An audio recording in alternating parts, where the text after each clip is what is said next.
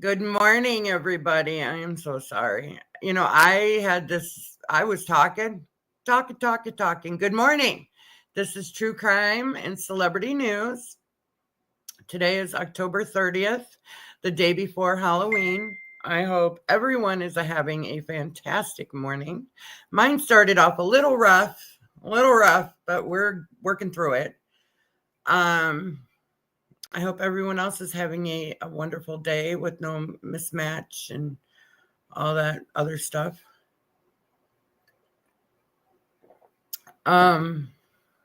We are going through the Matthew Pahl case. I think today they're going to go through the some interrogation videos. I've seen some of it. Very interesting.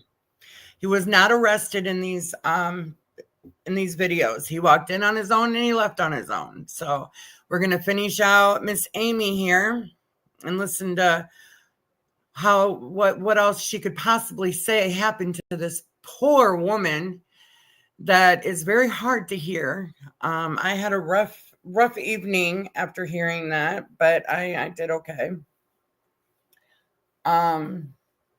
I decided that after this, I am going to go ahead and do the Alicia Andrews trial. And then her co-defendants will take trial in the springtime. I watched her interrogation video today. Wow. She was pregnant. She said she didn't want the baby. She gave the baby away after she had it. She just has no heart. But she was also in a very, very domestic, violent relationship with her boyfriend. So, and these police, I don't know, we'll watch the interrogation video at some point. Let's stay on Matthew Pahl. He is charged with unaliving his girlfriend, Stephanie Pavlons. We've heard from her mother. We've heard from several detectives. We're hearing from the medical examiner. We'll just leave it at she wasn't even hardly able to be identified. So that just tells you, if you're in the replay, she wasn't identifiable at the time. He is in Wisconsin. I can never say the name of the place. Waukesha. That place has really had a lot of crimes. But the prosecutor that prosecuted in the Darrell Brooks case went into retirement. That trial, she said, did her in. But she promised the family that when he goes, that if they can get him, because it took a year to press these charges against Matthew Pahl, because there's no, we might get into some DNA evidence, but so far we've heard none. So the prosecutor for that case came back, promised the family that if they do in fact charge him, she will come back and try him. So she is doing just that. I think she's the second attorney. I don't think she's trying the actual case. I think she did the opening statements, but I think another lady is the one actually doing it, because I think she might be the head person now. So isn't that weird how you can just retire and just come on out? All right, well, I'll stop gabbing on. I don't like to do a lot of talking because people like to just get into the case, but I do have to come in momentarily for fair use. So I will work on my little intro thing that I've been working on, and I will come back. I'm listening, and because there's no show and tell right now. So, all right, here we go.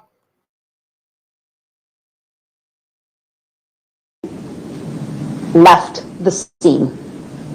I don't recall what time I left. If you look at Ms.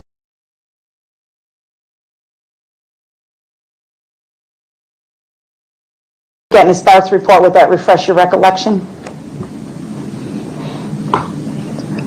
Barth is B-A-R-T-H. Yes, I'm sorry. Page 3, Ms. Gussie. I probably left at about the same time as our investigator, which was an hour and 10 minutes after I pronounced. Okay. Is there a difference between time of death being pronounced versus when did she actually die? Yes. Explain that to the jury, please. The time of pronouncement is the legal date and time of death.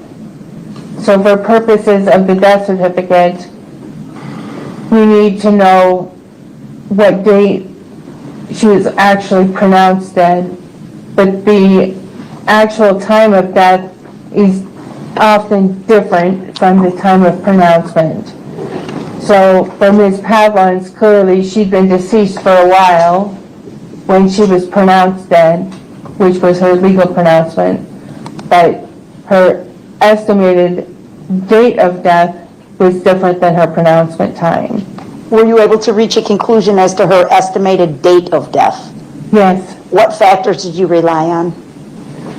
Relied on the police investigation, some details they provided me regarding the last time she was known to be alive, and I believe her mother's account of when she had last seen Ms. Pavlons, and Ms. Pavlons was no longer seen after a particular date. Was there anything forensically or scientifically that assisted you as well? The body examination, the forensic entomology were both very helpful in estimating her date of death. And what is your conclusion as to estimated date of death? August 23rd, 2022. I wanted to ask you, we've talked about through your testimony the unbuckled pants. Yes. Was there any evidence of a sexual assault of Ms. Pavlons? There was not evidence that I could see, but she was decomposing and had insects in her genital regions, so that could have obscured trauma. Other than the fact that her pants were up, pulled up to her waist, there was no other evidence of a sexual assault. Okay.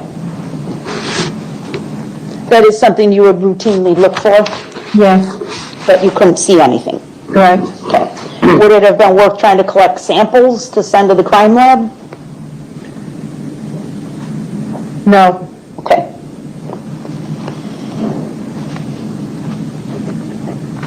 I also want to ask you, obviously you've told us you were not able to determine the cause of death, but can you help us understand, is there a way that Ms. Pavlons could have died that you just couldn't see from the autopsy? Specific to a homicide? Specific to a homicide? Yes, ma'am. Yes, based on the autopsy findings, I could not rule out strangulation. I could not rule out a smothering.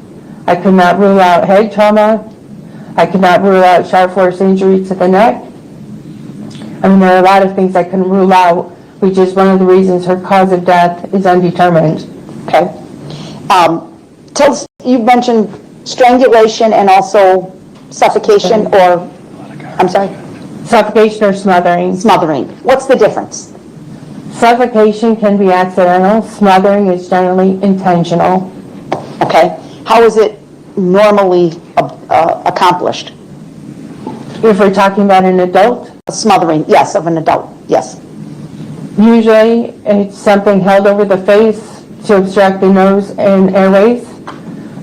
Usually it's in a compromised individual, so perhaps unconscious already or debilitated by some other type of physical condition, but generally obstruction of the airways.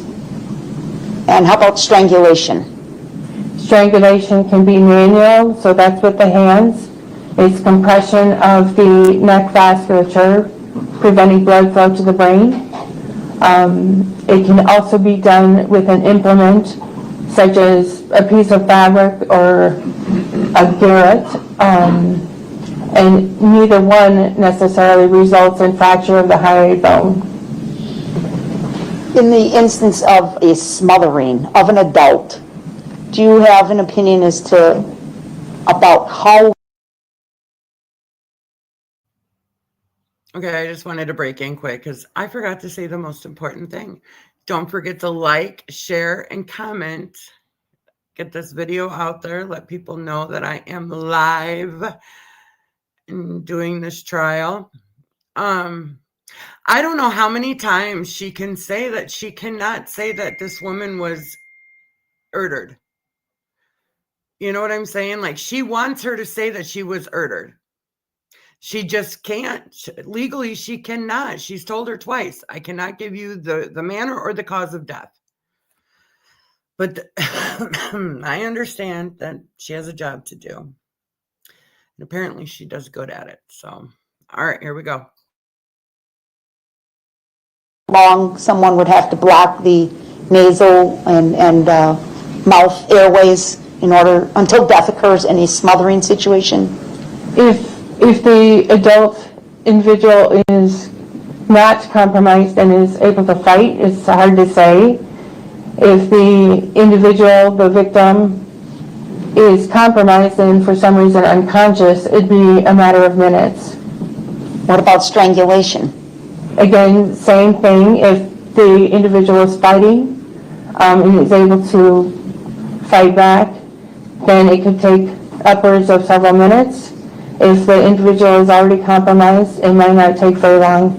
I'd say a minute or two max. Okay. Okay, so again, why are we even discussing this? She had no neck. So how can they even discuss strangulation? That wouldn't even be, you just can't. Why are we putting things into the jurors' minds? Man, I'll tell you what, this lady's going to get me today. Okay, here we go. And the other things you had suggested, possibly a blow to the head or a sharp force instrument, things like that. How long would something like that take before death results? Well, with a blow to the head, it would depend on what type of injury was inflicted. Is it a blood collection? Is it a vertebral artery dissection? It's hard to know without knowing the type of injury that ensued from the blow to the head. Sharp force injury depends on the vessel that was cut. Okay.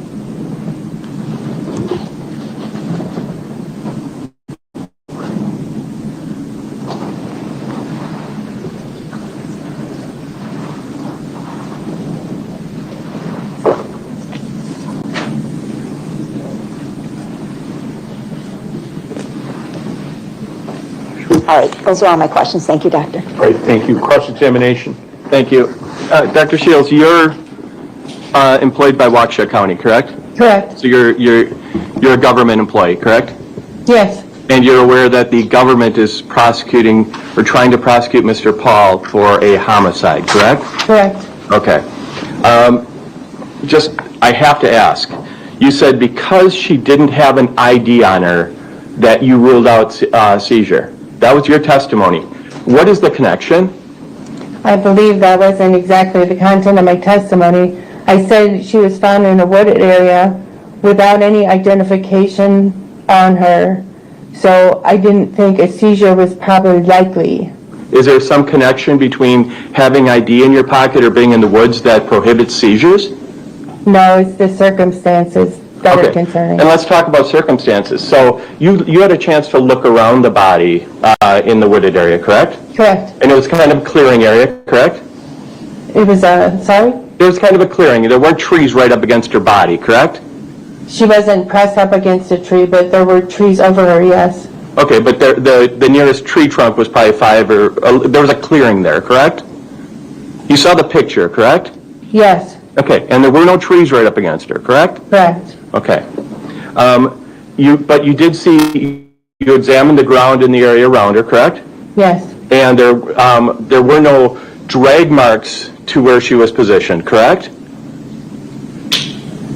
If there had been drag marks, they may have been obscured by the weather since she died. But you saw absolutely no evidence of her being dragged to that location, correct? I saw no evidence of her being dragged to that location. Thank you. You also told, do you remember meeting Detective Fredericks at the scene of where Miss Pavlons was found? Do you remember going to the scene? Oh, yes. Okay.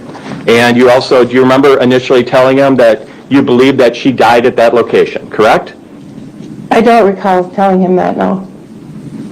Okay, but you could have, correct? I may have suggested that she could have died there or somewhere else. Okay, but your initial impression was that she died at the scene, correct? I don't recall that. You also recall that you initially told him that she had been there anywhere from 1 to 4 weeks because it would be hard to make a conclusion, correct? I don't recall that. I believe I said 2 weeks.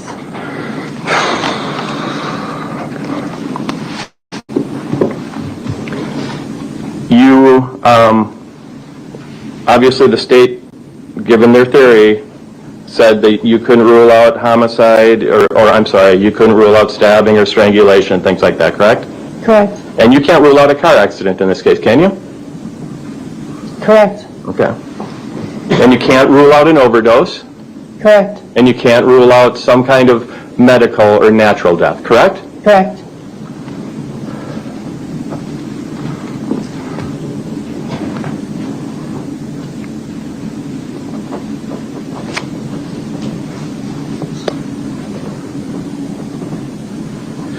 You examined Miss Pavlons' clothing, correct?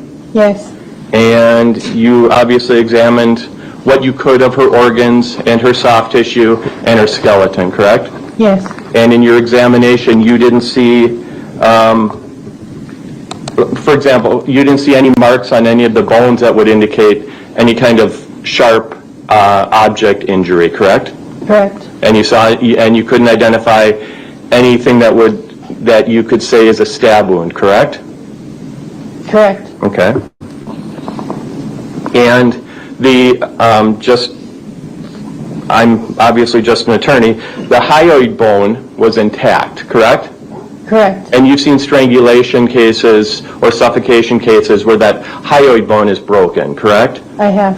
And that's, if a broken hyoid bone would be an indication, just an indication of a possible strangulation or suffocation, correct? Yes. Okay, but Ms. Pavlons was completely intact, correct? Correct.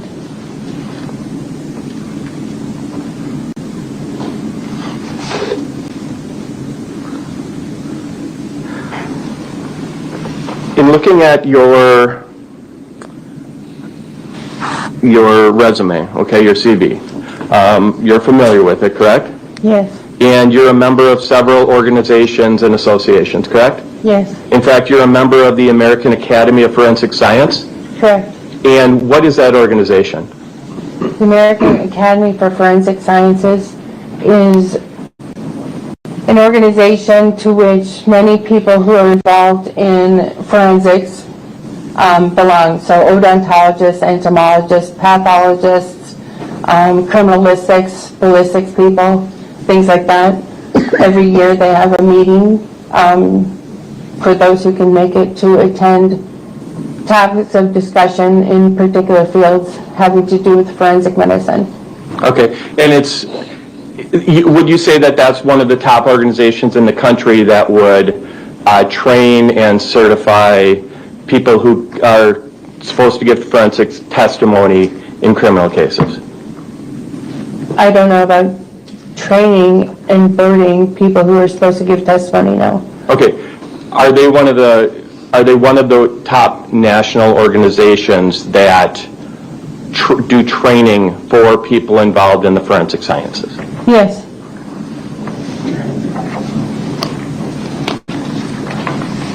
And you believe that any standards or anything that might come through that organization are very important for people, for training and for training of people who are involved in forensic science? Yes, it could be.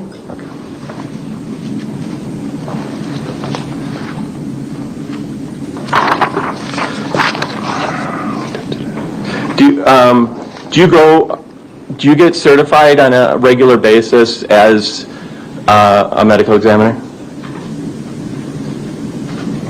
No, every year I have to renew my Wisconsin medical license Is there any training or testing that you go through as part of that process? for the medical license. Correct. No, Is there any testing that you go through on a regular basis for any of your certifications? yes, Okay. And can you describe some of that testing that you go through? yes. Every 2 years I have to provide documentation that I've done so many hours of continuing medical education to maintain my certification through the American Board of Pathology. And every 10 years I get recertified in forensic pathology, pediatric pathology, anatomic and clinical pathology, which requires a board examination. Okay. Does that board examination, do you examine bodies and try to determine cause of death and manner of death, those type of things? No, it's a written examination. Okay.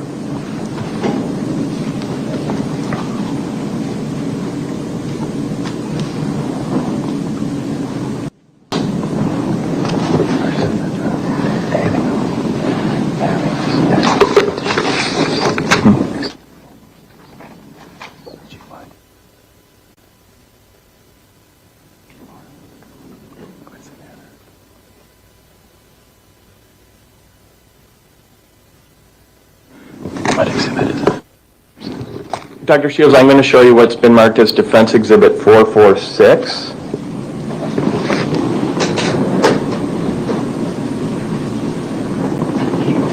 Is that a photo? Death certificates. Death certification summary. Okay, can you tell us what that is?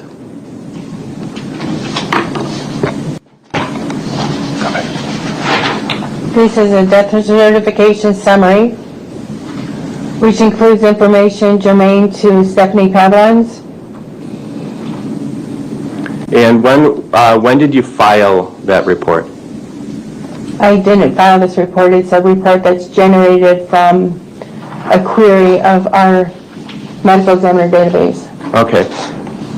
So that's not a report. Do you know when this report was generated? Scroll down. I don't. Okay, if there's a date of September 7th of 2023, would that, at the bottom, is that likely when this report was generated? Yes, So that was approximately a year after Ms. Pavlons' death? correct. And that was after extensive, obviously, examination and investigation, correct? Yes, And on that document, you indicate the cause of death is undetermined, correct? correct, And on that document, you indicate manner of death is undetermined, correct? correct. Nothing further, Your Honor. Redirect. Yes, just briefly. Dr. Shield, you were asked on cross-examination that I guess the implication was because you and I both work for Waukesha County that you're biased in my favor. Do you remember that question? You're a government worker and the government is prosecuting Mr. Pahl? Yes, Okay. You don't work for the district attorney's office? no, You don't work for the sheriff's office? no, You work with these entities, correct? correct, You are free to reach whatever opinion and conclusions you want, absent oversight from the DA's office or the sheriff's office, correct? correct, Did you do that in this case? yes, Okay. You were asked about drag marks at the scene, correct? yes, And I assume Mr. Wolf was referring to drag marks on the ground. Is that what you understood him to be referring to? that was my presumption, yes, Okay, and you said they could have been obscured by conditions. yes. What did you mean by that? Just that it had been a while since Ms. Pavlons had died. So if there had been drag marks on the ground, if there had been, they may have been obscured since it had been a period of time, including, weather conditions, rain, just the passage of time. You could please put up 17?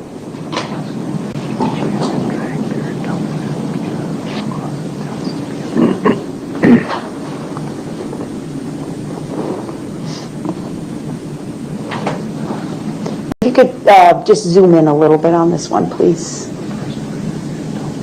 A little bit out. The first click was good. And then more to the top of the photo, please. There we go. Okay. Dr. Shield, I'm displaying for you exhibit number 17. Do you see that? Yes. Okay. You see an opening in the woods that could perhaps be a trail? Yes. Was that there that day? Yes. Okay. With the position of the arms being up near the head area of the body, is it possible that the body was dragged feet first? It's possible. If you could go to 18, please. Is it possible that the body was dragged with Ms. Pavlons facing down, like on her stomach as she was being dragged? That's possible. What do you base that on? That could account for why our t-shirt and bra are locked up, if you will, above her breasts. And her arms are up above as well? Okay. Her right arm, was it kind of stuck in there? Yes.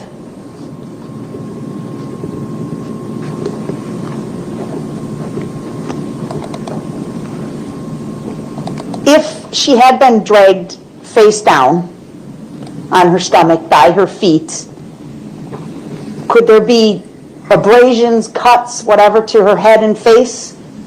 Yes. Would those have been observable to you? No.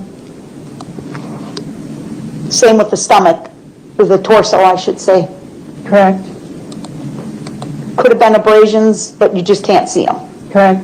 There don't appear to be abrasions to the intact portion of her stomach that I can see here. Okay. Okay. I don't know why we're repeating everything she already asked 3 times. Like, seriously.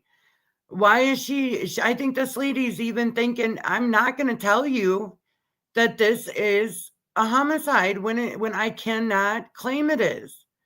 I don't know, but Miss Retiree is getting me upset. And the dog too. All right, I gotta go.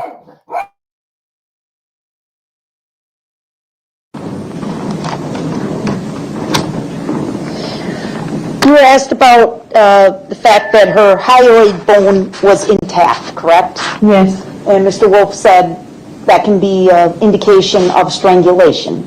Yes. And that's a fact, isn't it? Yes. That's something you look for. Yes. Have you also seen cases where a person was strangled and the hyoid bone was not damaged, fractured in any way? Yes.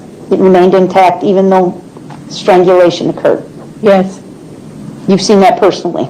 Yes. Does the research and literature also support that? Yes.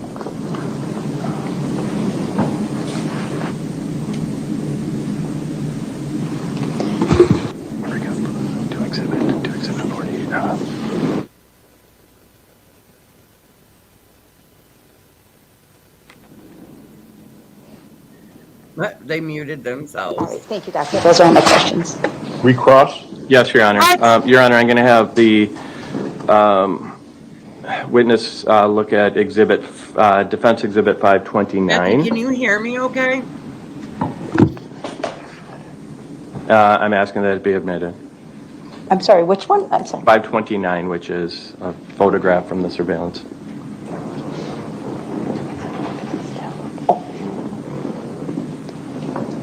Sheila and I were working No. on, Okay. if I turned it 529. down, I'd ask that it be published. I can talk Right. over it. Okay, so you can hear me, so I don't Dr. have Shields, to keep muting, and I can you just talk did in observe when the I feel clothing like that Ms. Pavlons was Okay. wearing on the date, well, when she was, She was a located in very the woods, correct? small woman. Correct.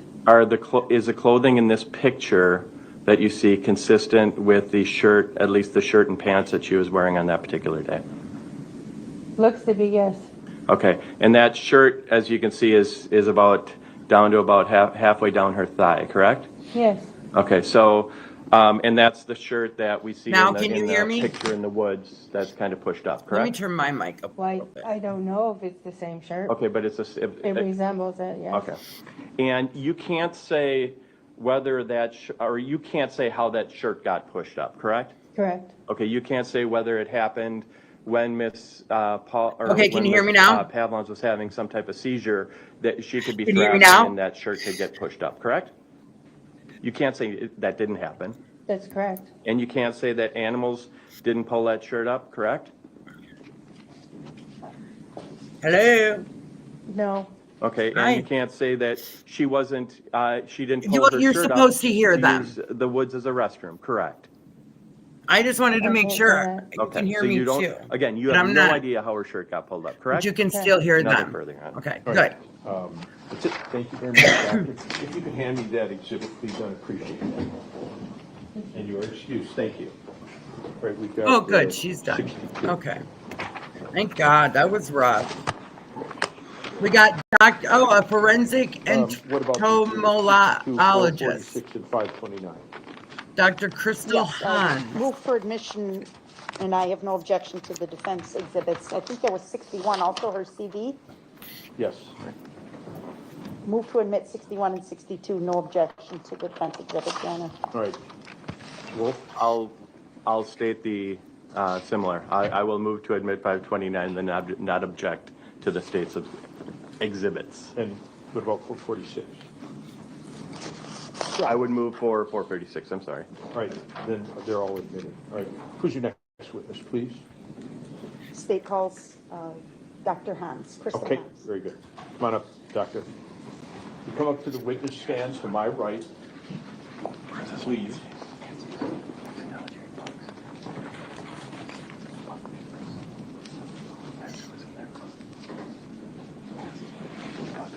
Judge, are the exhibits from Dr. Shield still on the table, or?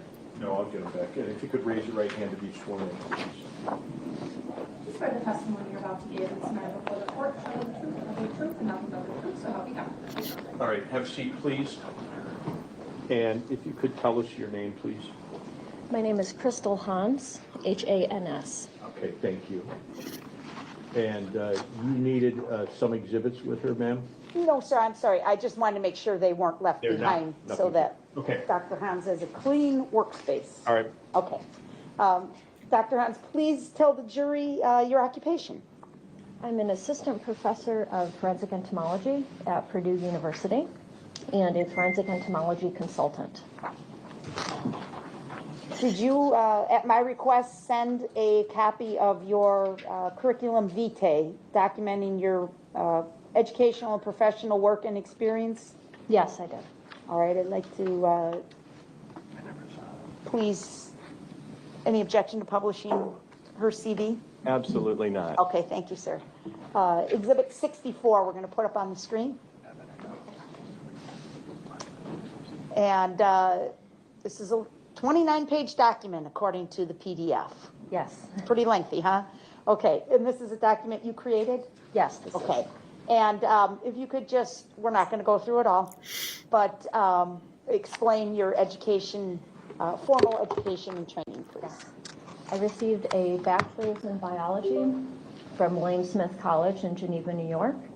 I then received a master's in biology with research in forensic entomology from Cleveland State University. 1 second, please. Yes. Doctor, could you do me a favor? You're soft-spoken, which is okay, and you're facing the screen. If you could pull the microphone bar over that way. Sure thing. Thank you so much. Happy to help. Put it on that screen right in front of you? It is, Okay, yes. that might be a little easier Yes. for you. Okay, thank you. Sure. I then went on to complete my PhD in biology with research in forensic entomology from the University of Windsor in 2016. And you said you're currently working as, you have 2 titles, right? Associate professor, Assistant professor. excuse me? Yes. Assistant professor and also a consultant. And a consultant, that's correct. Tell us about your work as an assistant professor. As an assistant professor, I teach forensic science and forensic entomology courses in the Department of Entomology at Purdue. I also have a research lab where I train graduate and undergraduate students on research related to forensic entomology. And this is Purdue University, That's correct. West Lafayette? West Lafayette campus. All right, Boilermakers. Okay, well, welcome to Wisconsin. Thank you Thank for coming. So you teach both undergraduate and graduate level courses? I do not teach graduate level courses, but I train graduate students in my research lab. I see, okay. Yes.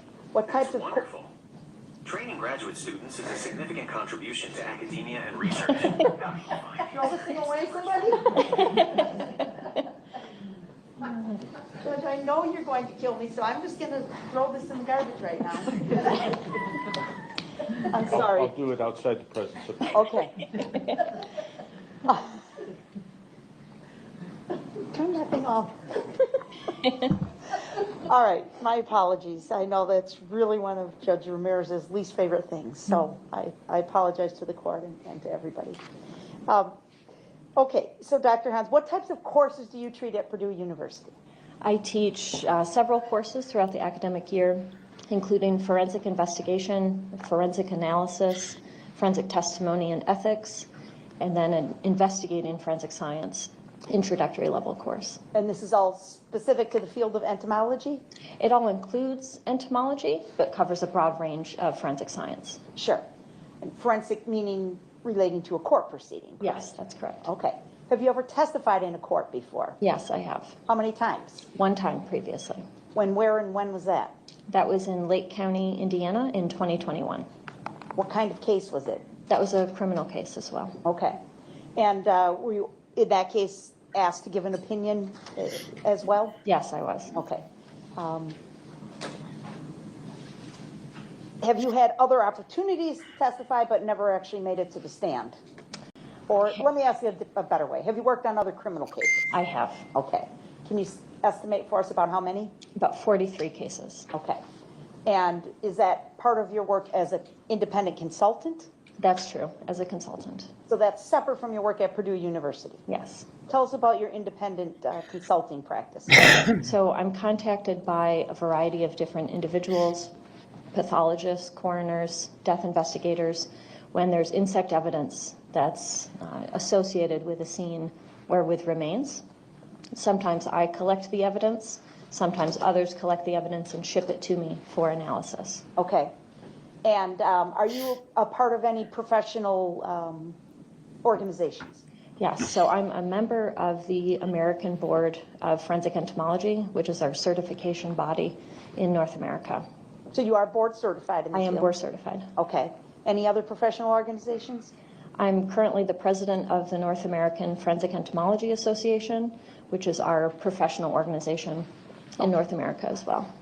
And do you host conferences and trainings and things like that? Yes, I do. I hosted one at Purdue this summer. And, okay, so you're actively involved in that. And you get people from all over the world?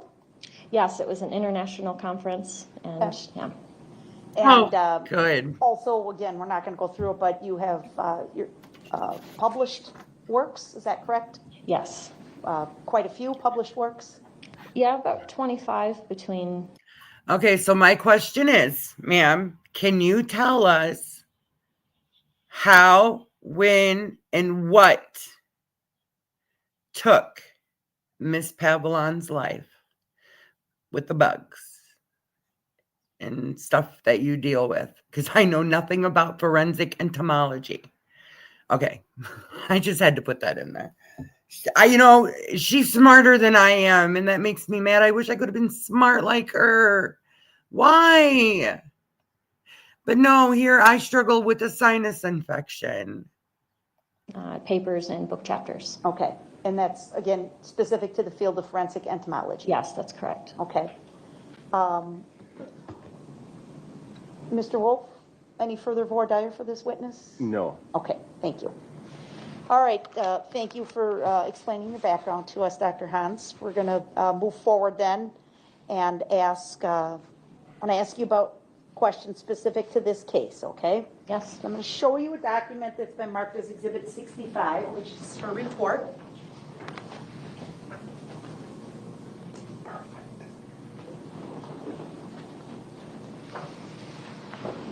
Thank you.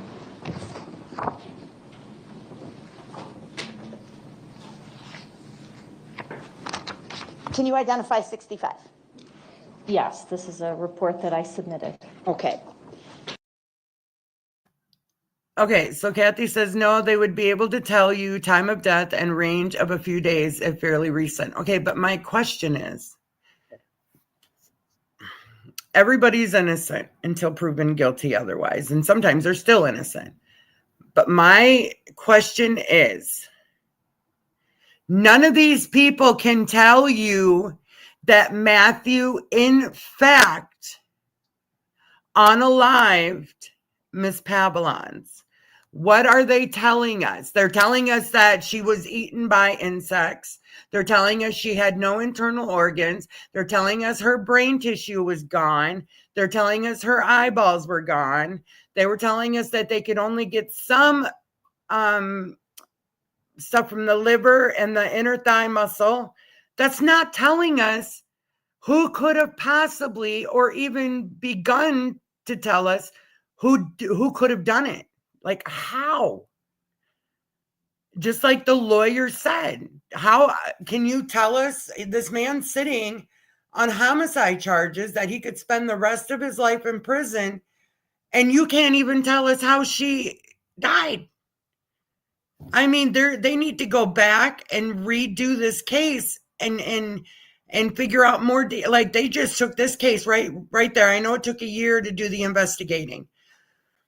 They need to investigate more, because they're going to, they don't know who did it. They don't even know how she met her demise. So how can you blame somebody?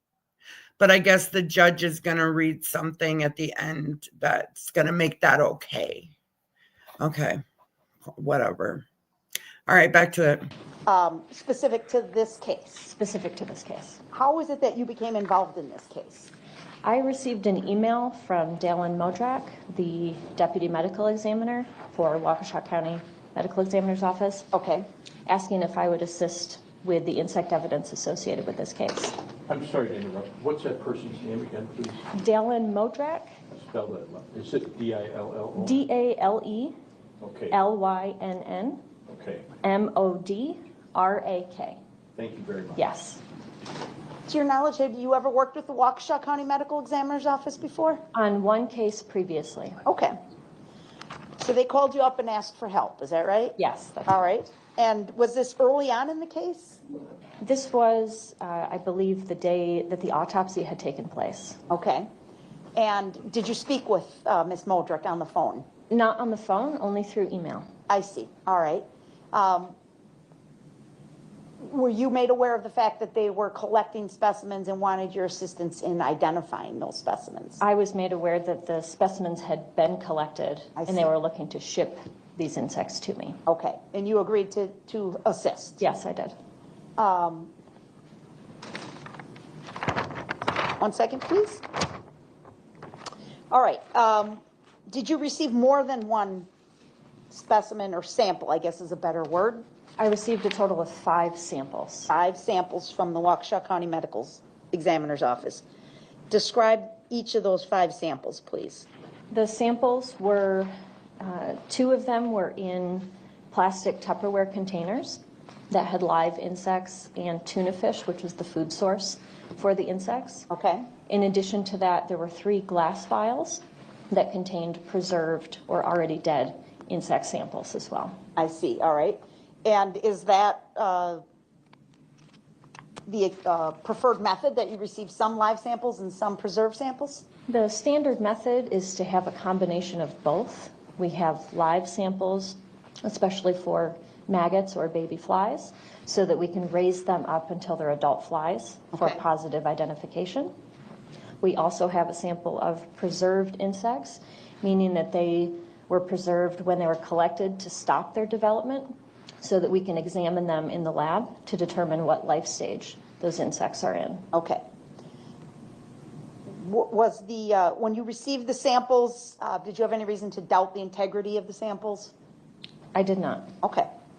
So let's start with the live insects that you received. I think one of them was labeled as maggots from torso. Do you remember that? Yes, that's correct. What did you do with those samples, please? So live maggot samples, they came to me already in that tuna fish food source. I transfer them into a glass mason jar, the same kind of jars that you would use at home for canning or preservation. And once they're in that glass jar, I add pine shavings and I give them extra food. So we use beef liver in the lab. It's a nutritious food source for the maggots as they're developing. I then place a piece of landscape tarp on the top. It's the same as what you would use in your garden to try to prevent weed growth. I then place the ring of the jar to keep it secure. And while the maggots are in this jar, they can feed. And then when they're finished with feeding, they can burrow into the pine shavings, into that substrate to complete their development. And that's what you did in this case? And that's what I did in this case. Were you able to develop the larvae into an actual insect, adult insect? Yes, I developed those larvae into adult blowflies. All right, so let's talk about what is a blowfly. Yeah, a blowfly is a very common fly. I'm sure that you've seen them hovering over your garbage can or maybe stopping by to visit your food if you're eating outside. They're shiny, metallic. I think they're beautiful as an entomologist, but they're very common flies for us to see out in the wild. Okay, and how, in the wild, how would they develop? In the wild, the female flies are attracted to decomposing tissue, and they can detect the odors of decomposition far before we can as humans. So female flies will arrive to the remains or to a carcass, and they're looking for locations on the body that are suitable for them to lay their eggs. Typically, the flies will go for the natural openings of the face, so the eyes, ears, nose, or mouth. And once they deposit those eggs, they're looking for these protected spaces that have liquid, have mucous membranes. And that's important because fly eggs are really prone to drying out. And if they dry out, they won't survive. So the female flies are always looking for those eggs will hatch into very small maggots. And maggots go through 3 different life stages. And once they hatch out of an egg, they can start feeding on the tissue and on the liquid of the remains. Okay, I'm going to have you take us through the life cycle, Yes. but before I do that, I wanted to ask, you said they can detect an odor long before a human can. Yes. And can they travel great distances to locate the decomposing remains? Yes, it's been documented that they can travel up to 8 to 10 miles to arrive to remains. And do they specifically seek out human remains? Not just human remains, animal remains as well. Okay. And so this is why when you see roadkill on the side of the road, you see buzzing. Those are probably blowflies? Probably blowflies as well. Okay. And they're looking for a spot to deposit their eggs? Yes. Okay. I'm going to ask you, does the development from stage to stage depend on environmental factors? So the rate of development depends on the environment. So for our flies, as many other insects, they cannot generate their own internal heat the way that we can. So they rely on the environment. And essentially, the warmer it is outside, the faster they can progress through these life stages, the faster they can develop. The colder it is, the slower they develop. And you've already indicated to us there's various stages of this development. Yes. Did you provide? All right, so the maggots are about 4 days old now. They're the blowflies. No, I'm just kidding. She's a very, very smart woman. You know, these forensic entomologists and anthropologists or whatever, the bones, they're very good at their jobs too. I mean, you have got to be smart. I mean, I think even smarter than physics, or is it physics? I don't know. I know nothing. I didn't, y'all, I'm gonna be straight with you. I didn't even graduate high school. So I learned whatever knowledge I have over the 47 years that I've been alive. I mean, I went to school, but I quit. I hated school. But I like this lady. She's funny. Not funny, but she's just really smart. And she's trying to smile. She's cute.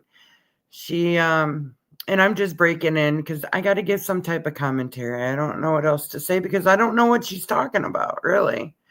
Besides that, the flies. And she thinks they're so cute. She can come gather about 6 of them that I see right now flying above my head, because we have a field right next to my apartment building, and they all come down here. All right, here we go. Sorry.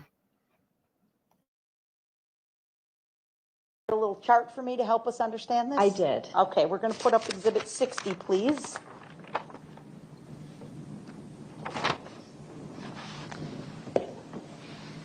I'm sorry, 66? 66. No objection, Your Honor. All right. All right, Doctor, please explain the blowfly life cycle to the class. Yes, so what this figure is illustrating, up at the top we have an example of one of our blowflies. You can see how metallic and shiny they are. Now those female flies. Wait a minute. I want to see. We can't see the diagram? Oh, come on. Come on. Let us see. I want to see the life cycle of the maggot into the fly. This is not fair. When they arrive to the remains, they're going to deposit an egg mass, and flies can deposit between 200 and 400 eggs on remains. When it's in the egg mass, those eggs are going to hatch, and from that will come those very small maggots, and we call those a first instar. That's the first maggot stage. Now, once they hatch from the egg, those maggots can start to feed. They have very small mouth hooks that are inside the pointy end of the maggot. And they can use those to feed on tissue. Now, maggots are going to eat for the duration of those life stages. So as they eat, they get progressively bigger, and they move from the first instar, from that real small maggot, to a second instar, which is slightly larger. They can. Excuse me, Doctor. Yes. The term you're using, instar? Instar, I-N-S-T-A-R. Okay, thank you. Yes. All one word. All one word. Okay. Yes. Yeah, and that just refers to the stage.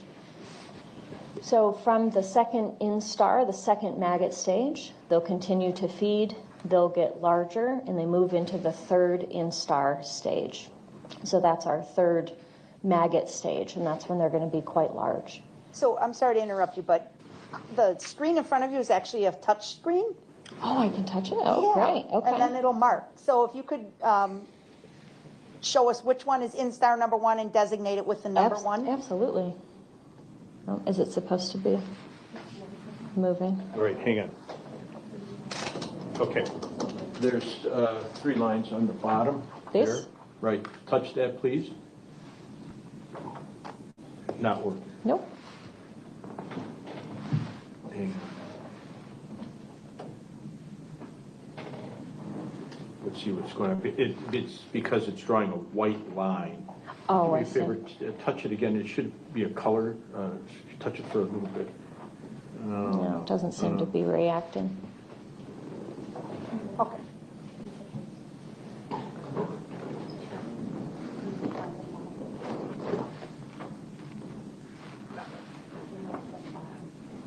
Okay, that's all right, Judge. Well, if anyone has an old-fashioned pointer, we can do this that way as well. I do. You do? All right. Prepared. Good thinking. Laser pointer. You got to be kidding me. She can't figure out the computer or what? Come on, lady. You grow eggs in mason jars. You know how to work that computer, but you want to use the stick that Mr. Ramirez is going to give to you. Okay. Well, I guess we'll use the stick. You can step up if you want to. Okay. That might be a little bit. Just keep your voice up, please. It's top up. Yeah. Here, let me see. It It doesn't show might on the be. screen. Doesn't show on the screen.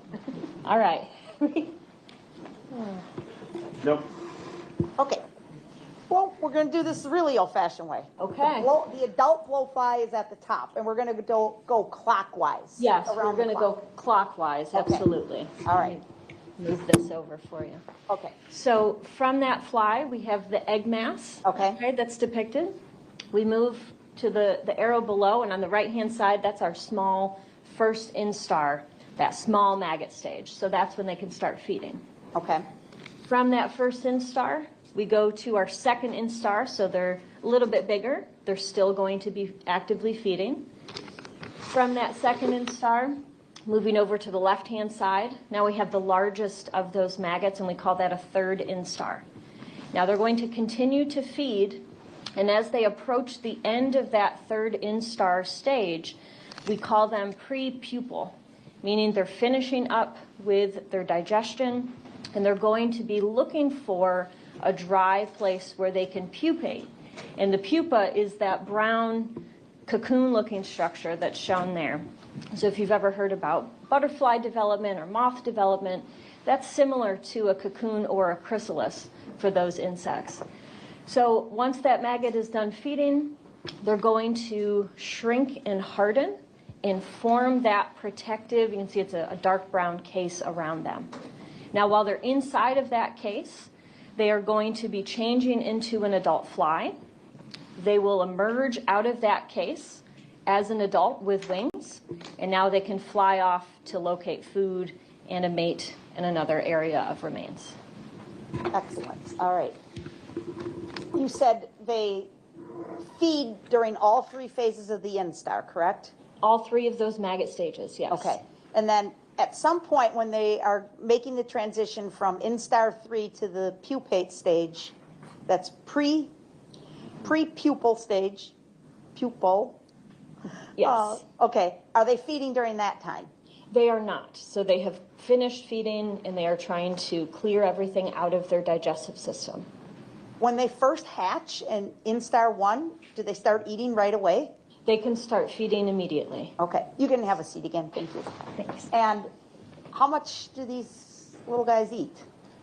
So it's estimated that each individual maggot can eat about 1 gram of tissue throughout those stages. They eat a lot. They do. Okay. And they eat continuously. Yes. Okay. And you said it can depend on environmental factors how long it takes to move through this cycle, correct? Yes.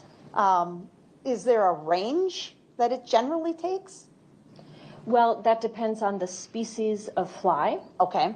And so we have published data sets that document how long it takes for each species to develop at different temperatures. Okay. And getting back to our cycle here, about the 10 o'clock spot, the pupate, Pupa, yes. pupa,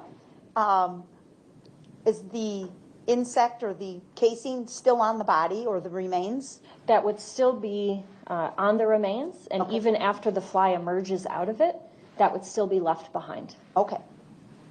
I'm sorry, the remains of the source of the food, the human remains. Yes. Yes. Yes, that pupal case would still Still stay stay. in that location. Okay. Yes. And so we just had Dr. Shield, the medical examiner, testifying that she could observe some pupae casings. That's what she would be referring to. Yes. Okay.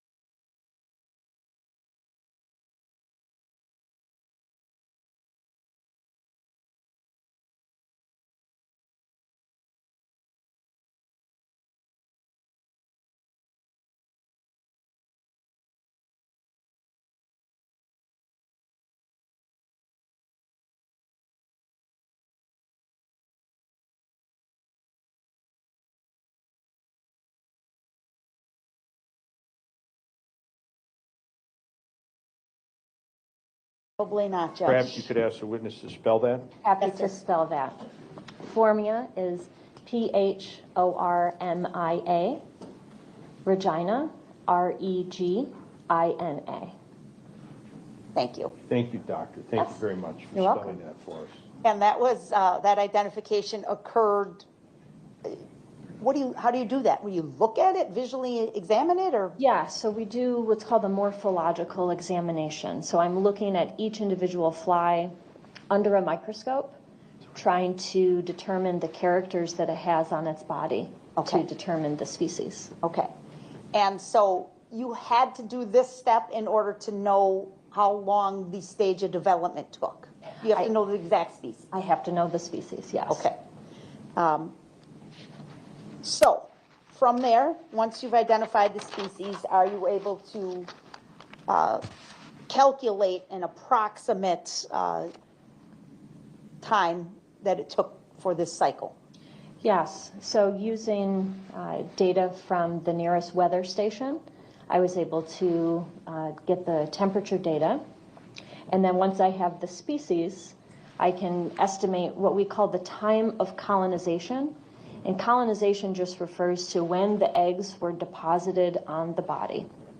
And so once I know the species and I know the oldest life stage that was developing on the remains, we can work backwards in this cycle to determine when those eggs were first deposited, when they first colonized the remains. Okay, and you were able to do that in this case? Yes, I was. You got weather data from a nearby weather station? Yes, And that's published or publicly available weather data? it is. It is through NOAA.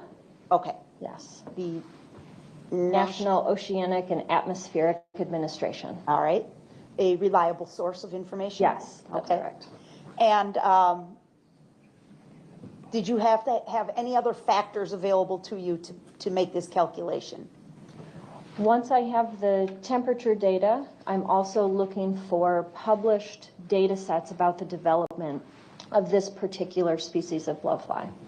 So others have done studies, Yes, this is based on research with these species. and these are published studies? Yes, published peer-reviewed studies. Okay.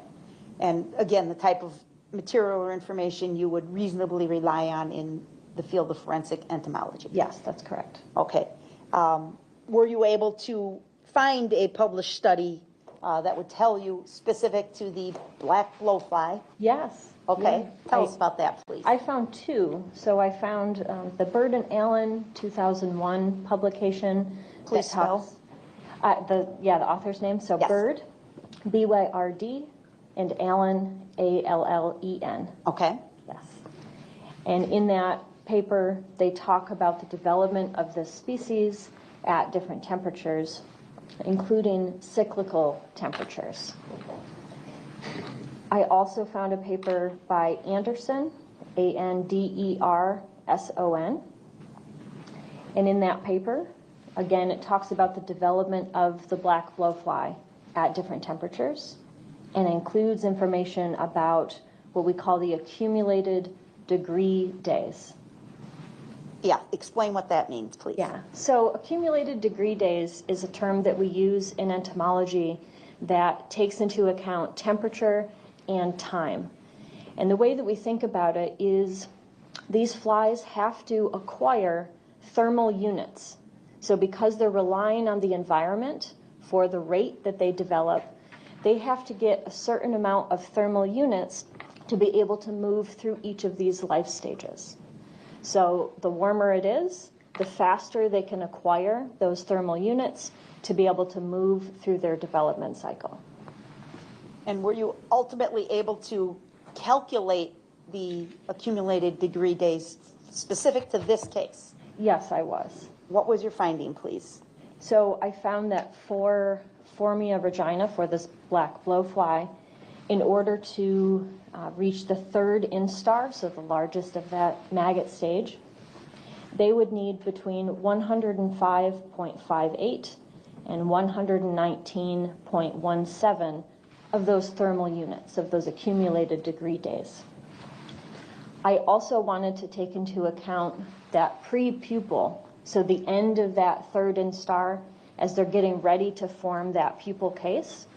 And for that, I found that they would require between 159.75 and 177.75 of those accumulated degree days. And then you had to do a little math, right, to come up with some dates on a calendar? Yes, yes, we do. Tell us what you did. So once we have all of that weather data and we have the temperature data for each day, we can add up those thermal units, so those degree days. So starting with the day that the remains were recovered outside, we can start to sum those thermal units, working backwards in time. So I was able to accumulate those degree days in time, and using those reported values of how many of these thermal units, how many degree days these flies would take, that puts us at a range for our pre-pupil black blowflies of August 25th to August 26th, and for those third instar maggots of August 30th to August 31st. If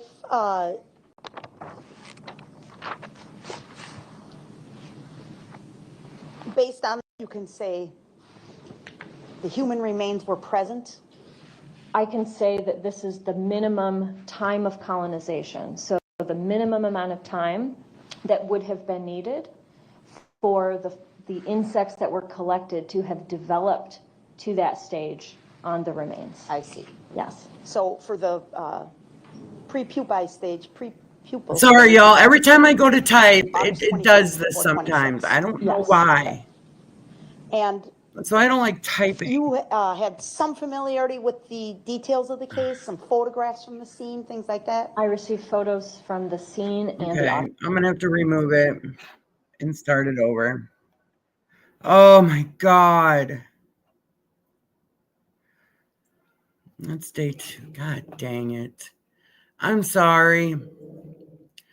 Every time I go to type and I don't have the little thing in the post a comment thing, it will do this. So I have to really be paying attention. Sorry. Okay, here we are. Oh, do this. So I have to really be paying attention. Sorry. Okay, here we are. Oh, do this. So I have to really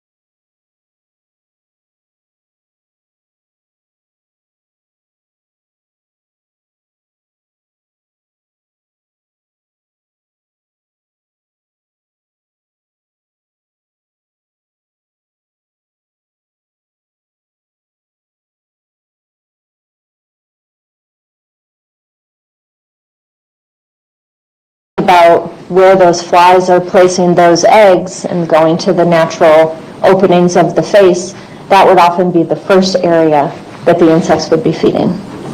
And they would actually eat the tissue. They would Sorry, y'all. I kept going to my own channel and I couldn't figure out why my thing was up, but I was like, I got to go to law and crime. Sorry. Oh, I had a brain fart there for a moment, but I got it. I'm good. I'm here. consume the soft tissue, yes. Okay. All right, thank you, doctor. Those are all my questions. Well, thank you, Your Honor. Okay. Doctor, when you're basing these assumptions, you said you use the temperature and other conditions from the nearest weather station, right? Yes, that's correct. So your assumption is that the body was outside during that entire time? Yes. In looking over your resume, you're a member of the American Academy of Forensic Sciences, correct? Yes, that's correct. And you've been a member since 2018? Yes. And what is that organization? The American Academy of Forensic Science is one of the largest professional organizations for forensic scientists and academics. Okay. And does that organization set standards for various forensic fields? The organization itself does not, but there are committees through the National Institute of Science and Technology that help to generate those standards. Okay. So they kind of work with the National Institute of Science and Technology? Yes. Okay. To set standards in the forensic field? Yes. Okay. Just want to make sure I get that right. Okay. And you indicated that you do certain certificate. You're part of you're certified by a certification body, correct? Yes, that's correct. Okay. Tell me about that. How do you go about certification? So to become a board certified forensic entomologist, you have to demonstrate that you've published in the field, that you have a minimum of 3 years of experience, and that you've developed at least 3 case reports related to criminal proceedings. You then submit that information to the board. Once you're approved, then you take an exam, and the exam is about 12 to 13 hours, and it includes a multiple choice component as well as the practical. You have to demonstrate that you can identify a variety of different insects from across North America, as well as they give you evidence for 2 mock cases. You have to do a complete analysis and write a case. You don't know the results of that. They're tests that you obviously are going into without knowing any other information about the scenario, correct? Yes, that's correct. Okay, so they're blind tests, correct? Yes, they are.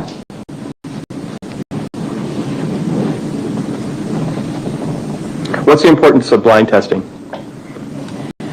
Well, I think it's important so that people can't cheat and prepare beforehand, so that there's also no bias in any of their opinions before they take the exam. Okay. Your Honor, I have no further questions. Right, redirect.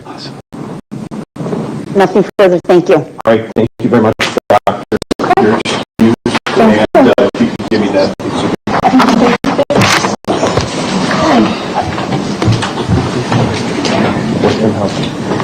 Thank you. Have a safe trip back. All right, let me talk to the attorneys about the timing here, please. Just,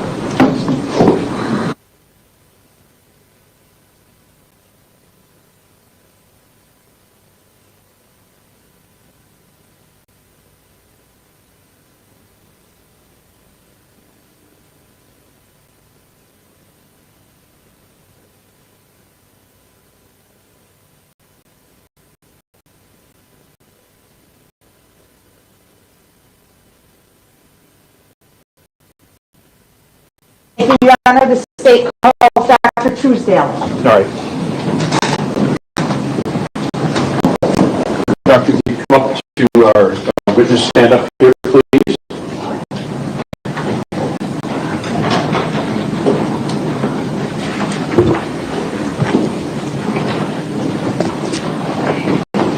And if you could raise your right hand if you're sworn in. have a seat, please. Could you please tell us your name? My name is Dr. Jana Marie Truesdale. Okay, spell the first name and the last name, please. First name Jana Marie. Last name Truesdale Truesdell. All right, thank you. Go ahead, ma'am. Good morning. Good morning. Please tell the jury what your position and title is.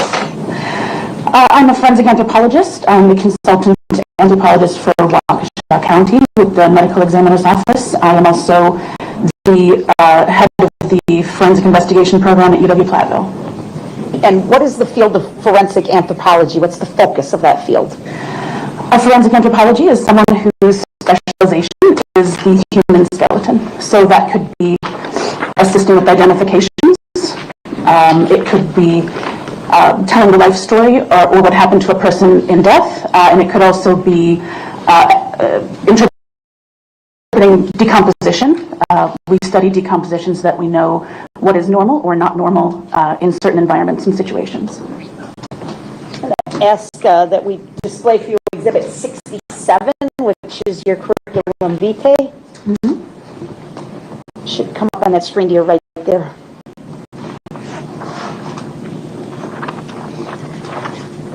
Yes, I have it. Okay. And this is a document you generated? Correct. And does it indicate your education and formal training in the field of forensic anthropology? It does. All right. Please just tell the jury about your education. I'm sorry, can we display this, publish this? Any objection, Mr. Wolf? No objection, Your Okay. No, sorry, no objection. Thank you. Attorney Happer. Thank you, sir. My education, I have two masters. My first master's is at the University of Central Lancashire. That is in forensic anthropology. My second master's was from the University College London, and that is forensic archaeological science. And my doctorate is from the University of Oxford, again in anthropology. So all of your education occurred in the UK? It did. Okay. Well, I should say I went to do a certificate of major at University of Wisconsin-Milwaukee. Okay. And you're currently on staff at the University of Platteville? Correct. Okay. What do you teach there? As the head of the Forensic Investigation Program, I myself teach forensic anthropology, decomposition in the postmortem interval, a class called Forensic Firsts, which sort of is what I teach a senior seminar in which students carry out experiments.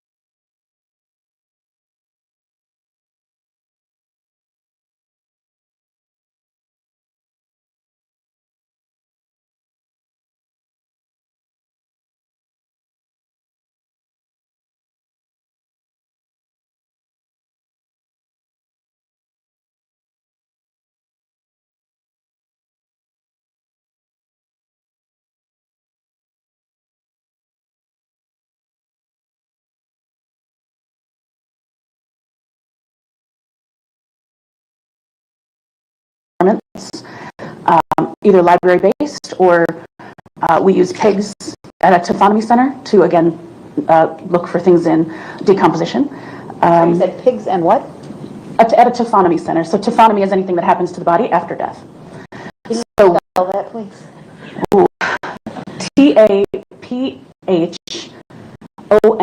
Taphonomy, taphonomy. You're learning this, huh? Yes, sir. Are you board certified in any way or licensed certified? I am a board certified medical legal death investigator, have been since 2012, and I'm currently in the application process for board certification for forensic anthropology through the American Board of Forensic Anthropologists. Have you ever testified in a court case before? I have not. Okay. And have you ever had a judge tell you to slow down? Oh, sorry, no. Probably not, okay. Just a little bit. Our reporter's taking everything down, and if you just slow down a little bit. Gotcha. Thank you. No problem. All right. You said that you do regularly consult with the Waukesha County Medical Examiner's Office, correct? I do. And what kinds of cases would they call you for? A forensic anthropologist would be called when identification is unable to be made by the usual means, such as soft tissue means or scientific means like fingerprints. We would do a biological profile, which is what did the person, how old was the person, what did they look like, were they biologically male or female, how tall were they, did they have any injuries that could be matched with someone in life, those kinds of cases. So I have worked on cold cases, quote unquote cold cases for Waukesha, as well as modern cases of just any death, but homicide, just questioned death in general, where it would be beneficial to look at the skeleton as opposed to soft tissue. But some of that you're describing, the cold cases and things, that's where an individual walking a dog finds a bone or something like that, and you have no idea who, what, when, where. Correct. Okay. This case is not to that level. No. Although there was decomposition of the body. There was. Correct. There was still tattoos and things that they were able to observe and ultimately make an identification, correct? Yes, they had made, they were working on a presumptive identification based on clothing and jewelry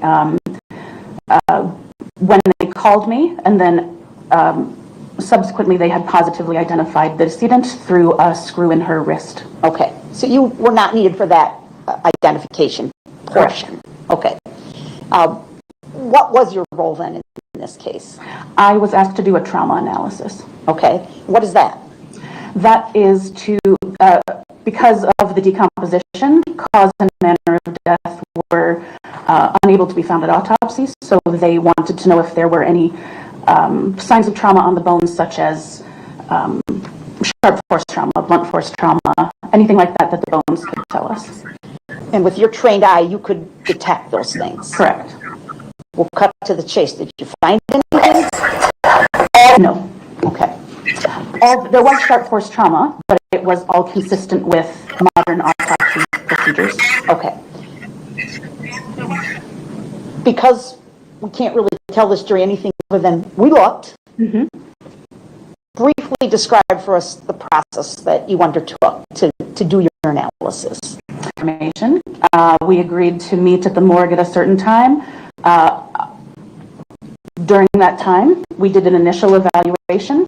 So that was before what we call macerating or defleshing the remains. There was still a lot of soft tissue that was putrefied, decomposing. There was some mummification. But I took an initial look for first impressions. On that day, we prioritized defleshing the ribs and the vertebrae, just because that was where we wanted to make sure we looked first.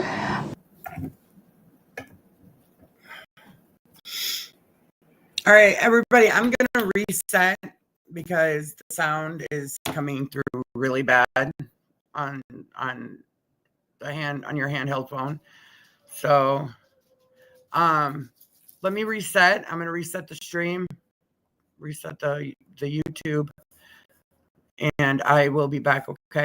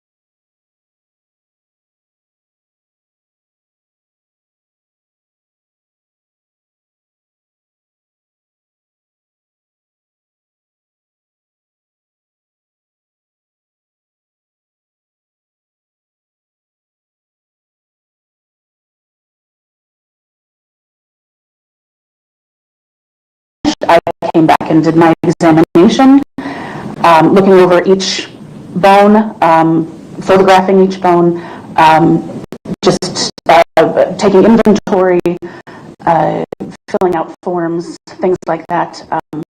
So let me ask you, you said each bone. You literally mean every bone in Miss Pavlon's body was inspected and analyzed by you? Correct. From her skull to the littlest bone in her foot? Absolutely. And you observed no trauma? Again, there was sharp force trauma, but it was consistent with the autopsy that had already taken place. Okay. Meaning when Dr. Scheel had to cut the body open, she has to cut the rib cage and things like that in order to perform her autopsy. Correct. That you saw, but nothing that could not be explained by autopsy. Correct. Okay.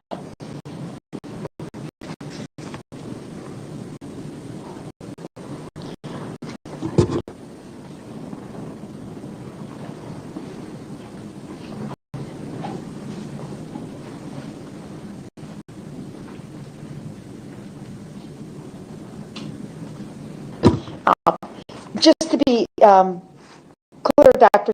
Truesdale,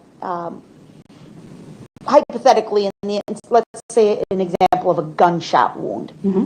Have you seen cases where there's trauma or defect to a bone in the case of a gunshot wound?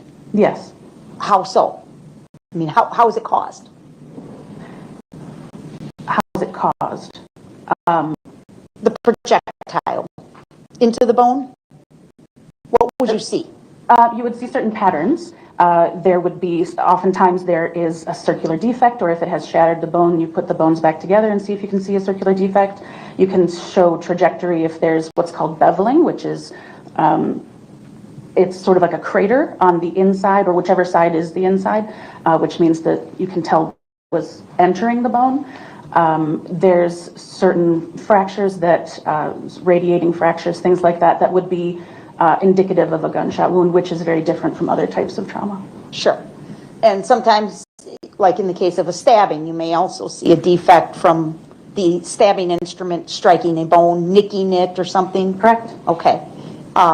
Your analysis was limited to the skeletal remains or the bones of Miss Pavlons, correct? Correct. And I did assess decomposition as well, but the bones were my focus. Your primary focus? Okay. Thank you very much. I don't have any other questions. Cross-examination? Thank you.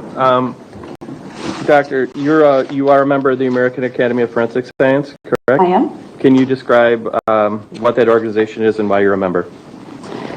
The the AAFS, American Academy of Forensic Sciences, is the largest organization for forensic science in the nation. It has a lot of disciplines under its umbrella.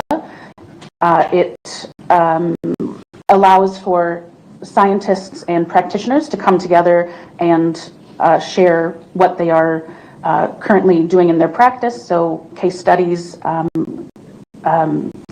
experiments and the results of those experiments, but it also, in becoming a member, you are held to ethical standards as well, so it is just a body that allows scientists to come together and to adhere to certain standards. Okay, so they assist in setting standards for various areas of forensic science? They don't themselves set the standards, but they expect us to adhere to the standards set by, say, OSAC or National Institute of Science and Technology. Okay, thank you. Okay, and just in so you said you're going through certification, certain certifications, and you've also been certified as a death investigator, correct? Correct. And you go through certain testing to get those certifications? You do. Okay. Are those blind tests? Yes. The forensic anthropology, you go through the application process, and then you have to take a practical, which it would be blind to you, and then it's recently been broken up into 2 tiers. So it's a practical and then more case study. They give you examples and things like that, which you wouldn't know anything about. Okay. To be a death investigator, you recertify every 5 years. To be initially certified, you take a series of 5 multiple choice tests. Okay. And for the practical tests, it's very important for those to be blind tests, correct? Correct. And after your investigation, which was a follow-up to the investigation done by the Waukesha County Medical Examiner, you could not come up with a cause of death or manner of death, correct? There was no evidence of trauma on the skeleton. Okay, thank you. Nothing further, Your Honor. All right, redirect. Just to be clear, it's not your role to determine cause or manner of death, correct? Correct. I would do my investigation or my examination, and I would give a report of what I saw to the medical examiner, and then they would decide cause or manner of death. Nothing else, thank All you. right, any recross? No, Your Honor. All right, thank you very much, Doctor. Thank you. Appreciate it. And, okay.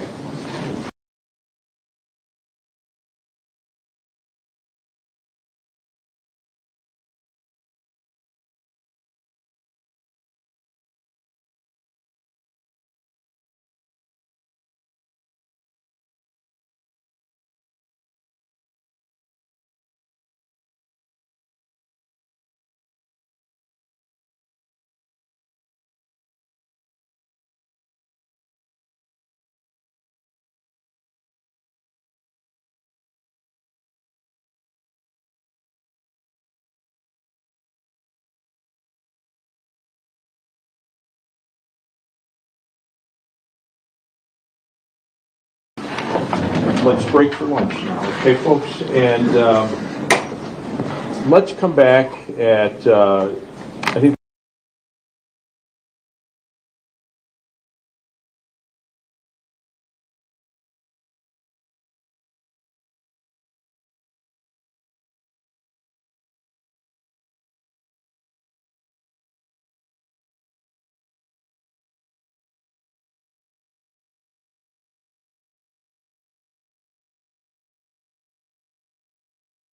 and Mackenzie, our clerk, has assisted everybody in showing how to work the touch screen. Thank you, Madam Clerk.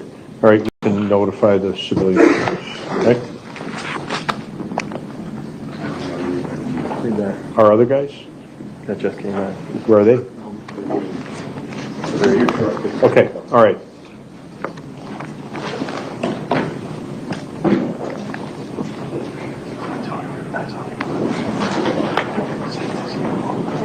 I have one of the telephones open, but I closed it, so you should. Oh, but it's under. It's fine. Yeah. Yeah. That's what they said.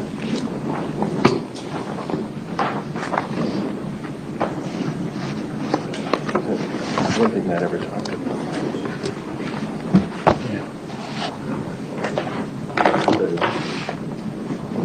I had an apple.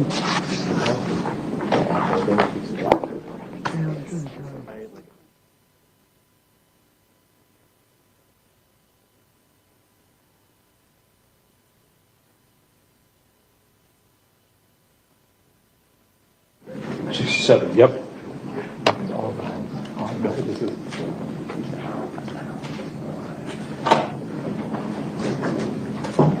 All rise.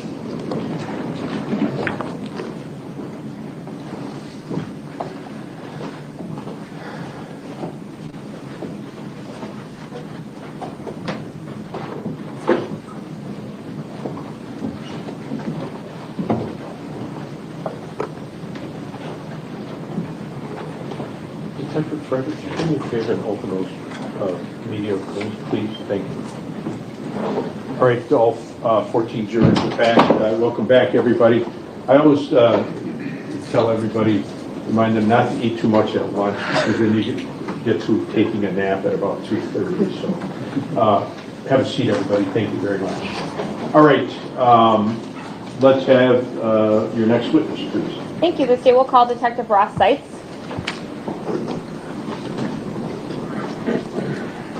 Come up to the witness stand, sir. Please remain standing and raise your right hand once you get up here. You can face our clerk. Do you swear the testimony you're about to give in this matter before the court shall be the truth, the whole truth, and nothing but the truth, so help you? All right, very good. Have a seat, sir. And tell us your name, please. Ross Seitz, S-E-I-T-Z. All right, thank you. Go ahead. Thank you. Detective Seitz, where are you employed? The Waukesha County Sheriff's Office. And how long have you been employed there? About 15 years. Is that the totality of your law enforcement experience? Yes. And how long have you been a detective? About 10 years. Were you working as a detective with the Waukesha County Sheriff's Department on September 9th of 2022? Yes. And on that day, was your department called to respond to a scene just east of the OAW building? Yes. Okay. And were you assigned to handle some responsibilities related to that investigation? Yes. Okay. Initially, were you asked to assist investigators in just determining who the deceased person was? Yes. And ultimately, the medical examiner was able to determine that that was Stephanie Pavlons, right? Yes. Okay. After the deceased person was identified, what was your role in the investigation? I assisted with a search warrant. I also assisted with an interview. Okay.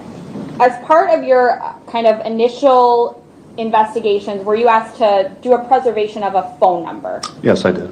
Why is it important that law enforcement preserve records for particular phone numbers in an investigation? So that records aren't lost. Okay. And so you were provided from other investigators a particular number and asked to preserve that? Yes, for Stephanie. Okay. And then did you also learn where Stephanie and Mr. Matthew Pahl had been living around the time that she went missing? Yes. Where was that?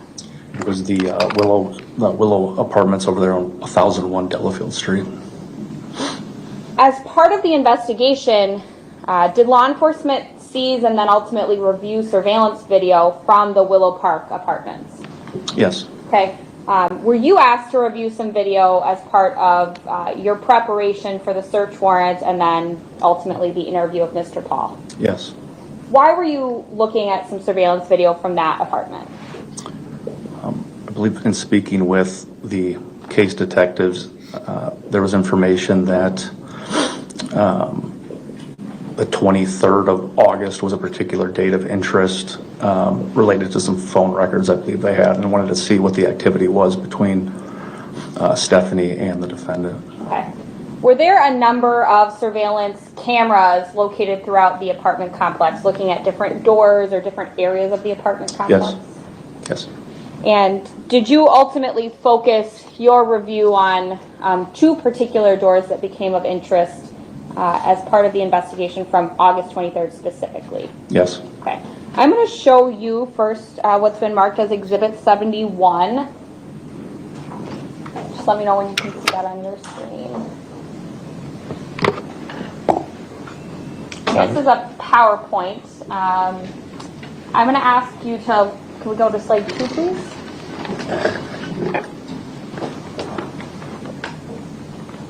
Do you recognize what's depicted in slide 2?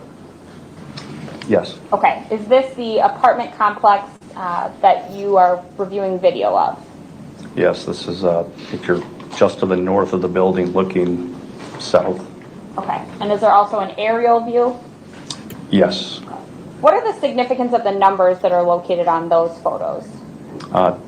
The 7 would be door 7, I believe it was north entry, and door 4, 4 would be for another entry or access way. I don't recall what they labeled that door. Okay, and that's labeled, that's how the cameras are also labeled, so you know where a door or a video is actually taken, the video is taken from? Yes. Okay, if we can go to slide 5, please.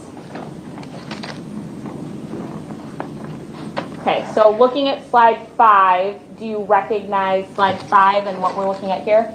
I do. Okay, and slide 6? I do. And slide 7? Yes. Okay, and slide 8? Yes. Slide 9? Yes. Okay.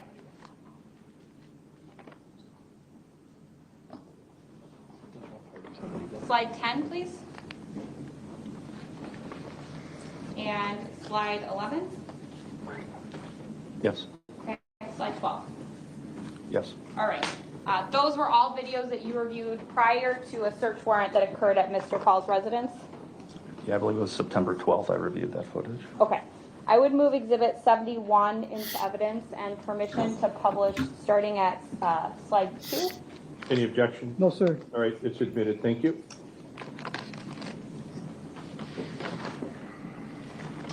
So Detective Seitz, this is the two photographs that you were talking about with the numbers on the doors, right?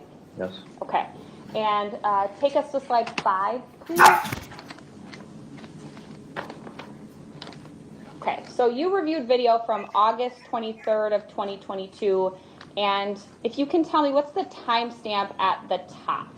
It looks like 8:39 and 20 seconds in the morning or AM. Okay, and at the bottom it says portion of CH7. What's the significance of that related to that second slide we looked at?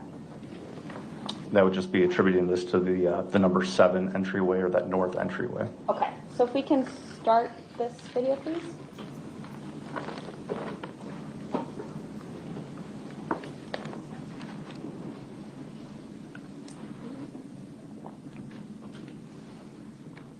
You could stop it. What observations did you make that were significant in your investigation about what was identified as Ms. Pavlons leaving the apartment? We noted her clothing matched that of the body we found in the woods by OAW. Also noted some of the property she was carrying, which was a black purse with appeared to be like chain links and a pink water bottle. Okay, you can complete the video, please.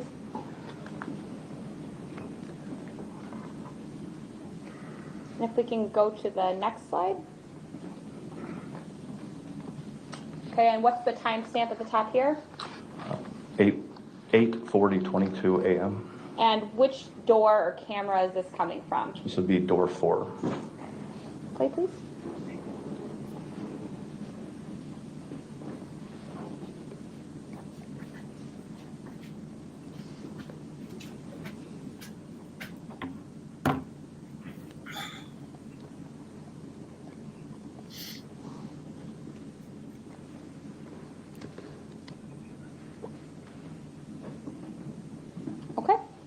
So Mr. Pahl and Ms. Pavlons leave from separate doors about a minute apart on August 23rd?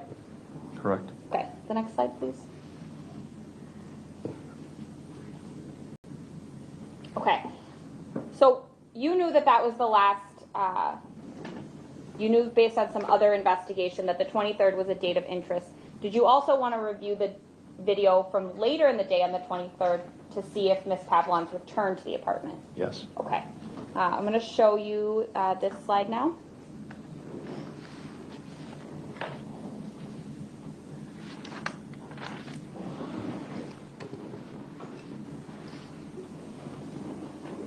Okay, that was hard to see. What were we looking at in that video? Again, that's door 7 facing out to the north, and that appeared to be the defendant's vehicle traveling in the parking lot. Okay, so looking through the door into the parking lot. Yes. Okay, the next slide, please.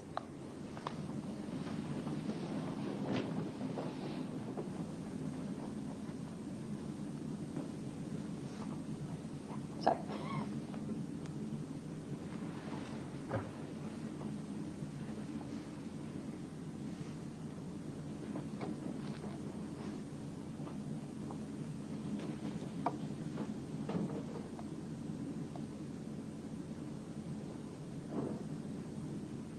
Stop right there, please. So Mr. Pahl walks in at 11:14 a.m. What was significant to this video in your investigation? I noted he was carrying the water bottle that Stephanie was observed leaving with a few hours earlier. Okay, you can play again.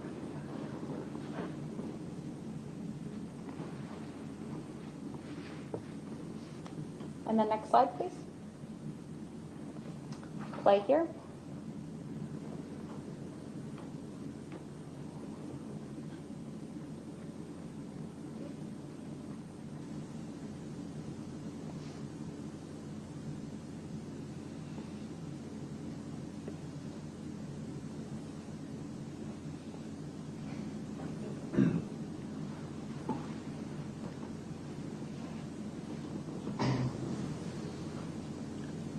Okay, so Detective Seitz, we see Mr. Pahl come into view of the camera.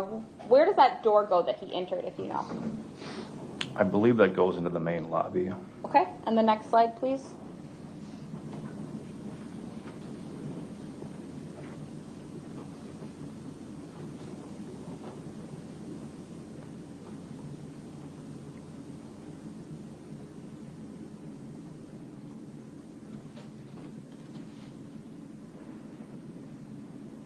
Okay, and he exits the building at 12:20 p.m. with nothing in his hands. Correct. Right, next slide, please.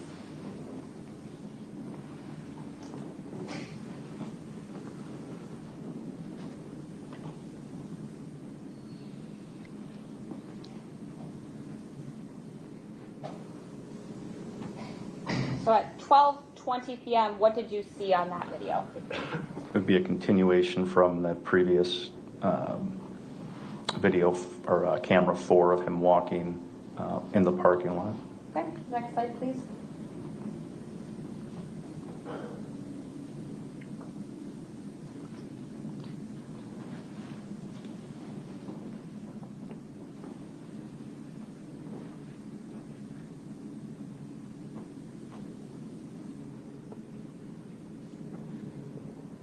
I'm going to ask you to pause it there, please. All right, Detective Seitz, at 12:30:07, what are we looking at here? This will be Mr. Pahl returning back into the building through door 7. Okay, and what does it appear that he's carrying? A plastic bag. All right. And he did not have that plastic bag when you saw him leaving the building. Is that accurate? Correct. Okay, start again.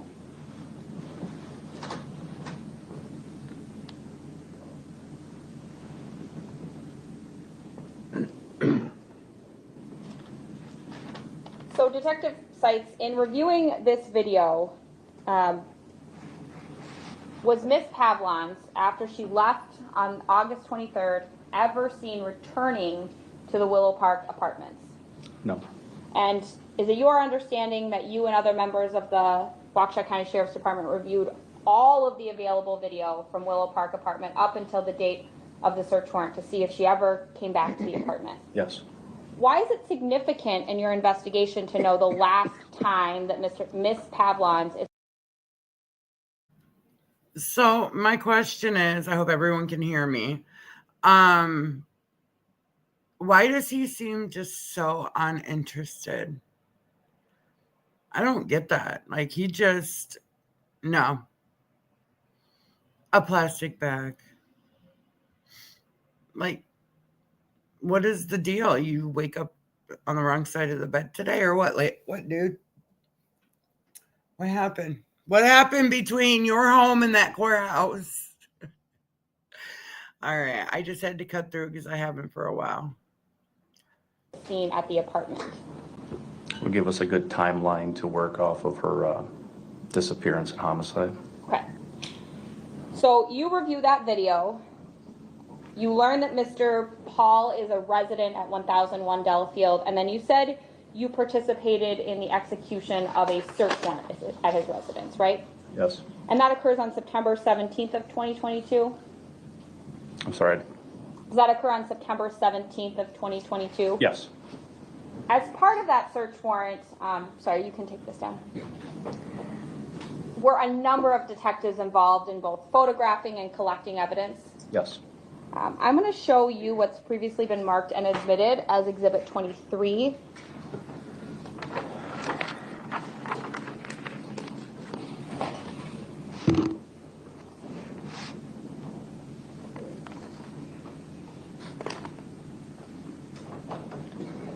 What was of significance in this photograph? The pink water bottle is observed in, I believe that was the... Sorry, go back to 23. I believe that was like the living room portion of the residence where we saw that pink water bottle. Okay, and Exhibit 28? That's the black purse that Stephanie was carrying. Okay, when you see her leave the apartment on August 23rd? Yes. I'm going to also show you the physical pieces of evidence. This is Exhibit 44. This is that same purse that was located? Yes. Okay.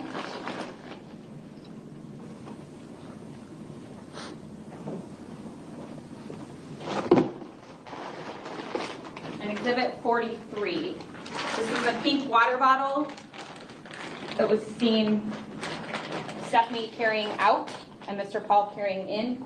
Yes.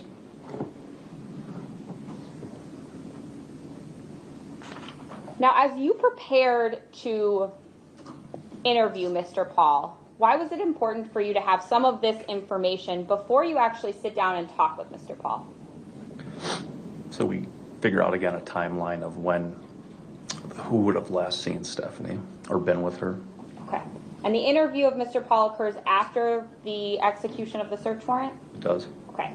Mr. Pahl was transported to the Waukesha County Sheriff's Department? Yes. And there, did you read him a copy of what's known as his Miranda warnings?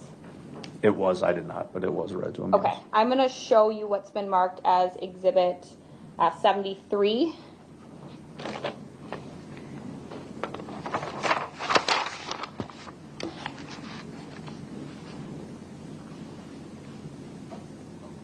You didn't actually fill this form out, but you were present with Detective Fredericks when this occurred? Yes. Okay. And ultimately, you then, Mr. Pahl agreed to speak with you and Detective Fredericks and answer some questions?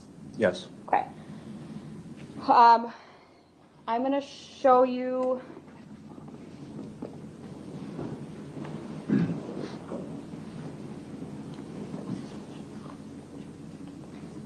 Yeah, I'm going to show you Exhibit 75, and I'm going to ask just for you to look at it first, and we'll see if you recognize that. We can go to slide 2, please. Detective Seitz, do you recognize what you're looking at there? I do. Okay, what is this? This is interview room 1 of the Waukesha County Sheriff's Department's Detective Bureau, and that is myself, Detective Fredericks, and Mr. Pahl. Okay, and are all of these slides clips of that interview that you conducted with Mr. Pahl and Detective Fredericks on September 17th? You can scroll down.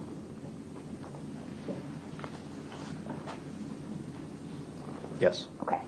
I would move Exhibit 75 into evidence and permission to publish. Objection. All right, 75 is admitted. What about 73? I'm not moving that in yet. Okay, all right.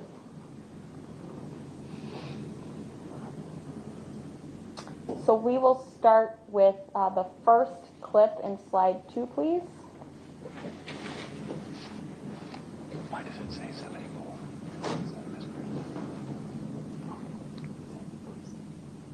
Oh. Okay. Yeah.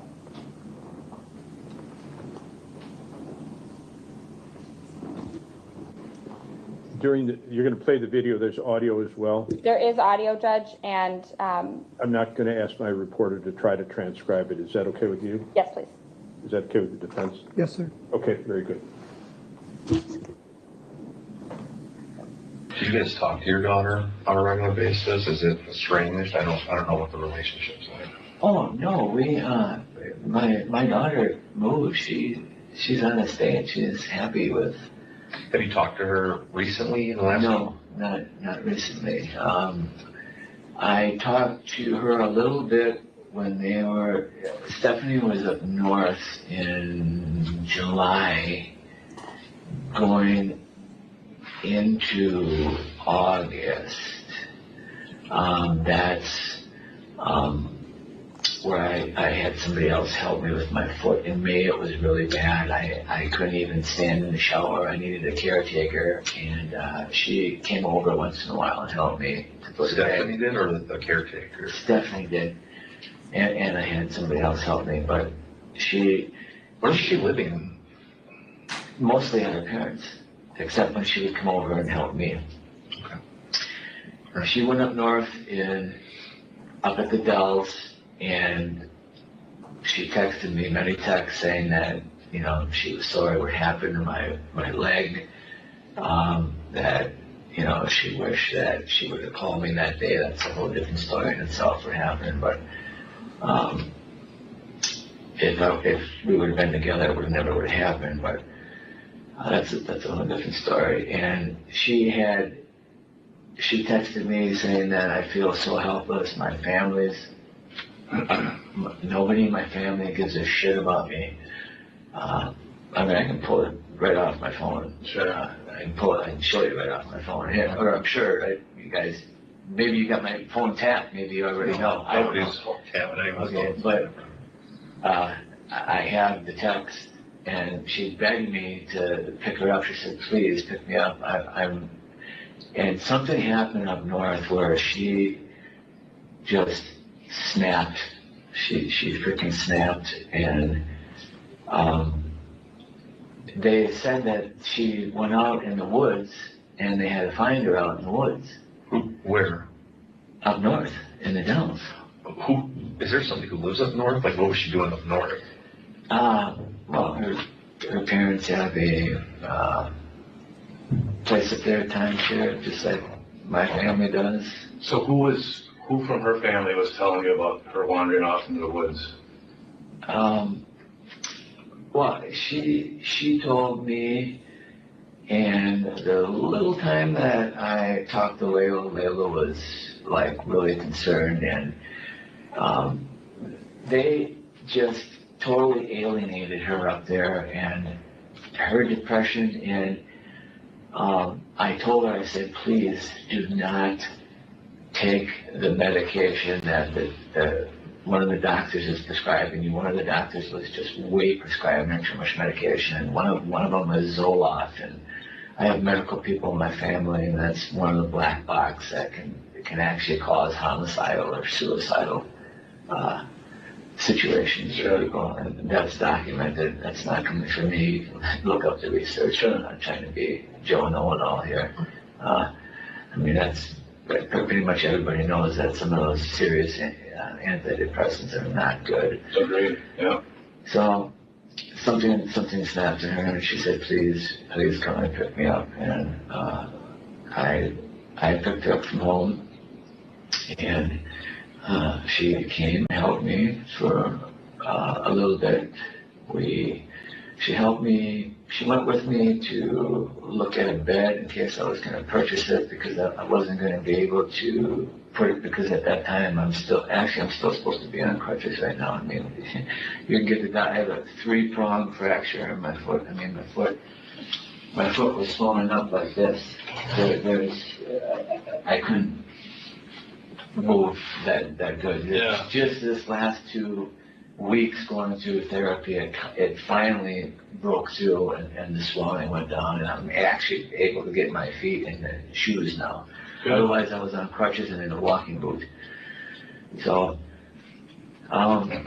we went to the bed thing, and she wasn't right. I told her, I said, I'm looking at you, and something's not right. And she was always really sneaky with stuff, I tried to help her with that stuff, but she was always trying to escape whatever demons were in her head. She just wanted to. Detective Seitz, before this portion of the interview started, had you told Mr. Pahl anything about Stephanie or her whereabouts? I don't believe so before this portion. Okay. Did he know why he was there to talk to you? No. Did you tell him that you were there to investigate the death of Stephanie? No. Had anyone up to the point made any death notification to Mr. Pahl? No. Okay. We can play the next clip, please. Just talk to your daughter on a regular basis? Is it?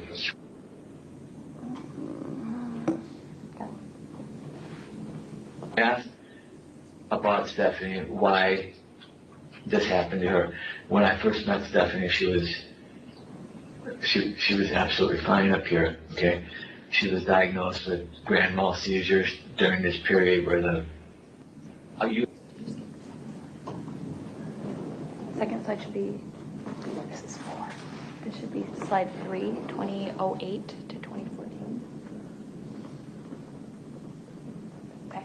So I think we need to go back to slide 2. There we go. Nope, that's one she already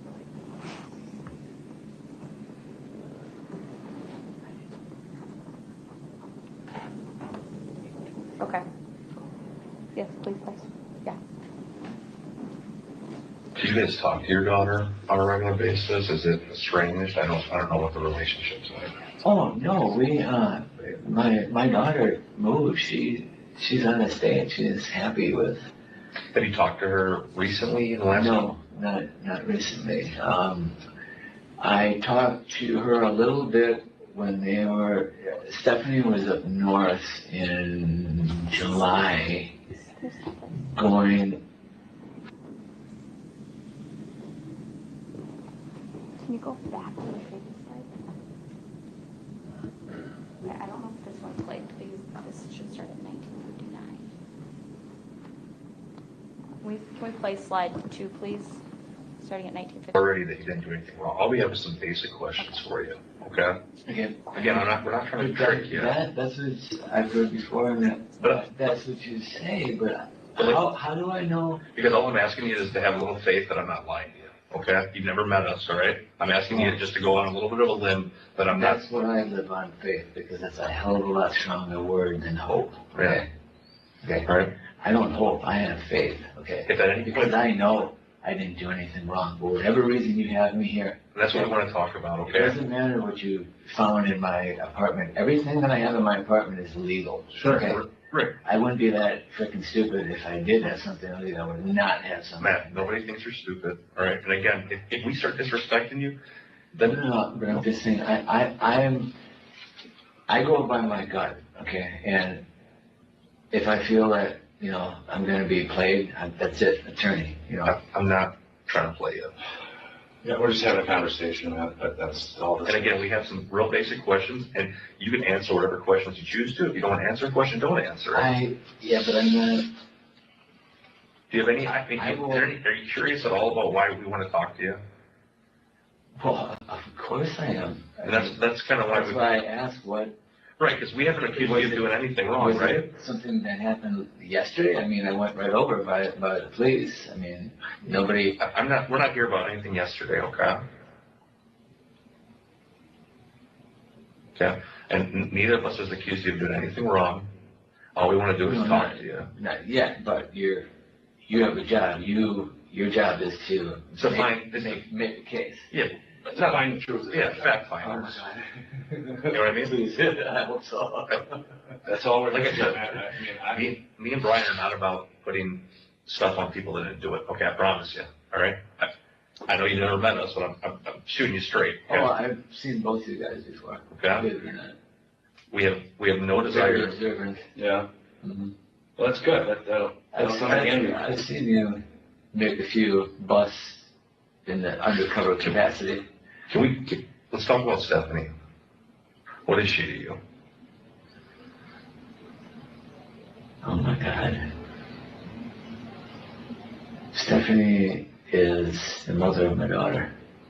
And you guys already know that. Yeah. Do you guys have a current relationship?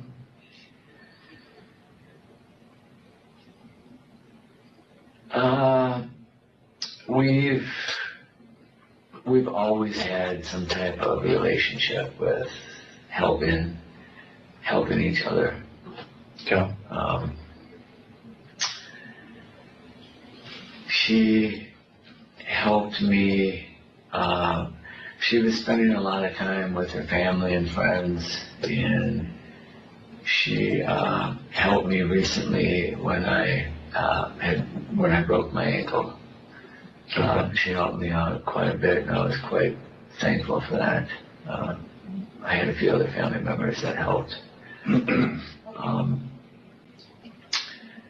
I've been with her, this is well documented with her doctors.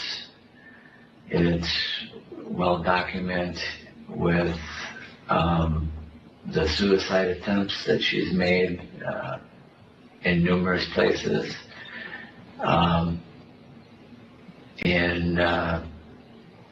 Back in April, she took a whole bottle of pills by her parents' house, and they just kind of blew it off like it was nothing. And I tried to get her to stop the medications, to get help.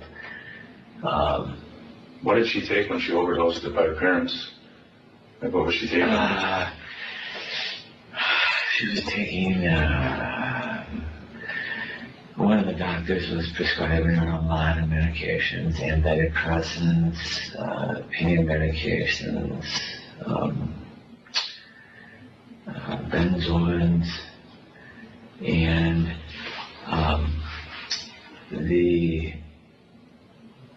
a lot of times I would go with her to pick up the medications, which the pharmacist has well documented that I would go there and pick them up, or we would go together. And a lot of times I would give the medications my daughter. Allegedly, my daughter, there's never been a DNA test to definitively prove that, okay? I believe in my heart she's my daughter, but I have a brother that's deceased that we're very close to each other, and we all lived together at one time 20 years ago. So,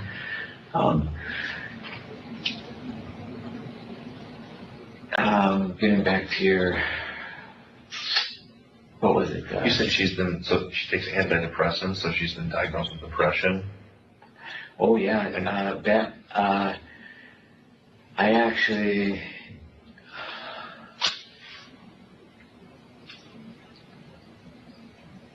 what's going on here?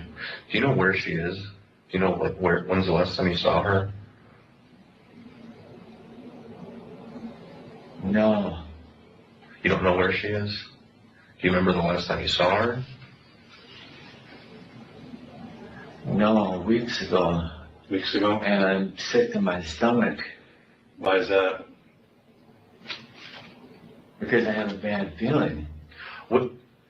Walk me through the last, when you said you saw her a few weeks ago, where were you guys?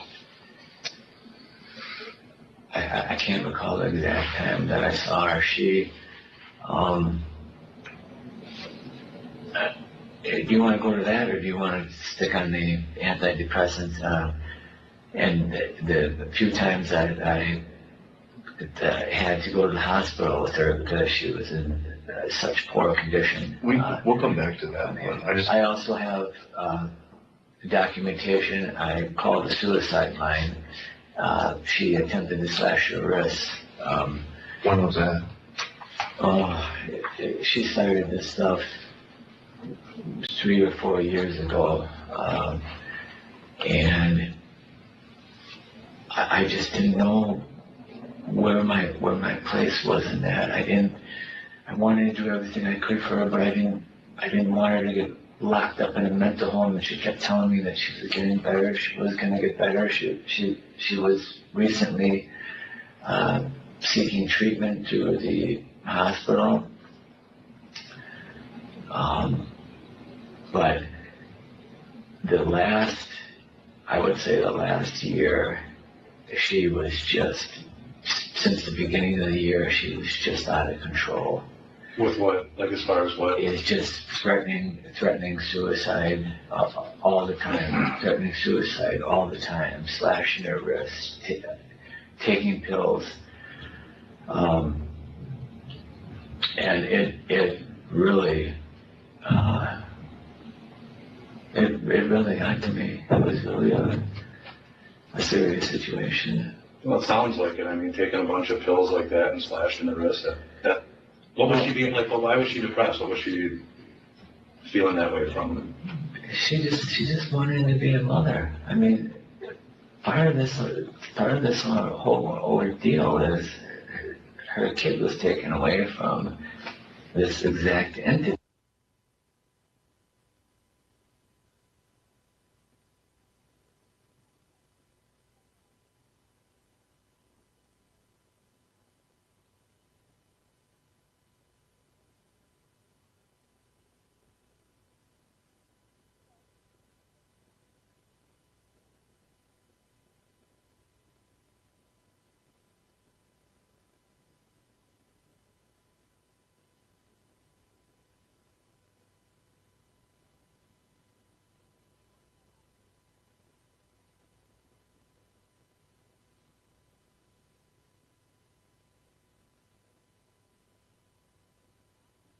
into slide 3, which starts at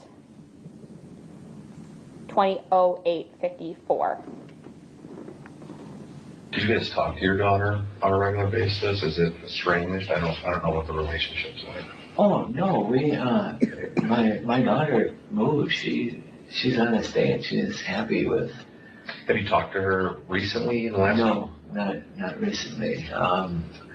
I talked to her a little bit when Stephanie was up north in July, going into August. That's where I had somebody else help me with my foot. In May, it was really bad. I couldn't even stand in the shower. I needed a caretaker, and she came over once in a while and helped me to put Stephanie did, or the caretaker? Stephanie did, and I had somebody else help me. But where's she living? Mostly at her parents, except when she would come over and help me. Okay. She went up north up at the Dells, and she texted me many texts saying that, she was sorry what happened to my leg, that, she wished that she would have called me that day. That's a whole different story in itself what happened, but if we would have been together, it never would have happened, but that's a whole different story. And she texted me saying that I feel so helpless, nobody in my family gives a shit about me. I can pull it right off my phone. Sure. I can show you right off my phone. Yeah, or I'm sure you guys, maybe you got my phone tapped. Maybe you already know. I don't know.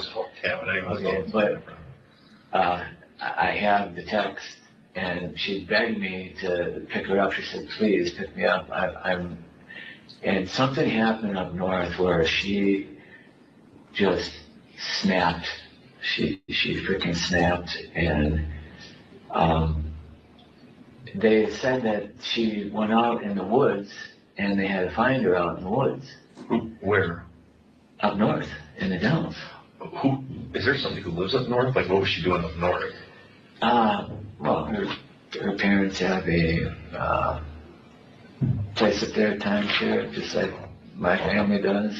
So who from her family was telling you about her wandering off into the woods? Well, she told me, and the little time that I talked to Layla was like really concerned, and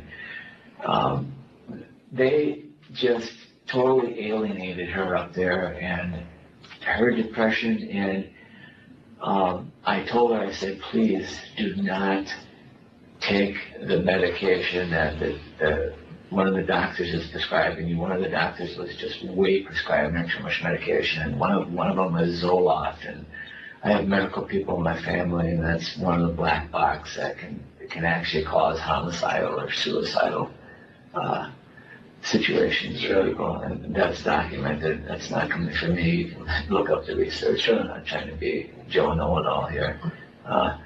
That's pretty much everybody knows that some of those serious antidepressants are not good. Agreed. Yeah. So something snapped in her, and she said, "Please come and pick me up." And I picked her up from home, and she came, helped me for a little bit.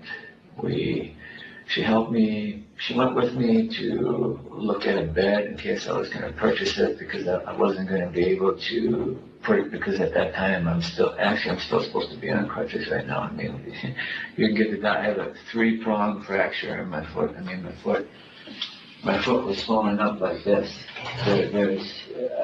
I couldn't move that good. Yeah. Just this last 2 weeks going through therapy, it finally broke through, and the swelling went down, and I'm actually able to get my feet in the shoes now. Good. Otherwise, I was on crutches and in a walking boot. So,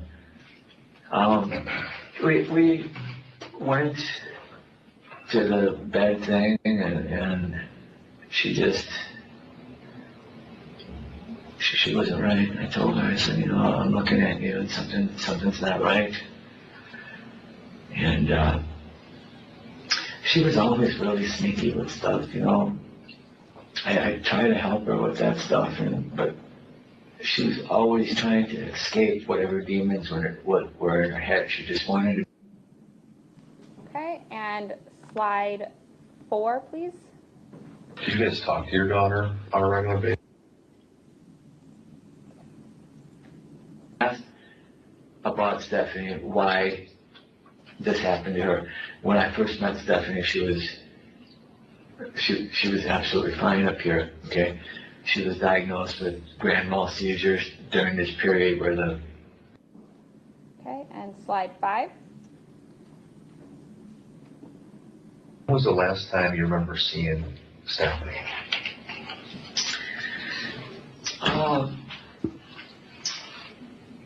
There were a couple times where she just snapped and just left. She would come and go. Sometimes she would come over and I would just say, what's wrong? And she would say, I gotta go.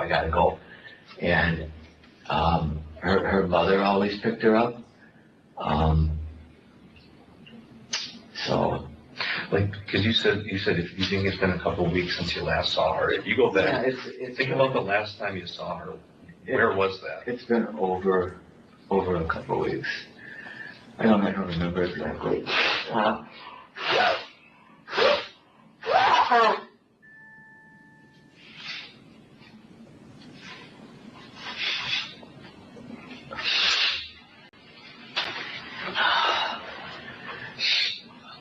Where is she? That's what we're trying to find out. We don't know. She's missing. So we're trying to figure out who saw her last, where she was. I heard something on the social media that there was an abduction in Delafield. An abduction? Some type of an abduction. When was that? Or just a couple of days ago. They were looking into some type of abduction. I'm actually, first of all, I don't talk, since this happened, since there was a rift between my side of the family and her side of the family about what happened with Layla. And I don't talk to her mom and dad. Okay. We just don't talk. We don't call. We don't. The only person I talk to is Layla, and Layla's a teenager now, and you know she knows it all, and she does what she wants, and she flip flops from side to side, and so I just let her do her thing because I know I went through the same thing. I was just like her when I was young. I didn't listen, and you know I try to do my best with her. You know, and telling her to be careful, you know, and don't think you know it all in life because you got a lot to learn. And I actually haven't spoke to her for since they were up north, just a little bit on the video when the whole family up there was fighting. And that's when you talked to Layla last? Yeah, not much. She was on video and just making goofy eyes and stuff. Yeah. I get what you said, that Stephanie she goes on these, you said these, like, almost like little episodes where she leaves and comes back. She totally disappeared. And now I'm really worried. I actually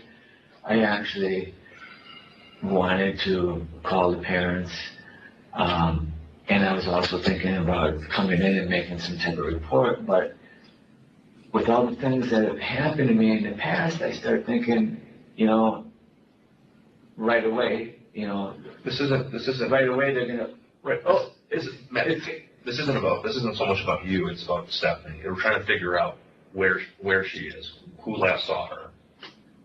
That's what we're trying to figure out. So if you can think back, because you said, I understand you said you've had a lot of history with her, but recall the last time you saw her, where it was. Did she say anything? Where was she going? Where were you going? Like that kind of stuff. No, it was close to when we were out looking at beds. When was that about? Somewhere in the middle of, somewhere around the middle of last month.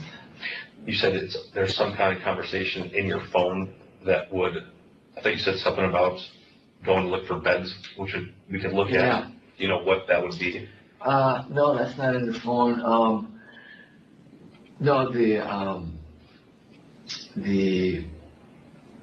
pictures of the text that I took with some of the things that she was saying to me. Where did you guys look at beds at? A few places. We went to Steinhoffel's. We went to. Remember if this was like a weekend, a weekday? Milwaukee. Okay. Remember if is this the morning, the afternoon, the evening? See, here's the thing when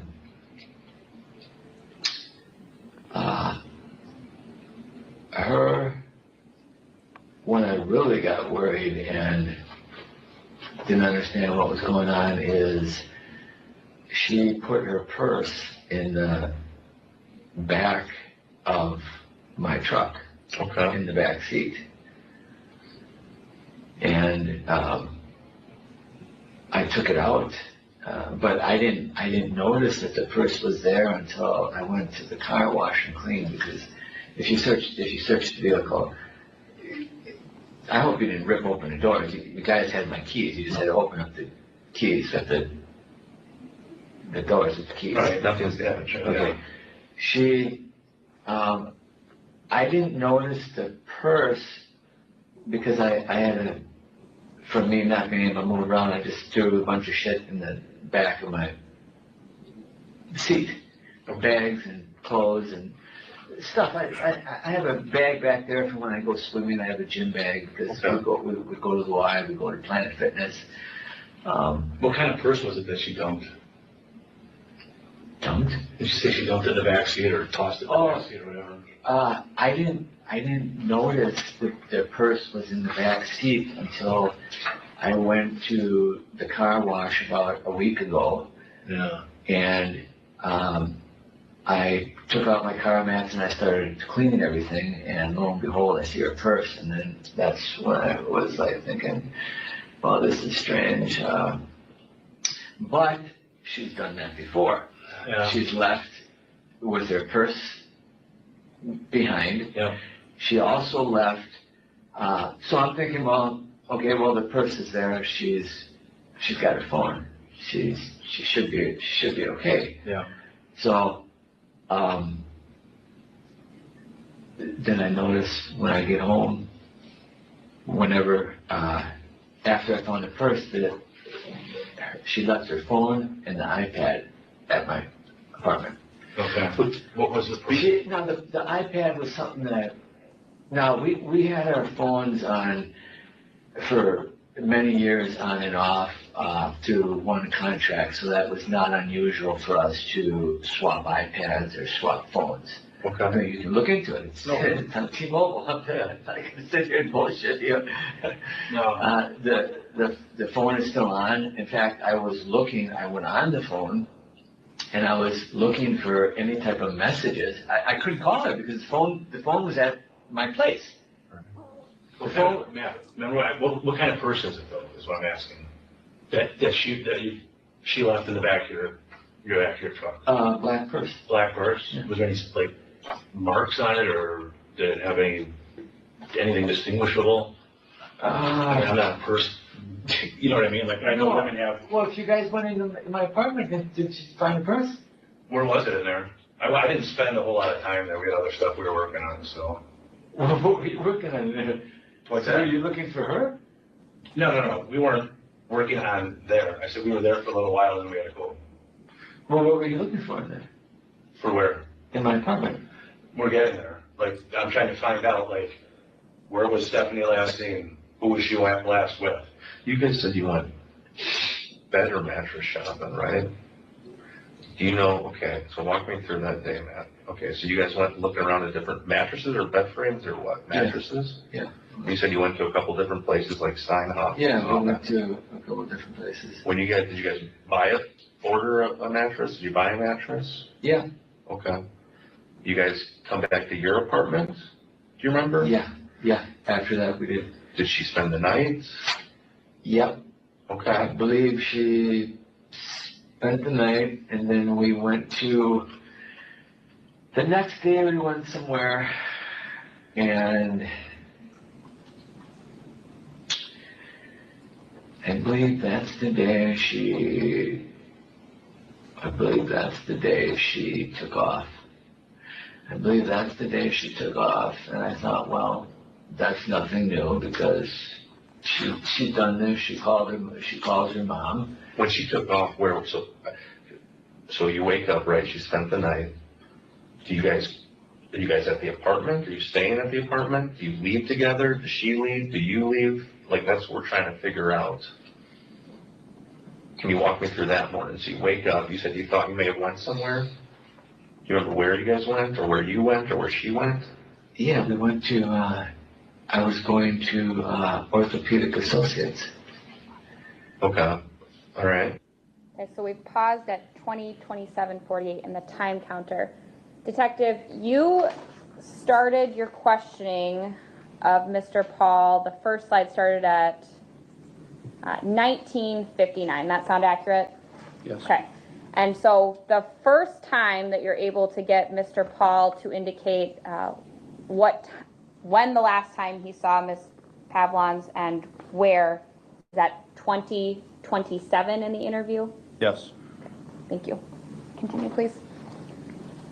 With you? Did she stay at the apartment? She went with me to Orthopedic. She went with me a couple times there. Okay. So that day. In fact, I was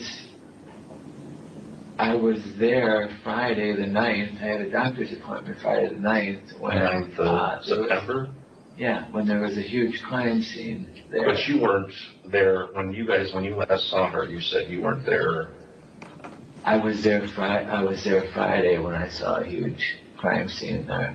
Okay. What happened there? Well, real quick, Matt. You said you went with her to an appointment at Orthopedics. You guys know something you're not telling me. No, we're trying to figure out where she is or who last saw her. So I guess you just told me you said you guys went to Orthopedics together. Yeah. Oh, I've been going to Orthopedics since. Right. This is the day after May. Right. This is the day after though. You guys went mattress shopping. I can't recall the exact dates, but she went there with me a few times. Okay. This would be the last time that you would have. Okay, sorry, y'all. I had a few phone calls that I had to make. Kathy says she had numerous suicide attempts and took a whole bottle of pills in April. Yes. And I believe her mother had to go pick her up where she was at. So 5 months before disappearance. Yes. She, this wasn't the first time. I don't know why mom didn't, or they didn't, or wasn't more forward about these attempts and stuff, because we all know that she knows, because mom went and picked her up a couple of times. So, but I'm sorry about it took me so long to come back. I had to make a few phone calls, trying to get stuff straightened out. But all right, here we go. Seen her though in the last few weeks. You said this one would be kind of I would if you're thinking back, you haven't seen her since this day, and you said you guys went out there. I believe so. Does she drive? Do you drive? I drove, but sometimes in the beginning she drove because I wasn't supposed to drive because of my foot. Do you remember if you went straight to Orthopedics? Do you remember what time you went there, what your appointment was, anything like that? Well, yeah, I had physical. You know what time that would have been? My times were all different. Morning, afternoon? Yeah, a lot of times they were in the morning. Okay. She went with you there? Yeah, she went with me a few times. Did you go to your appointment that day, do you remember? Yeah. Did she come in with you? I never missed any of my appointments. No. One time I came out of my appointment and I left the keys in the truck for her. Is this the same time we're talking about, the day after you went mattress shopping? No, this is before. No, so So I came, but this is kind of peculiar though. Okay. I came out and she was, I walked out and the truck was running. You know, I left the keys in there. I don't, if I'm not in the truck, I won't let her drive because I have to watch her because of the seizures and meds she's on. I'm obviously not going to let her drive. That's common sense. Yep. But because I wasn't supposed to drive, it's happened before where she's kind of went off the road and I grabbed the wheel. So I go out there and I'm like, what in the hell are you doing? She's like, oh my God, I had to put the air conditioner on. She goes, I lost my bladder. I'm like, what? Why? What are you doing? So immediately I thought that she was taking too many of her pills. Okay. This day after you said you had a morning appointment, and you guys went out there together. You said when you got out there, you went into your appointment. So this is the last time you would have seen her, it sounds like. Okay. Did she come in the building with you? Do you remember? No. She stayed in the truck? Yeah, she stayed in the truck. You finished your appointment? Yeah. Come out to your truck, and then what? She's gone. She's not in the truck anymore? She's gone, yeah. Did she have the keys or no? Do you remember? Oh, no, I had the keys.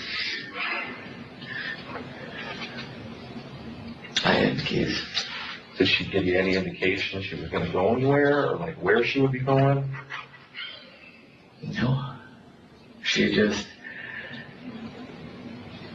I was just perplexed with a lot of things, how she was acting. I just don't like this. It seems like you guys are trying to get me, for some reason, to be with her. What happened? Matt, where is she? That's what we're trying to figure out, Matt. We don't know. Okay, she's been missing, right? If you said you haven't seen her for weeks. So we're trying to talk to everybody. Please tell me. This is not normal for her not to get a hold of me. This is not normal for me not to hear something from her. Right. When you got back out to your truck, Matt, and she wasn't there, did you go in the building? Did you check the bathroom? Man, what's going on, man? That's what we're trying to find out, Matt. Okay? Like you said, when you came out here. What happened? That's what we're trying to figure out, Matt. Matt, we're looking into. You said when you came out to your truck, she wasn't there. Okay. What happened next? At that particular time, I thought it was another time that she went and called her mom to pick her up. Okay. You tried giving her a call? No, I couldn't because she left the phone at the house. She left her phone at the house? Yeah, she left the phone at the house. But you didn't really. So, like I've done before, I drove up and down looking for her, and I can't, with my leg, I can't. Oh, I gotcha. Did she have any bags with her, any property that she took with her? No. I don't know what you were just gonna say, but no, I knew that she didn't have her phone that time before I went in because I said I'll text you or something. She's like, oh no, I forgot my phone. And I thought that was really strange. But that wasn't unusual either. She's left her phone behind. Sometimes she brings her iPad. I really didn't notice. I just went in, I came out, and she was gone. When you said you drove up and down, you looked for her, did you? Yeah, I was thinking that maybe she took a walk up the street.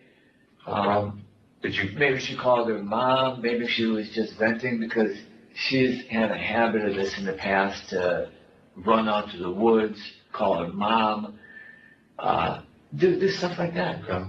What did you? When I was over on West Ave, she got really extremely upset over a phone call at Layla, and I got a picture of my phone. She ran out to the bushes, hid in the bushes, and started slashing her wrist.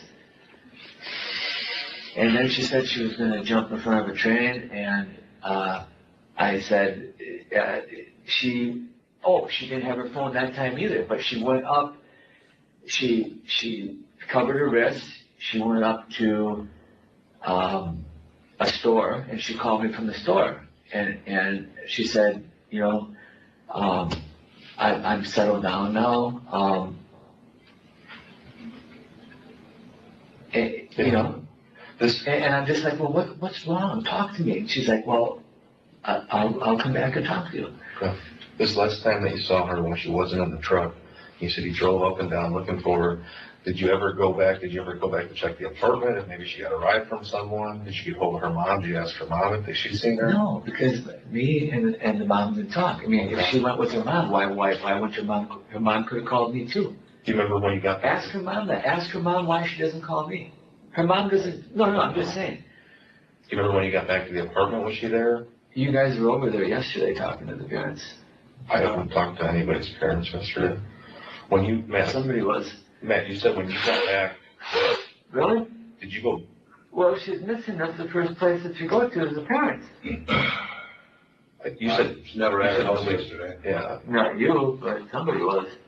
Did you go back here looking for her? Did I go back to the apartment? Yeah, after you were looking for her. Sir, are we just blowing our nose to think of something to come up with? What's going on here? You don't sound like you got anything coming out that nose. Anyways, how's everybody enjoying this interrogation? I knew this was going to come up today. I like interrogations. I watch them all day long. But hey, if anyone on the replay or if you're here listening, don't forget to like, share, and comment. I know I was a little MIA for a few minutes, but I had really important phone calls to make that just came upon me. And I didn't get anything fixed. So I'm having a pretty crappy day now. But anyways, let's get back to him.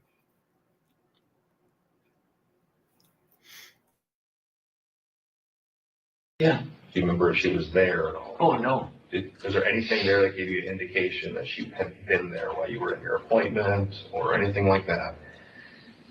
No, not at this place, but at the last place, she got really bad and duplicated my key. Oh, no, she didn't duplicate the key. What did she do? She did something where she was able to get in the door.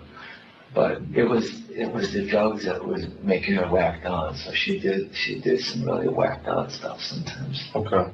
All right. Has she contacted you since then? No. I'm not a social media person, but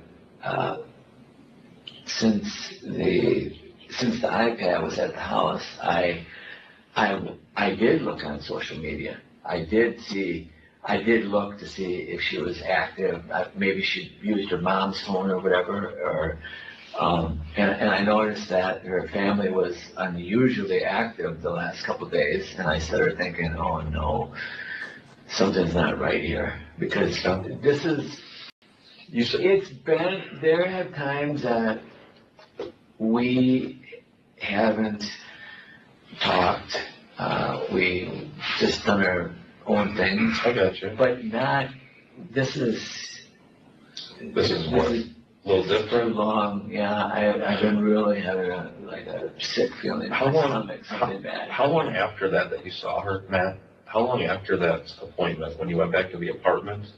You said you went to the car wash or something. That was like recently, though. That was a few days ago or a week ago. Wait a second. I need to. You guys are. I'm being cooperative. Yeah, I'm not trying to confuse you. Really being honest. I just feel like I'm being boxed in the corner for some reason. No, like I said, we're trying to figure out who last saw her, where she was going. Okay, if that's all this was, why wouldn't you call me why wouldn't you call me up on the phone if you have my phone number? I don't make those decisions. Because I'm pretty sure the parents have have my phone number to Layla, but I don't even think I have their updated numbers because I don't talk to the parents. Right. You said when Matt, you said, Not much. I mean, there were times that I went over there and we said hi and goodbye to each other, but nothing. We don't talk on social media. We don't talk. I'm trying to get as much pertinent information regarding Stephanie as I can. Okay. And you told me, you said you made a comment a little bit earlier about that, something about her purse in the back of the truck. Something about a car wash. I don't recall. What was that? This is the same day, or is this more recent? No. I didn't know.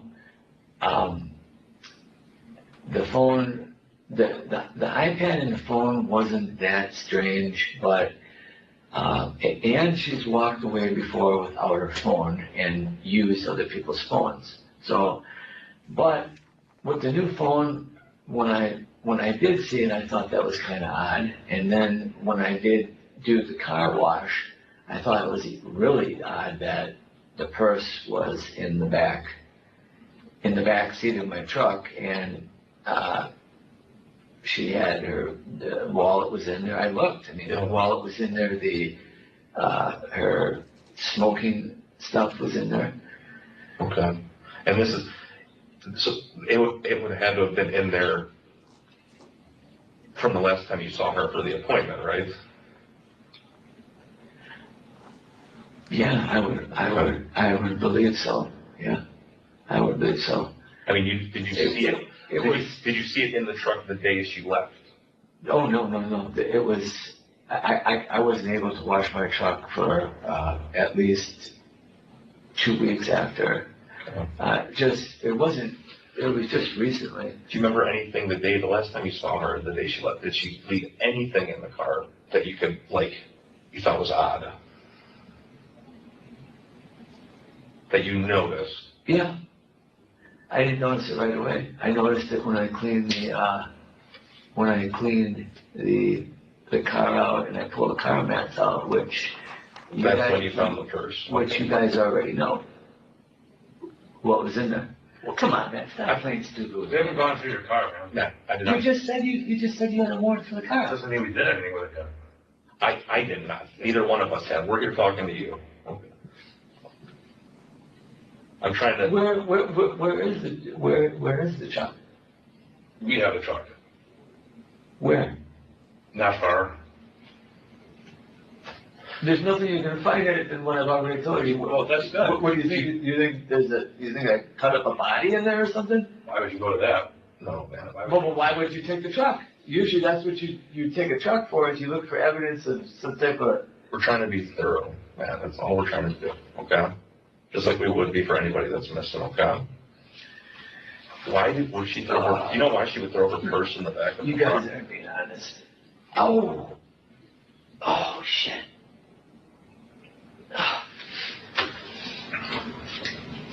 Do you know why? Has she ever thrown her purse in the way back of the truck before? And a week goes by or 2 weeks goes by, and then all of a sudden you find it when you were cleaning it out? You're not gonna tell me that this thing going down the road, if something happened to her, that it was my fault, because that's. Matt, all I'm asking you is questions about the last time you saw her. That's it. I haven't accused you of anything, and neither is my partner.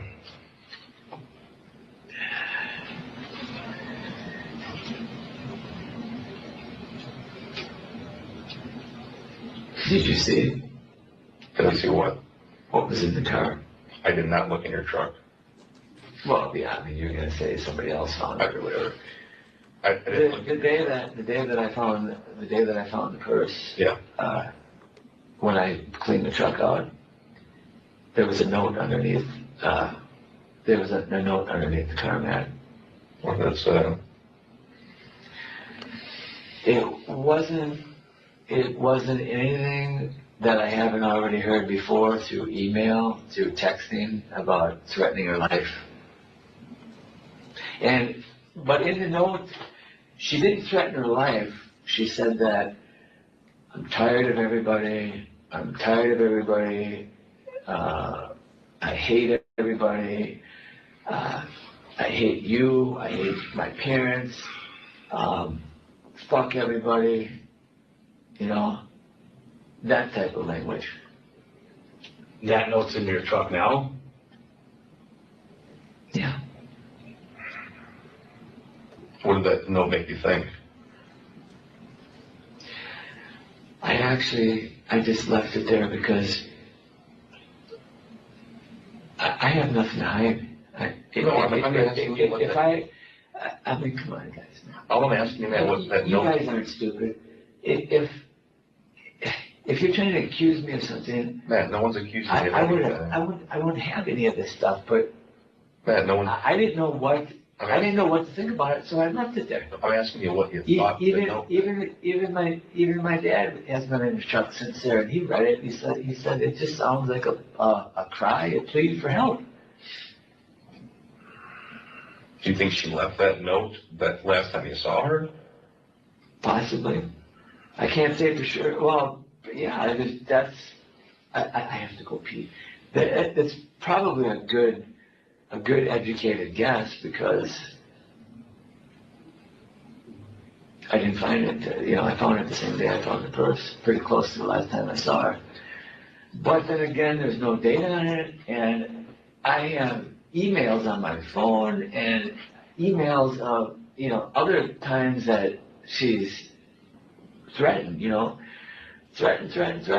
And, you know, numerous times I would call her up and say, look, I know you're getting your medications. I want to go with you, or I'm going to go get them. And if you don't allow me to, I'm going to call the police and I'm going to call the suicide police. I'm not going to let you take the whole goddamn fucking vial of pills. Yeah. And there's, you know, when somebody, mental illness is a serious thing, and I did not know this until just recently, but she just had a scan of her brain, and they said that it was like of a football player getting hit in the head. Why do those football players that make millions of dollars a year get depressed? It's because it's a freaking mental illness. Okay, we don't fully understand our own brains. Why do they do the things they do? Because it's a mental illness. I tried the best I could with her, but these last couple of years, she was just going off the deep end. And like my dad said, she should have been institutionalized. But nobody would listen. The fucking doctors wouldn't listen. They just kept prescribing more and more drugs. Was she against the idea of like seeing a doctor, like a psychologist or something? I got her into seeing a therapist once a week. Okay. She was seeing a therapist through her medical thing, where they would be in a group and you know, they would talk, and I asked her if she was doing better to help her, and you know, she said yes, but you know, she was always really sneaky with medication. She was always wanting to feel something different to help with that, whatever demon she had in her head. And I saw that she was on Zoloft in the past, and I said, oh my God, I said, please don't do that again. And I did look at her medical chart, and I did notice that she was recently on Zoloft. Okay, for the record, the video stopped at 2048:03. I think there was a typo in our slide that says 2043:03. If we can go to the next slide, please, which would be slide 6. Yes, slide, please. You said she was staying with you, helping you out. I don't mean to offend you. Are you guys a couple, or is this monogamous? Or is she seeing anybody else that you know of that we can talk to? I saw, oh shit. I really have to go pee. All I saw on Messenger is that she was talking to a couple guys, but that's what she wants to do. You guys aren't. Oh no, we were never like. to the point, whatever you want to call it, where you're obsessed with each other or whatever, that we kind of had just an open relationship where You guys didn't have any titles or anything, boyfriend, girlfriend? Okay, so that explains why he was talking to the women over in the Philippines, because his story is they had an open relationship. And, you know, there are people that are really good friends that they don't have intimate relations, and they spend time together, they do things together. There's just that type of relationship. All right. Friend or No, we always had a deep feeling for love for each other, but we also understood that too. Everything that we went through and how many years we've been together, just like a normal couple that's been together for 15 years. I didn't understand that when I was younger, but you just fall out of love. Yeah. But you can still love that person and care for them. But it's not the type of love where it's sexual or what I want to use the word possessive or anything like that. We just cared for each other. All right. Is there any name of a boyfriend or anything that you can think of? I just saw her texting. I'm not sure who it was on social media. I don't know if she's seen these guys or not. I mean, all I read is that she was in Delafield and she was at the bar drinking, and I thought to myself, oh, Jesus, man, you're not supposed to be drinking on those medications. Where did you see that? Just so I can go. Where did you see the thing about her at the Delafield bar drinking? Was that like a Facebook post we had or like a text message? Or? Yeah, it was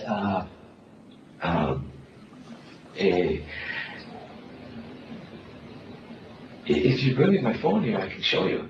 Okay. I don't know if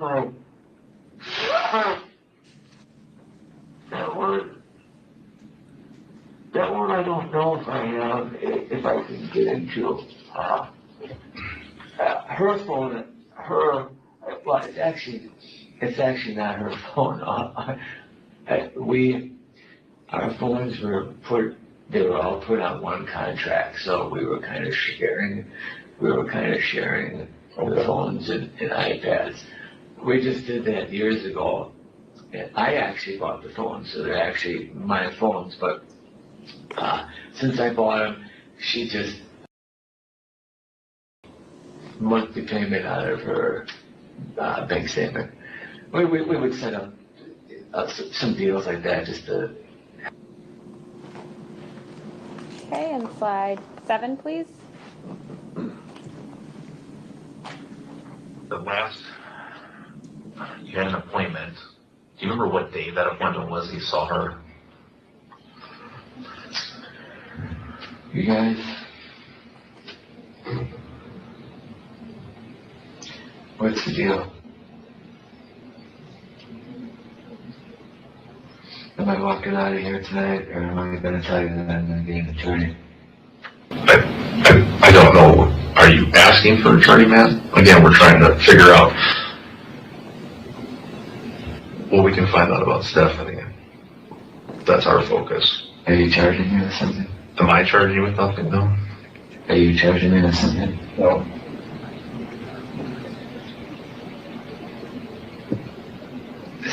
We haven't accused you of anything. You guys are allowed by law to lie, okay? We're not charging you with anything. We're here asking you questions about Stephanie, and that's it. I know I didn't do anything. There's nothing. We're not accusing you of that. There's nothing illegal in my truck. There's nothing illegal in my apartment. Have we accused you of anything? There's no illegal drugs in there. There's no weapons in there. Yeah, I know I got a history. That's why you guys came the way you did, because I got a history of being heavily armed, which is another. See, I know. Okay, I know. You were never charged with any kind of weapons violation. No, that's another, like I told you, another freaking nonsense thing. Yeah. Somebody said somebody made up some story that I got guns or something or whatever. That's how it started. Okay, the next slide, please. I understand you have an open ongoing investigation. You have a lengthy history with Stephanie. That's why. Which is understandable. Yeah. And it sounds like, as far as we know, you may have been the last person that saw her or talked to her. That's what we're trying to figure out. If you can help us point to where she That's was. possible, but when she gets out and she takes off, right? Yeah. That's out of my control. I can't be blamed for anything like that. And she, like I said, she has a history of that. She has a history of going up to strangers to use their phone. She has a history. Actually, when I first met her, I got out of prison. I met her right here in Waukesha, and I have empathy. I felt sorry for her. She was. I met her at the bowling alley, and she was with some shady character, and I got her away from that, and I changed her life around for the better. I got her to stop drinking. I got her license back. I had her go through treatment. I got her a job, and she was really, really a good young woman until the mental stuff started with the seizures and losing a kid. Yeah. When you tried to reach out to her, recently, like, I don't know, was she responsive to it? Like, when you sat down with her and said, Stephanie, you need help or you need this, did she take you seriously? I did everything I could, almost like the same techniques you guys use. I said, I'm gonna call the damn police. I'm gonna get the suicide police. And this is when she was even by her parents' house. I said, your parents aren't gonna be happy because you're not gonna be able to hide in your room eating those pills, dying. I mean, even in front of Layla, when I went over there, she was walking around just like in a zombie state, and she was telling me and Layla that she was choking and coughing. Well, to what I know about opioids, that's near death. And then there were times where, because of her back, one of the doctors put her on fentanyl. And when I was around her, she would pass out. She'd be wheezing, and I got her off that. I'm like, my God, they're overdoing that, overdoing that with you. And I got her off that, and I said, don't you want to live? I mean, why? There's so much to do in life. Life is so joyful. This is our time to. Everybody thinks that, it's going to be better wherever we go after this. How do we know that? You should enjoy every time. Nobody knows what's on the other side. It might be a lot different than what people expect. Yeah, I'm a Christian, but I'm just saying, I get into heavy conversations about religion and what the image of God is. He might be different than some guy sitting up there with a long beard and a throne. He might look like an alien or something. Yeah. In fact, I've been doing a lot of reading on that recently. They're starting to prove that there's ancient civilizations that they keep hushing up about. I don't know if you guys study history, but Not to that extent, no. no. Well, No. history is really, really interesting. The people in power that they control the history, they control the future, and if they control the present, they control the past. Those are the people in power. You know who said that? No. George Orwell. Oh, yeah? 1984. When I wrote to the judge about them being able to monitor your kids and this and that, he thought I was crazy, but now, that was like 15 years ago, but now the way society's coming with phones and technology and being able to watch people, it's not too far off from the truth. Was there anything in... Sorry, you guys. It's all right. Was there anything you found in her purse that would make you think anything was wrong? Like, it's weird. Yeah, for me, it was, well, she quit smoking. She quit smoking, but she had vapes in there. And the vapes were on and off. I thought that was odd. Yeah. I thought that, looking in there, seeing that she had her wallet and cards in there, I thought that was odd, but she's done that before when she's called people up to get picked up. That's all stuff that she's done before, including the note that she put in the car. And it wasn't a note. You'll find it. It's right underneath the passenger car mat, I believe. You put it under the passenger car mat? I didn't put it there. She did. Well, you pulled it out to read it, and your dad read it, right? Yeah, I didn't notice it till the same day that I found the purse in the back. Right, and then you read it, and then your dad read it. Yeah. And then you put it back underneath the... Yeah, I just kept it in the car because what does a person do in a situation like that? You know, I'm thinking it's going to look stupid if I throw stuff away, so I'm going to leave it the way it was in case for whatever reason somebody has to read it or whatever. Yeah. That's my logical thinking. Did she leave anything other than the purse in the truck? Do you remember? No, just the purse.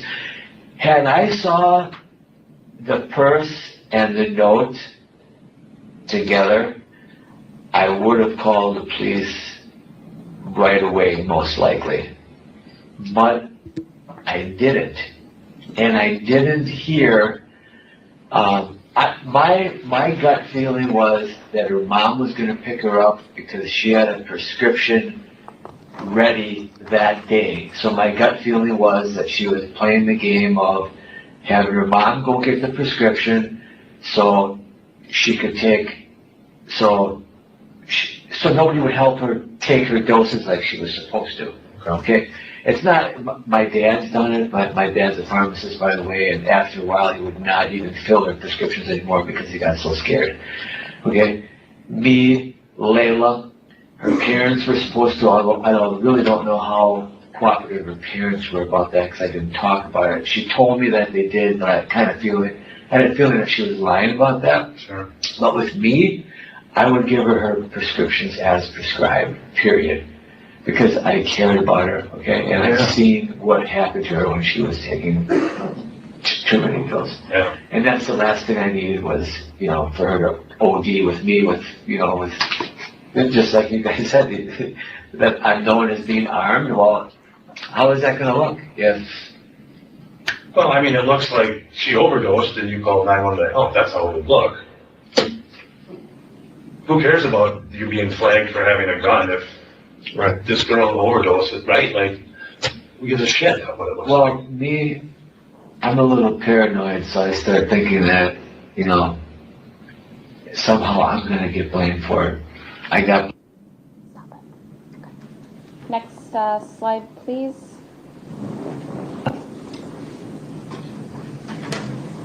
And if she would ever overdose while she's at your house or with you wherever, well, calling 911 is really the best. Like, even, if it was too far gone to help, I mean, calling is... Okay, I'll rephrase that. What I did is, when her breathing wasn't, I would stay up and I would shake her and I would make sure she wouldn't take any more medication. What I was saying is, I was scared to death that I would wake up next to a dead body. I can agree. Yeah, I would agree with that. And then somebody saying, oh, well, you gave it to her, you did this, or you did that, or whatever. Okay, next slide, please.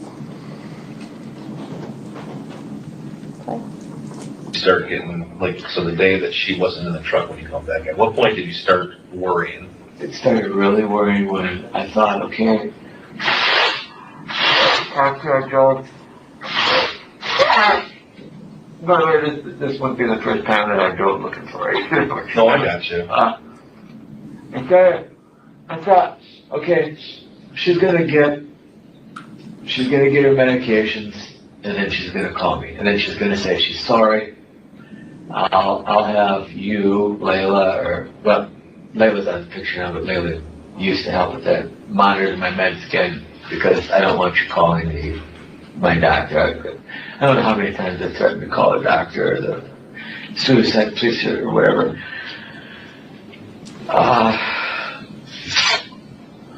I started getting worried when I saw a text on the phone saying that the medication was ready to get picked up. Is this the same day? Is this the next day? This is it was supposed to be the next day, but I didn't get to the pharmacy till another day after. Okay. So I went and picked up the medication, and then I thought to myself, well, probably be getting a phone call soon from her. From her parents. To get her meds. Yeah, to get her meds. And then I thought, strange, maybe she finally did what she was going to say and go in and quit. For a minute there, she started saying, you know what, maybe I'll just go in and get off these meds and see if they can lower even my seizure medication, because even my dad said she was on such a high dose of seizure medication that she couldn't even go a day without that medication, and she would start shaking and going into seizures. Okay.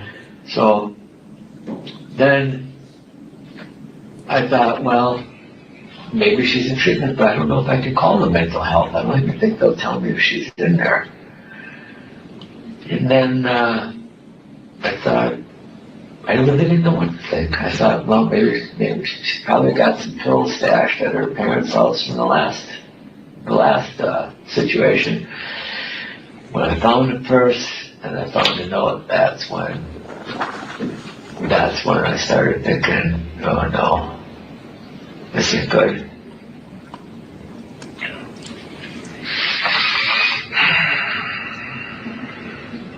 And that's the truth. Yeah. So you said once you do the car wash thing, right? That's when you find the purse and you take it in the house, in your house, your apartment. Is that where do you get your car washed?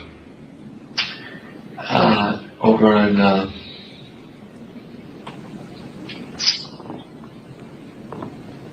what road is that? It's got a hand washer. Pretty installed. Arcadian? Mm-hmm. By John's Root Beer? That's where you go? Yeah. All right. So when you had just your purse or whatever, did you just like sling it over your shoulder when you brought it in, or did you have a bunch of stuff with you, or like what? That was the only thing she had, right? In your car? Yeah, I don't think that might be. Well, right, I get, yeah. I mean, that sounded a little funny. Yeah. That did sound. You didn't sling it over your shoulder like a purse, but you just carried it in front of you. How long are you going to keep the truck? How am I going to get back tonight?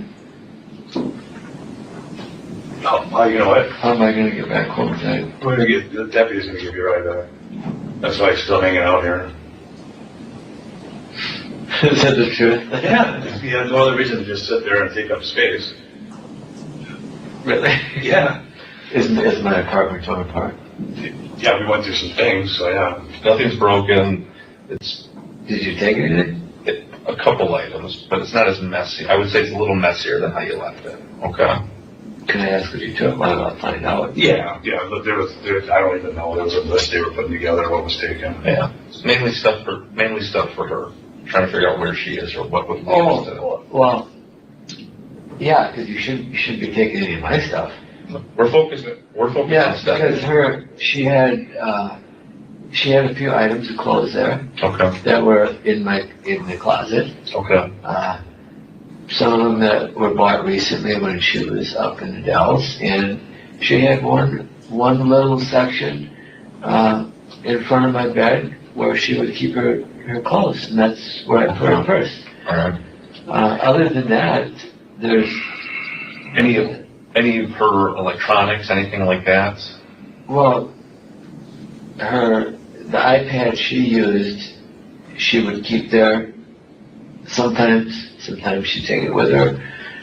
The phone, our two phones are kind of linked on the same plan, so What do you mean? I'm sorry. You linked on the same plan? they're linked on the same plan. So it's, both your lines are through T-Mobile, right? Just like a family plan kind of thing or whatever? Right, right. So that we both use both phones. You guys share, like you exchange phones? We just got a new, whatever it is, she was all excited about it, the new Samsung 22 Lightning, so she was using that. Okay. Most of the time, and that was sitting right in my room, on my dresser. Gotcha. All right. I had nothing on there that I have to hide. On her phone? On any phone, anything. Right. I gotcha. It's just if you don't know. So what are we thinking, y'all? Do you think he did it? Do you think he didn't do it? Do you think the detectives are just trying to fish him out or what? I just don't know. Normally I'm really good at reading people in these interrogations, but man, he's a hard one. I think it's because he's not under arrest and he's not being totally interrogated. Like they're trying to get all the information out of him that's possible. And they figure with him not being arrested, he'll sing like a bird. So I don't know. He ain't doing a whole lot of talking, that's for sure. He's saying a whole lot of nothing. He's talking, but nothing's coming out that's meaning any sense. Like he for sure did something to her, you know? Yeah, granted, they went out the door together and he came back with her water bottle. But was he carrying her purse or was that purse just left there? Or was she carrying it? How did that purse get back in the apartment if nobody's seen him bring it in? I don't know. Okay, here we go. Something. What do you know that she's missing? Can I ask a few questions? Because of course, this is like you have to know something if you're concerned about her phone. I mean, yes, it's something's not right that she hasn't texted or called. right? But what else do you know? With regards to what? Did something happen to her? We're trying to figure that out. Okay. That's why we're talking to you to see when the last time you spoke with her or last time you saw her. And the circumstances of where you guys were, where we should be looking.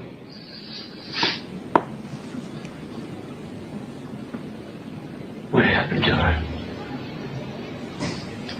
I don't have any reason to believe something happened to her. You know, me and her at one time were very close. Okay. I got a really bad feeling. Right now, or when you found the purse, or when? No, I had a really bad feeling the last couple of days. Okay. Okay, so don't forget, he did have a conversation with his dad saying he couldn't talk through message, that he had to talk over the phone, and that he did something really bad. So, I mean, that could be anything. I mean, maybe he ran through a stop sign or hit somebody, or, you know, doesn't necessarily mean that he unalived Stephanie at this point. I mean, we still are listening to the evidence. Okay. Because that made a whole lot of sense. I mean, what's the longest, you know, you said it's been a few weeks since you've seen her, correct? Okay. You said that's normal or not normal for her? It's not normal this long, although we have gone for periods of time not talking. We've not seen each other, but generally always getting a text or, hey, how you doing, or something like that. Yeah. Have you talked to anybody about your concerns with her? yeah, I mean, me and my dad are close, and he just keeps telling me, you gotta stop. You gotta stop worrying about it. You know, her mental illness is not you. You can't beat yourself up over it. You can't. You can only do so much for somebody. And, All right. So, John, you understand? Do you think she's? John, I don't want to you John. So. Do you think she was taken? I don't know.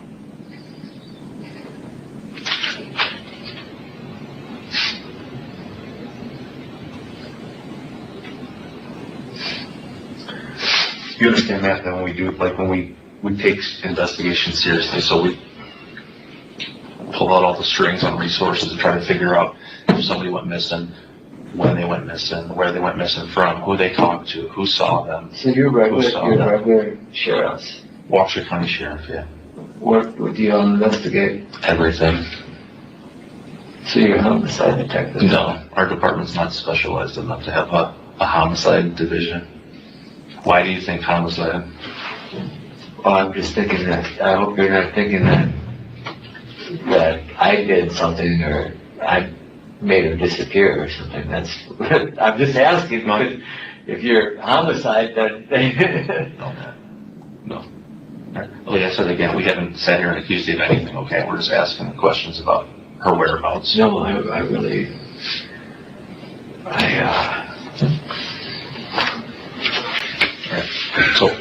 So Matt, you understand that when we have these types of cases, we pull out all the stops and the resources, right? Okay? Okay? You understand that? Okay. Okay. You see, that's August 23rd, correct? Yeah. Okay. That's her going out. Oh, yeah, of course. Right. Of course you're gonna have pictures going in and out. That's her going out to the truck. And I told you I saw it. I'm just showing you some stuff, okay? Mm-hmm. All right? That's her walking out to the truck, okay? That's the purse, right? Yeah, that's the purse. A couple of minutes later, you're walking out over here, and the truck drives away, and you guys go off to the appointment or everything. I think you guys went to Quick Trip. Does that sound familiar? I don't recall. But you went to your appointment that day at 8:30, right? Okay. All right. Okay. This is where we need to figure out something because it doesn't make any sense. All right. That's you coming back the same day at 11:14. Okay. Hold on. Listen, Matt. You're holding her water bottle, and Matt. Okay. That's you going upstairs wearing the same shirt you have on now. Okay. This is the same day. And at 12:29, so less than an hour later, you walk in, and that's her purse in the bag. Okay? So this whole story, Matt, about... That's her purse in the bag? Yes, Matt. So the whole story about finding the purse in the truck later makes it wouldn't have happened because no. Matt, that's her purse in a plastic bag, okay, that you carried inside after you carried her water bottle in. That she walked, Matt, look. You see? That's her water bottle, and that's her purse, okay? You walk in with her water bottle, you go upstairs. What time is this? When you got home, Matt. Yeah, that's when I came back from my appointment. Right. So you carried in her water bottle and her purse that same day. This is the 23rd, the same day. This isn't a week or two later at a car wash where you found it in the back seat with a note that you then read and then stuck underneath the floor mat. Matt. That's not her purse in the bag. It is her purse in the bag, Matt. That's closed. It's closed, Matt? That's closed. Who's closed? Yeah. That's clothes I had in the back. That's not a purse. It is her purse, Matt. No, it's not. It's not. That's not her purse. How do you figure, Matt? Because it's not. That's a bag. Can I show you something? It's a bag of clothes. I'm going to show you something, Matt, okay?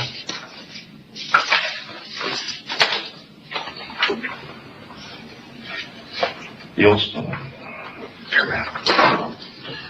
See, I knew you guys were going to do that. But what the problem is... I knew you guys were going to do this. That's why nobody's doing anything. You're the one showing you an Can I show you something? That's her purse right there, right? You see that? Yeah. You see that? Yeah. If I was What so is worried, this? if I was so worried about the purse, That's her purse. Okay? So we're not gonna play games about it's not her purse. It is her purse, okay? We know it's her purse. We also know that her phone went with her out to where you guys went for your appointment, and it came back with you. We know this. So you saying the phone stayed at her apartment? We're asking you to be honest with us and help us, okay? But if you're gonna tell us stories about going to a car wash and finding her purse in there a week later, it doesn't make sense. None of it does. What happened? It'd be one thing if she had some type of drug overdose, okay? And you're doing something. We don't know. regardless, I have nothing to do with what happened to her. What happened to So her? that purse, What happened? that purse and water bottle ain't shit. Matt, what happened? That purse and water bottle ain't shit. Yeah. Okay? Yeah. That's not gonna prove anything. We're not here. That's not gonna prove or disprove anything. Agreed. Matt, Okay? yeah. What happened to her? Only you can tell us. I don't know what happened to her. I don't know what happened to her. Why were you at the place on the 9th? You didn't have an appointment that day. I was? Yeah, I did. I had a. No, you did not. You had one on the 6th and the 12th. I had a doctor's appointment on the 9th. An orthopedic associate. What do you mean, what place? You had an appointment on September 6th and September 12th. I had an appointment on September 9th at orthopedic associate. At what time, Matt? See, I'm just asking you what time. this is what you're trying to do. I'm not Now trying. you're trying to get slipped. You're trying to pin whatever was found over in that area on me. Why would you associate anything we found over there on you? Because I was there. When? I was there on the 9th. I had a doctor's appointment at 1 o'clock. I saw the crime lab there. They were there by 11 o'clock. Everybody in there was talking about it. Who did you see at 1 o'clock over there? The doctor. Who? Dr. Shu. Did you have an appointment? Or Yes. I had was it pre-planned or did you call it in? This was scheduled. So you had a scheduled appointment on the 9th of Yeah. September at 1 p.m. with Dr. Shu. Yeah.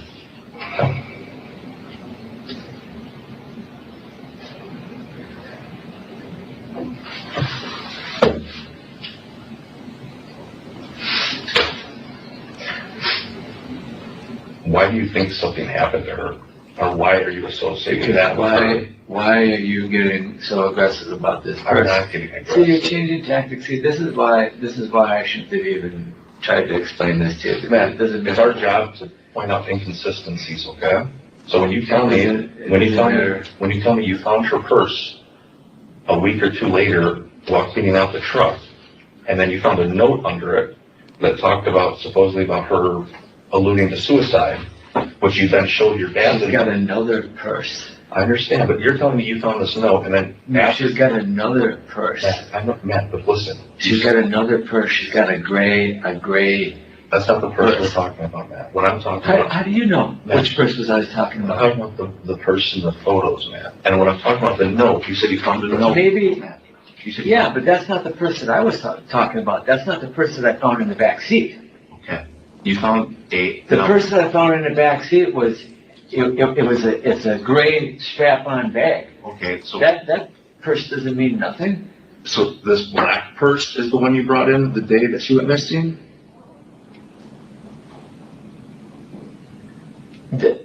Yeah, that was in the car. That was in the car. She left. In the front. In the front. And the other purse I found in the back. It's a shoulder bag purse. Matt, you understand, not too long ago I asked you what property she left in the truck, and you said nothing. She didn't leave anything. You said she left her phone at home, okay? You said she left nothing in there. You went looking around, nothing, okay? And then a week later, or 2 weeks later, you found her purse. I honestly don't recall everything. I don't know. The phone might have been in the car. Well, you said that Why? Matt, you said that you told her when you went to your appointment that I'll text you, and she said, no, I left my phone in the house. That's what you said before. Okay, so at this point, I would he's already asked if he was free to go. I would get up, walk out, and go get me a lawyer and not talk to anybody anymore. I think that's why he got arrested, is because he spoke too much. He was saying too much that was possibly making him look like he could have done it. Yeah, he should have got up, walked, limped out of there. And because they said he was free to go and just left. I don't understand why he's sitting there. If he is that innocent, why they're allowing them to sit and interrogate him and accuse him of this purse, this phone, that phone, and just end it all in one scenario and just walk out, walk to the nearest lawyer and get yourself one.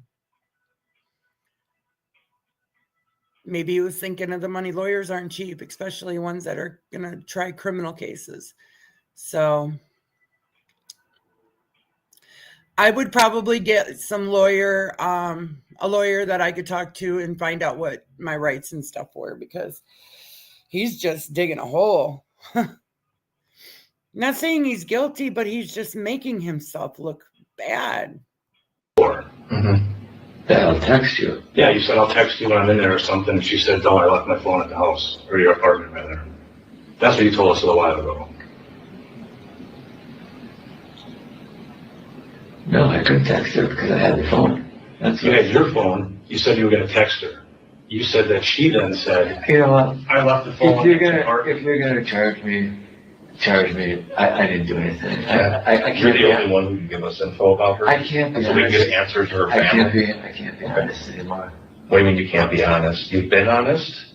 I can't be You honest. haven't been honest because you keep everything that I say. You see anything you say. Keep twisting. All we're doing is pointing out the inconsistencies on what you're because saying. I can't remember everything exactly. Okay, but remembering what somebody had for lunch a week ago is different from remembering. This is the last time you've known this woman most of your adult life, correct? Right? You have a daughter in common, supposedly, like you said. You don't know. You can't prove it. You view her as your daughter. I didn't do nothing. We didn't accuse you of anything. I didn't do nothing to this girl, regardless of the purse, regardless of the purses, regardless of the stupid water bottle. That water bottle was left in and out of the truck. There's so much crap going in and out of that truck half the time, I don't remember. If you carried her person from the car, why did you put it in a plastic bag? That's it. And why did you go on an exit that you didn't use earlier? I can use. I know you can. But explain to me why you would have to conceal a purse in a plastic bag. I can use any exit I want. And hypothetically, if I did move a purse, I would not want to be walking around with a purse looking strange. Why would you look strange carrying a purse? It's not over your because shoulders. I'm a man. You can hold it with your because hand. I'm a man. I'm a man. I put my daughter's Disney backpack on my back. Maybe. Okay, I have to get an attorney. Okay, Matthew. I'm trying. I don't think you are. No. You're not. You're lying. Okay, so we've stopped it at 21:41:59. Detective Seitz, did that conclude your interview of Mr. Pahl? Yes. And through this last clip, we saw some. Right. Actually, let's take a break now. Okay, that's right. It's 3:06. Let's have a 15-minute break. Okay, folks. All right, thank you.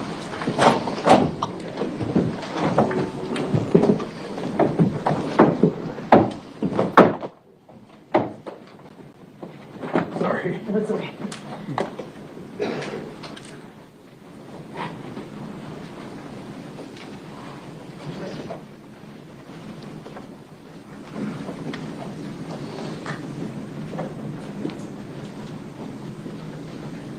All right, have a seat, everybody. Thank you.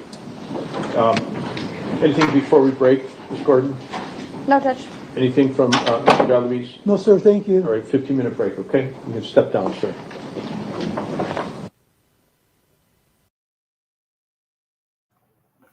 So, how did that interrogation go? Not so good.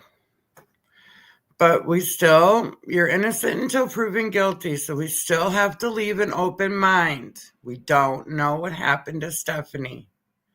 Remember, they couldn't do a cause or a manner of death, so anything could have happened. Anything.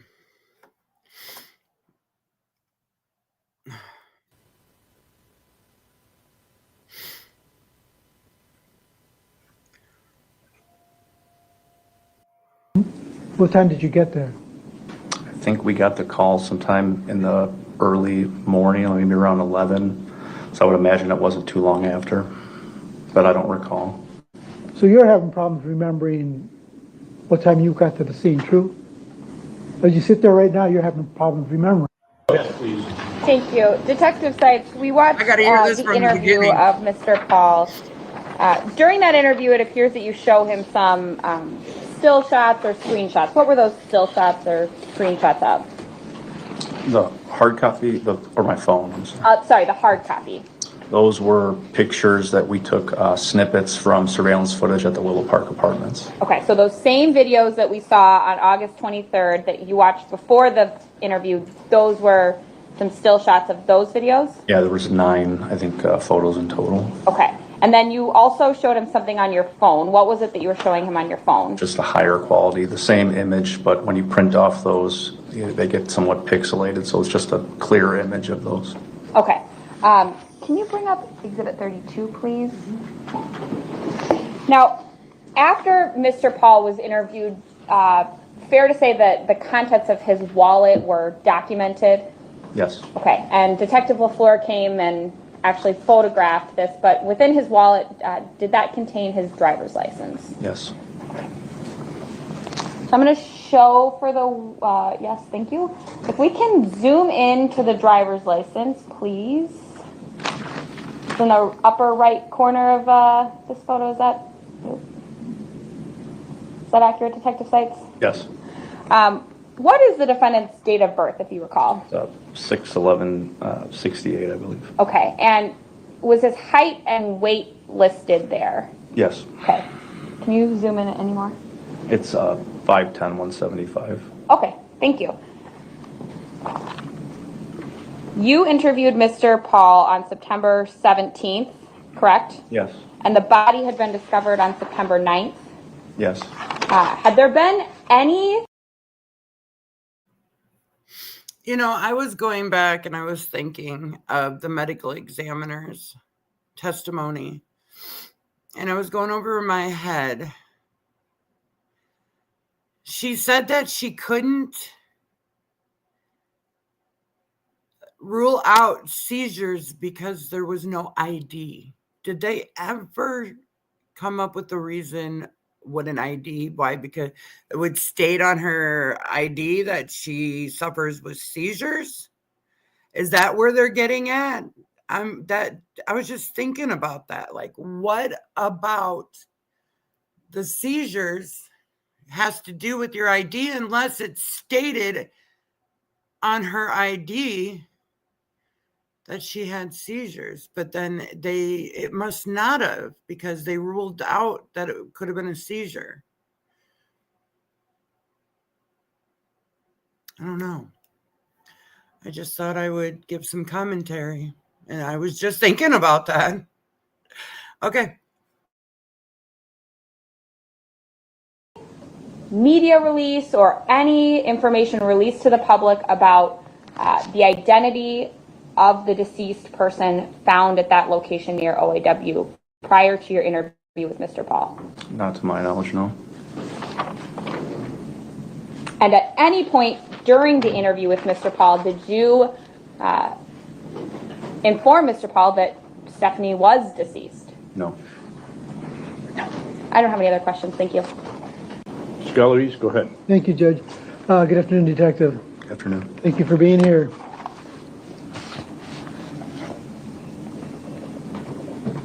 Now, it's my understanding that you took part in the initial investigation on September 9th, 2022. I assisted, yes. You went to the scene, Yes. too? And how long did you stay at the scene? I don't recall. What time did you get there? I think we got the call sometime in the early morning, maybe around 11. So I would imagine it wasn't too long after, but I don't recall. So you're having problems remembering what time you got to the scene, true?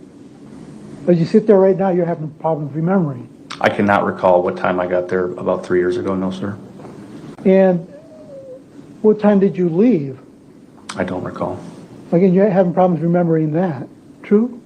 I'm currently unable to tell you what time I left, yes, sir. And did you leave in the afternoon? Again, I don't recall, sir.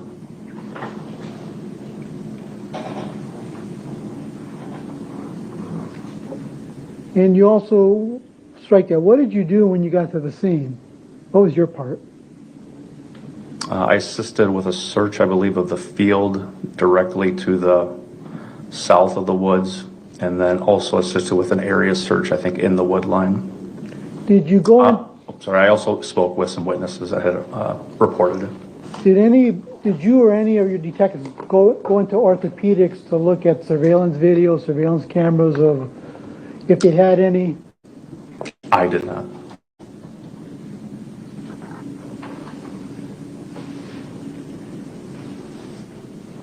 And then when was it that you learned Miss Pavlon's identity, that she was the person that was in the woods? September, I believe it was 12th of 2022. So when you were interviewing Mr. Pahl on September 17th, you knew she was found in the woods, true? Absolutely. You know she was deceased, true? Yes. So when he was asking you about her being alive or dead or whatever, you were telling him you don't know, true? I was telling him that she was missing because at that time the only people who knew she was deceased would be who we believe killed her and law enforcement. Right, so you were kind of lying to him, true? I was definitely using deceit as a technique. Right, you were yes. lying to him, true? You could use the word lie, yes. And when you took part in the search warrant of his residence, you did take part in that, true? Yes. And I'm talking about September 17th, 2022. How did that take place? I mean, who was there? Can you be more specific, sir? Like who? Just you? You were by yourself? No, I was not. Describe how that took place. Describe to the jury who was there with you to conduct the search warrant? There was multiple detectives from the Sheriff's Department and then the Tactical Enforcement Unit for the City of Waukesha Police Department, actually. What's that? What's the Tactical Enforcement Unit? Is that the vehicle with the tank? And It'd be like their SWAT team. is that with the tank? I don't think they have a tank, no. How did they get there? I don't know how they got there. I wasn't. So you have detectives, you have Sheriff's Department police officers? There was detectives from the Waukesha County Sheriff's Department, and then I don't know what the rank or title of from City of Waukesha was, but there was officers from their agency, yes. There are people from the Waukesha Police Department there too? Yes. And the tactical unit. See, you have a lot of police officers responding to this Mr. Paul's apartment, true? I don't know what the number was, sorry. Do you just go up to the door and ring the doorbell or knock on the door? What do you do? How do you get into the apartment or get his attention? I was not the one who went to the door to get his attention. From my understanding, the Tactical Enforcement Unit for the City Police Department carried out the warrant. As far as what the specifics of how they did that, I don't know exactly. So it's your opinion that they just went up the door and rang the doorbell? Again, I wasn't the one carrying out that warrant, sir, so I don't want to give bad information to the jury on how it was carried out. Is that the way it's normally done? They respond, the tactical unit responds and they ring the doorbell, or they smash the door down? Objection asked and answered. Overruled. You may answer. I don't know how they usually do it. There's a variety of ways that warrants can be executed, to include breaching a door, to knocking and announcing, there's several ways. So you entered the apartment? Eventually, yes. Yeah, Yes. did you notice that the entrance door was damaged? I do not recall the door being damaged. And during that search, you look at the pink water bottle, true? There was a pink water bottle found, yes. And in one of the cupboards or dressers, there was 2 purses, true? I recall the black purse that Stephanie was carrying being in the dresser at the end of the bed. You don't recall the second purse being found in? As I sit here, no, I don't. If I was to tell you that a photo of that, of the black purse was positioned alongside another purse, you would not dispute that, true? I don't have any reason to think you'd lie to me, no. And it was those purses were identified as purses belonging to Miss Pavlons. You wouldn't, in prior testimony, you wouldn't dispute that, would you? That those purses were identified as her property? Correct. I can only testify to the black purse. I don't, if you're telling me there's a gray purse there, and I know that Mr. Pahl mentioned a gray purse during the interview, I don't recall seeing a gray purse there, and I would assume it's hers, but I don't.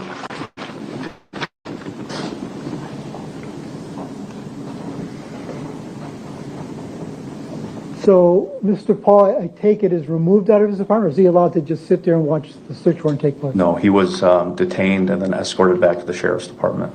Was he detained, was he just, hey, get in your truck and meet us at the sheriff's department kind of detained? To my understanding, Deputy Robakowski from our department transported him back to the sheriff's department. And it's true, I mean, he gets transported, he gets handcuffed, true? I would assume so. I don't recall. It would not be unusual when you're executing a search warrant to handcuff the occupants temporarily. So that very well may have happened. So it's kind of logical to assume that he's being handcuffed. He must think something's up, correct?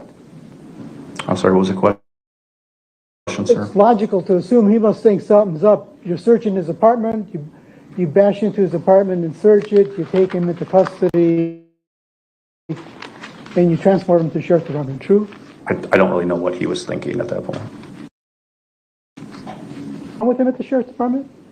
What do you mean, what's done with him? Yeah, where is he taken? To my understanding, he was escorted to the same interview room that we watched footage from, and then a deputy stood outside the doorway until Detective Fredericks and I arrived. Yeah, the records indicate that the search warrant was executed at 3:55 p.m. Would you dispute that? I think that's right. It was about the moment that he was also probably taken into custody? I would assume so. And when you handcuff somebody, that means you're taking them into custody, true? You can detain them, sure. Again, I don't know if he was handcuffed. You're telling me, I would assume he might have been, but I don't know that for certain. But that kind of equates, right? You're handcuffing somebody, transported into the sheriff's department, they're more likely in custody, true? That we would be detaining them, yes. They're not free to leave, that's correct. At that point. And then he's placed in a room where you conducted this interview, true? He was escorted to interview room 1, yes.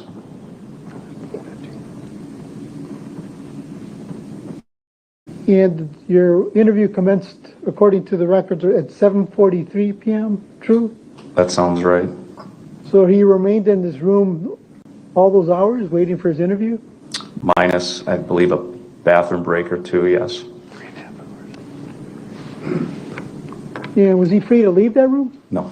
The room was locked, right? No. The room was not locked? No. So he could get out and go home? He's not free to leave, but the door's not locked. Right. So if he tried to leave, you guys would stop him from leaving? I wasn't there again, but no, at that point he was not free to leave.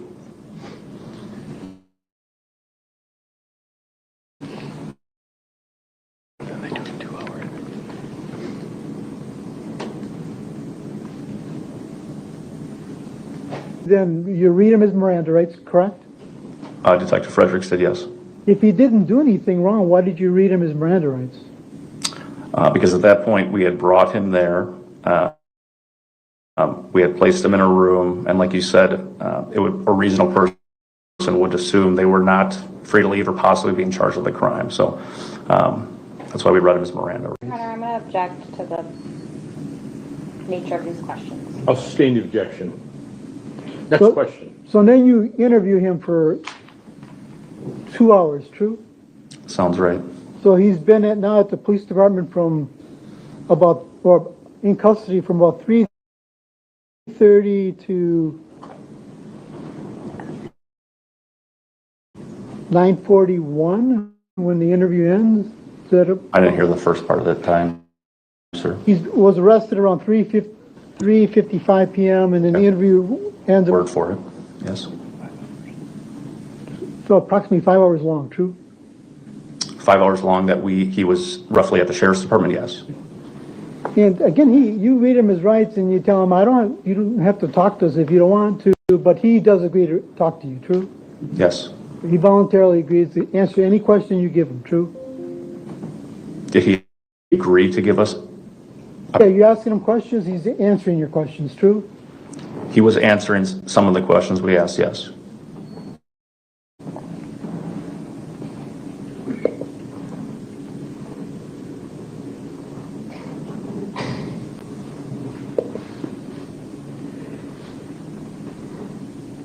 And did you verify, I mean, he told you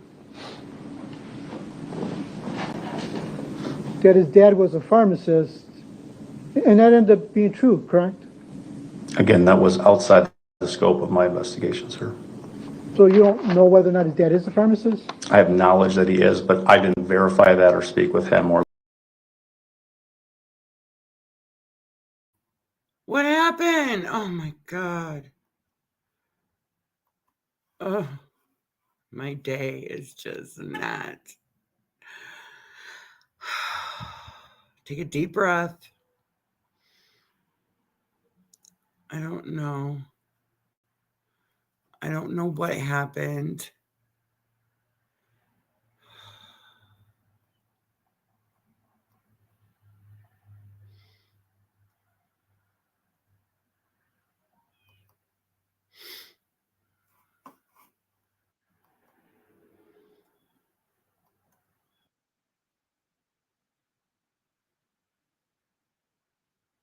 Indicated to you that at one point in time he was with Stephanie and she was in his vehicle and she lost her bladder. She peed in her pants.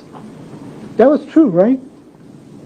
He stated that, yes. Yeah, you ended up researching or investigating this, and that's verified on the Willow Park videos, true? That's what happened?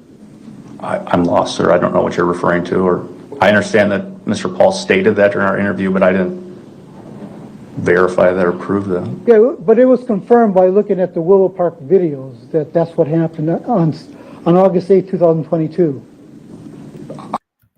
Oh my gosh. Why does my computer keep doing this?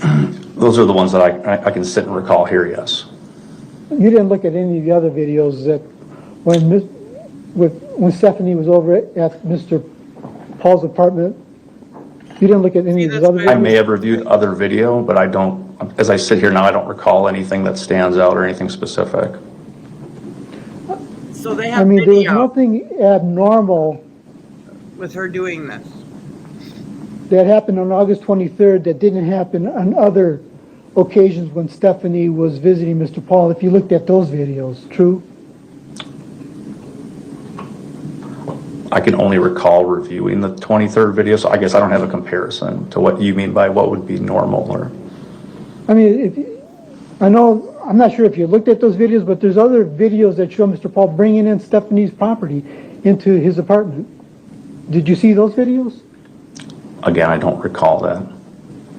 Where you could see him bringing in that pink water bottle on another occasion. Did you see that video? I don't recall watching that video, no, other than what was seen on the 23rd that I testified to.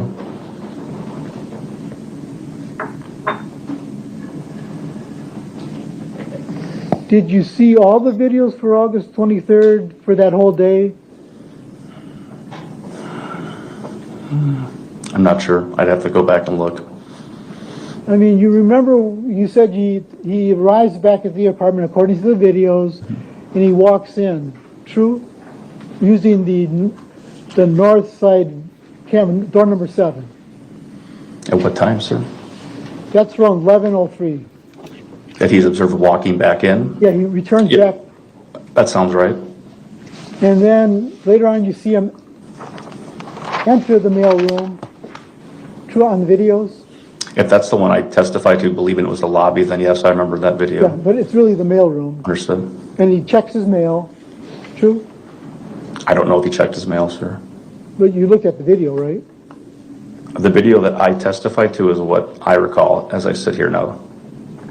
And after that, he exits and goes back to his truck, true? Yes. And then he comes in with more things, true? Yes. Through this door number 7, true? Yes. And he has carrying a bag full of items, true? When he comes in the second time. Yes. And then later on in the day, about 4 hours later, he leaves and goes for a bike ride. Did you see that video? I don't recall that video as I sit here.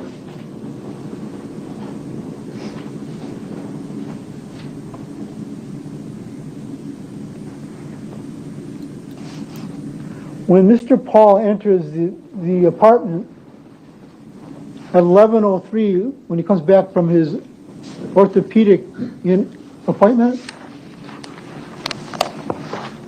where's Stephanie? At 11:03? He comes in, he's carrying that pink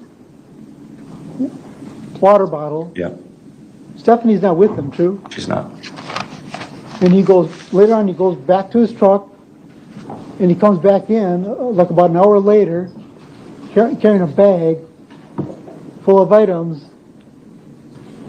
Stephanie's not with him, correct? No, Where is she? I don't know. To my knowledge, she is in the woods by OAW. So at 11:03, when he got back, she's in the woods. I can't give you a definitive time, sir. I can just tell you the last time I see Stephanie on video, and I never see her again after that. So it's your belief she's in the, Again, if I misspoke, I don't know exactly. I just can tell you where I last saw her, and that was leaving the apartments. she's not in his truck. You don't believe he left her in his, he's got her in his truck, do you? Do I think she's sitting in the truck at that point? Correct. No, I do not. I mean, not just his truck. You don't think she's in the front passenger seat sitting, do you? Okay, wait a minute. Okay, so they said they leave the apartment together, but is she in the truck when they leave the apartment the first time? I'm confused on that one. I've been writing this stuff down, and she left they left the apartments, but he can't tell you if she was in the truck. So then how can that tell you? Then how can they say that he did this if they can't even say she was in the truck? I'm not getting this. This trial's very confusing, has a lot of twists and turns, and Ronnie's getting a headache. Okay, let's hear the rest of it. I don't have any reason to believe that. You don't think she's in the back seat, sitting in the back seat or positioned in the back seat of the truck, do you? I don't have any reason to believe she's in the truck. In the back of the truck, do you think she's back there? I don't have any reason to believe she's in the truck, sir.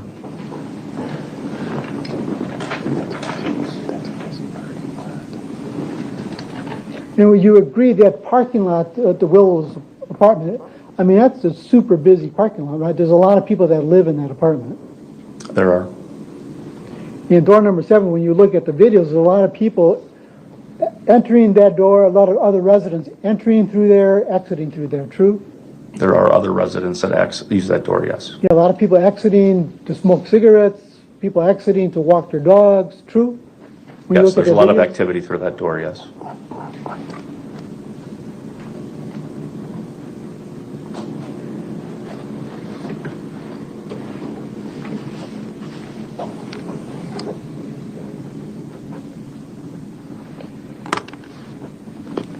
And when Mr.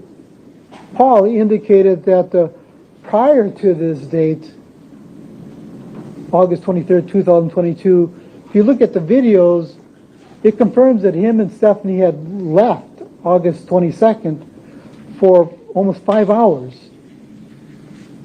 Did you look at that video where they had left at 10:02 and returned back at 2:51 the day before? As I said again, I don't recall the video from prior to the 23rd, or I recall the 23rd video. You remember that he said, he told you they went to go buy a bed, him and Stephanie? He did testify to that, or he did state that, yes.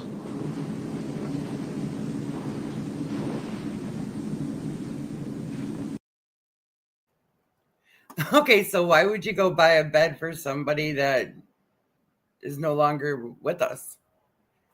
That didn't make a whole lot of sense. I guess I'm just not understanding their investigative procedures.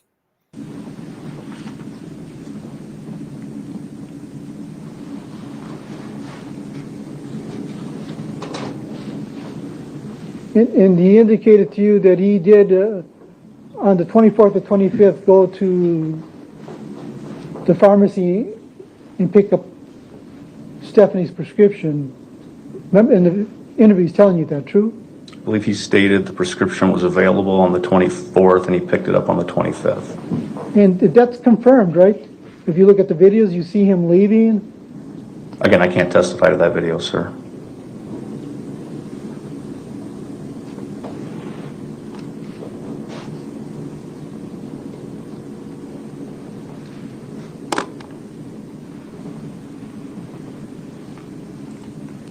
And he also tells you that, I went to a car wash. And he tells you, he didn't have to tell you that, true? That he found the note when he went to the car wash in another purse, true? He didn't have to tell me that? Right. I mean, yes, I agree. I guess he didn't have to tell me And that. you guys verified that he went to a car wash, true? Again, I didn't verify that video, sir.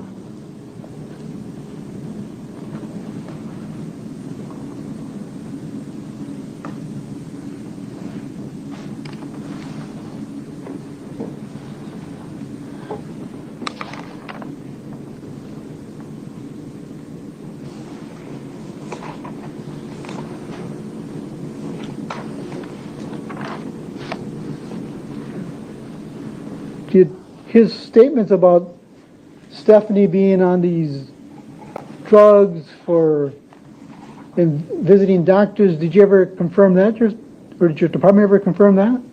Or is that beyond your knowledge? It's beyond my knowledge. My involvement pretty much ended after the interview, sir.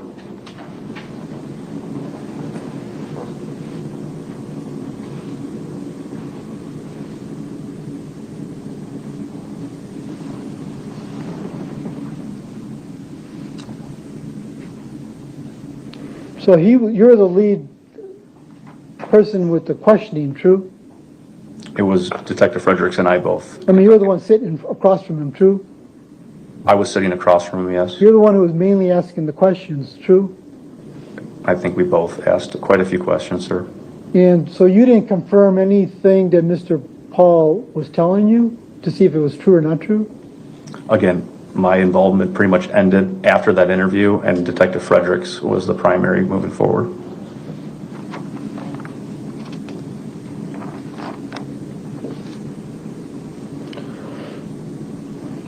Mr. Pahl eventually was released that day, true?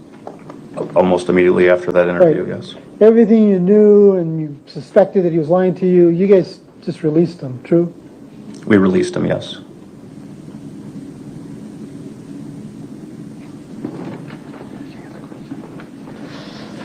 I have no further questions, Judge. Redirect. Thank you. Detective Seitz, I'm going to show you what's been marked as Exhibit 28, please.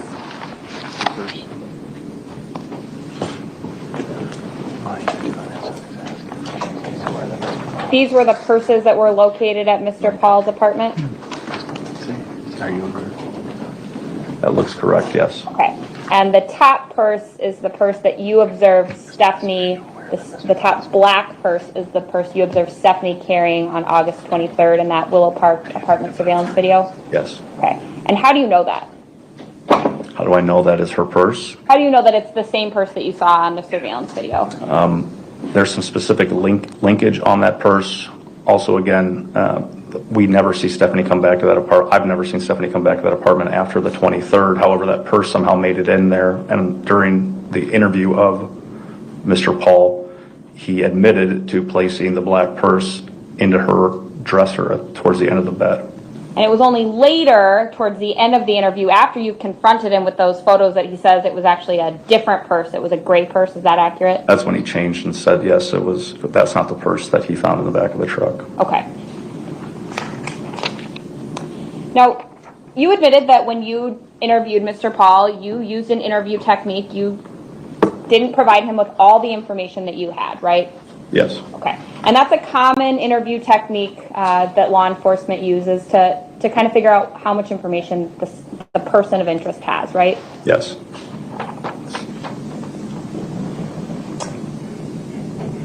You were asked about when Mr. Pahl returns to the apartment at 11:03. His truck returns to the apartment in the surveillance video at 11:03, but it's not until a little bit later, around 11:15, that he actually enters the apartment complex. Does that sound accurate? That sounds right, yes. Okay.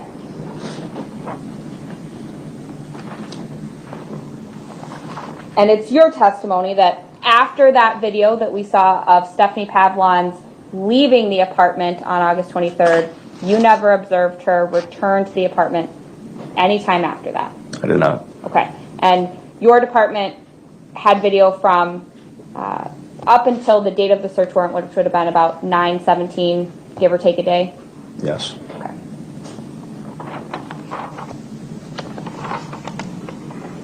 And it was not your job in this investigation to confirm some of the things that Attorney Galaviz is asking you about. It was your job to be in the interview and let some of the other detectives, Detective Fredericks, Detective Plennis, follow up on that information? Yes. Okay. It was just important for you to be prepared for that interview and know whatever information the investigation had up to that point. Correct. Did the investigation continue after Mr. Pahl was released that evening? Yes. I don't have any other questions. Thank you. Recross? Just a few questions, Judge. Detective, but it was not uncommon if you looked at the other videos of Mr. Pahl and Ms. Pavlons coming to the apartment that they would not enter the apartment right away. If you looked at the other, that was quite common, true? Again, I don't know which specific video, and again, as I sit here, I don't recall any other specific videos that you're referring to. Did you look at any videos at all, if you remember, of Mr. Pahl always having to sneak Ms. Pavlons into the apartment? No, that doesn't ring any bells. Where he would enter from one door and then he would open up the door number 7, the north door, and leave it ajar, and he would walk up and later on Ms. Pavlons would sneak in? You don't remember seeing any of those videos? I don't recall reviewing that video, specific video, no. Or seeing any other videos where he would... Judge and counsel's testifying. Strike it. I'll restate it. All right. Or seen any of videos where she would leave out the south door and he would leave out the north door when they would leave out of 2 different doors? It was very common. Well, like the one I testified to, this that was one point where I believe he left out door 4 and she left out door 7. Right, which was quite common in the other videos, that she would leave out one door and he would leave out another door. True? You didn't remember seeing those videos? Can't testify to that, sir.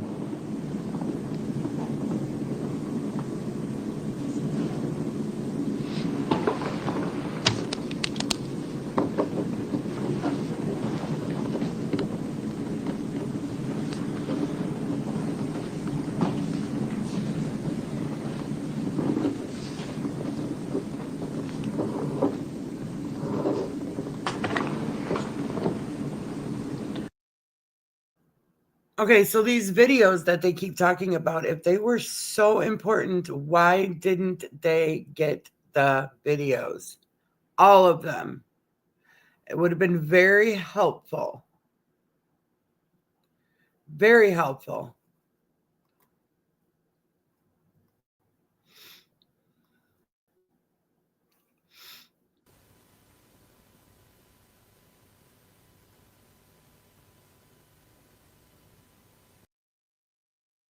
And I'm sick to my 30 to 9:41 when the interview ends? Is that I didn't hear the first part of the time, sir. He was arrested around 3:50. 11:03. Me carrying on August 23rd in that Willow Park apartment surveillance video? Yes. And then let me talk to the attorneys about timing and witnesses and such. Comment, true? Again, I don't know which specific video, and again, as I sit here, I don't recall any other specific videos that you're referring to. Did you look at any videos at all, can you remember, of Mr. Pahl always having to sneak Ms. Pavlons into the apartment? No, that doesn't ring any bells. Where he would enter from one door, and then he would open up the door number 7, the north door, and leave it ajar, and he would walk up, and later on Ms. Pavlons would sneak in? You don't remember seeing any of those videos? I don't recall reviewing that video, specific video, no. Or seeing any other videos where he would Objection, counsel's testifying. strike it? I'll restate it. All right. Or seen any of videos where she would leave out the south door and he would leave out the north door when they would leave out of 2 different doors? It was very common. Well, like the one I testified to, that was one point where I believe he left out door 4 and she left out door 7. Right, which was quite common in the other videos, that she would leave out one door and he would leave out another door. True? You didn't remember seeing those videos? Can't testify to that, sir.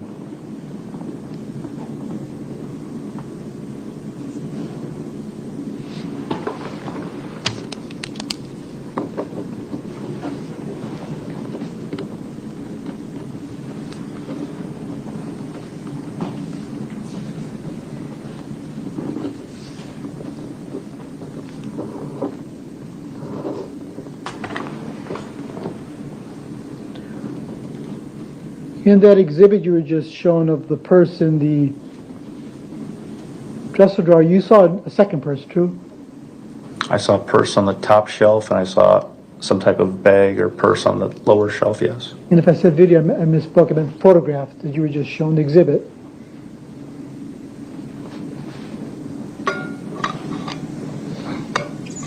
Are you aware at all that Mr. Pahl is colorblind?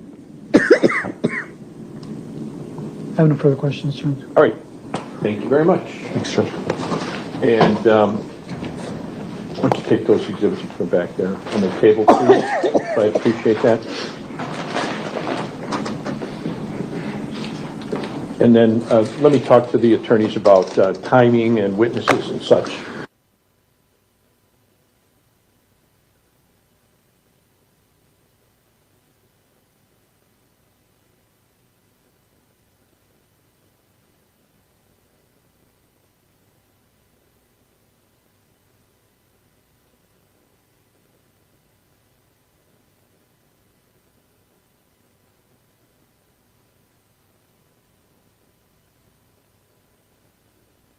I'm debating on if I should start day 3 or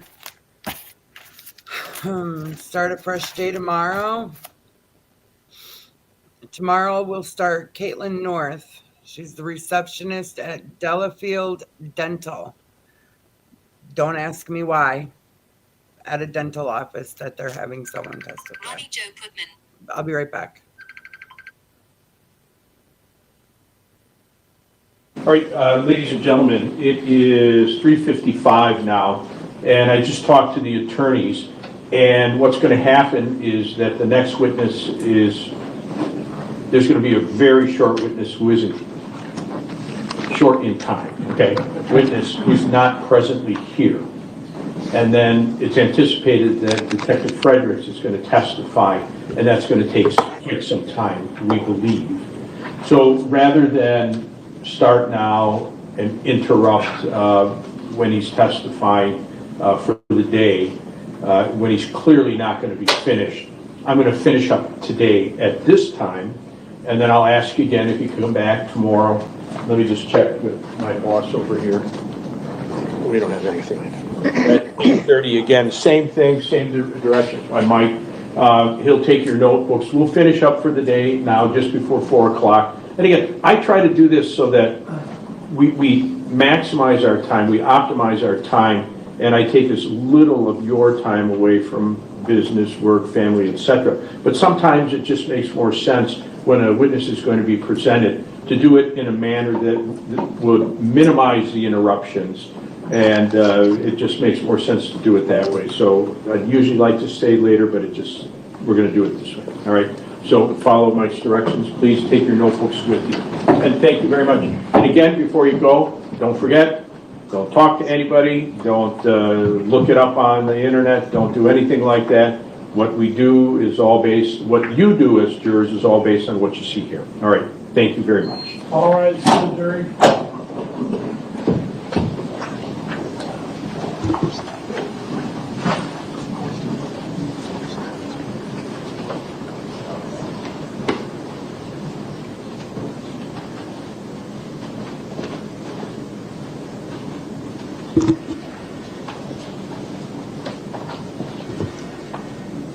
All right, have a seat, everybody. Thank you. All right, you've taken care of everything except number 73, Exhibit 73. I understand that you're going to admit that or attempt to do so with Detective Fredericks, I presume? You can move now, okay. Okay, so I'll move it into evidence now. I think also Exhibit 75 are portions of a video, and we have Exhibit 74 as the entire video. So for the record, Exhibit 74 does exist on the flash drive that the court will get.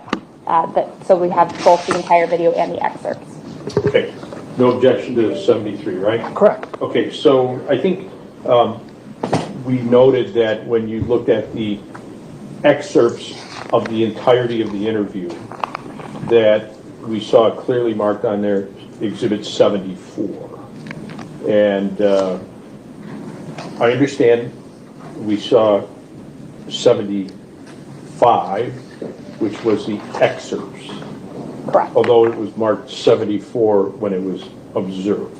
It says 74 and then the timestamps of the video that we are watching. Right. And so just, I understand. I just want to make note of that for the record as well. And you might want to clarify that for the jurors also, because it did clearly say 74 on it, right? I presume that the excerpts were because some of what was said in the entirety would not be admissible. Correct. And we've talked about that before, right? Okay, and that's why you stopped it at some portions. Yes. Well. All right. Anything else from the state? No. All right. Anything else, Mr. Galaviz? No, sir. Thank you. Wolf?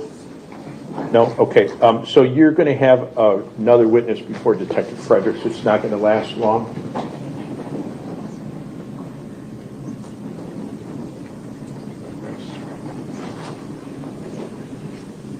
So we have two witnesses that need to testify tomorrow morning. They would not be available in the afternoon. So we might end up having to call both of them before Detective Fredericks so that we can guarantee they are completed, and then Detective Fredericks would start and would likely go into the afternoon. Okay, what's the nature of their testimony?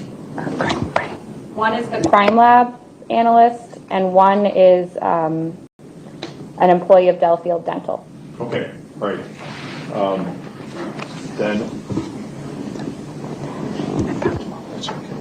Okay, then we'll finish up for the night. Thank you very much, everybody, and good luck. That's fine.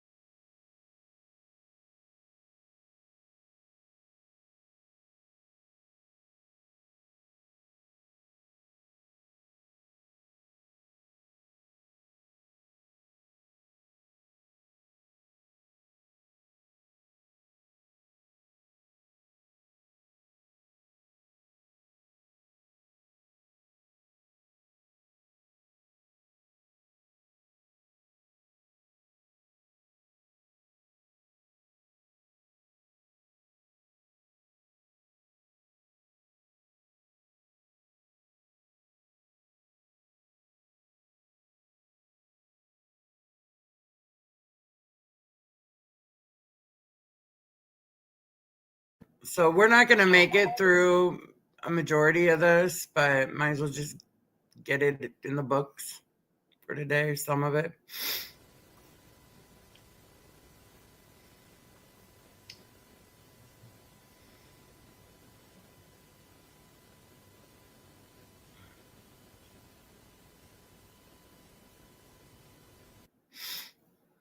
So, And that's the first only one up thing, is right? Caitlin. Okay. Anything from the defense? Any comment on anything? No, sir. Any problems with me reading the agreed facts first thing this morning? No, sir. Okay. And, all right, then, anything before we bring the jurors in from the state? No. Defense? No, sir. Okay, here we go.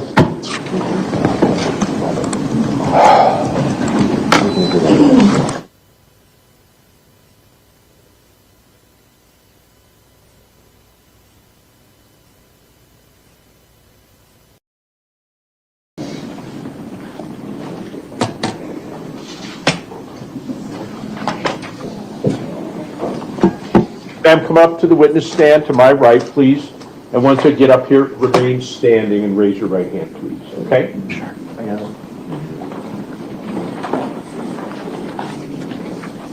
Face our clerk over there, please.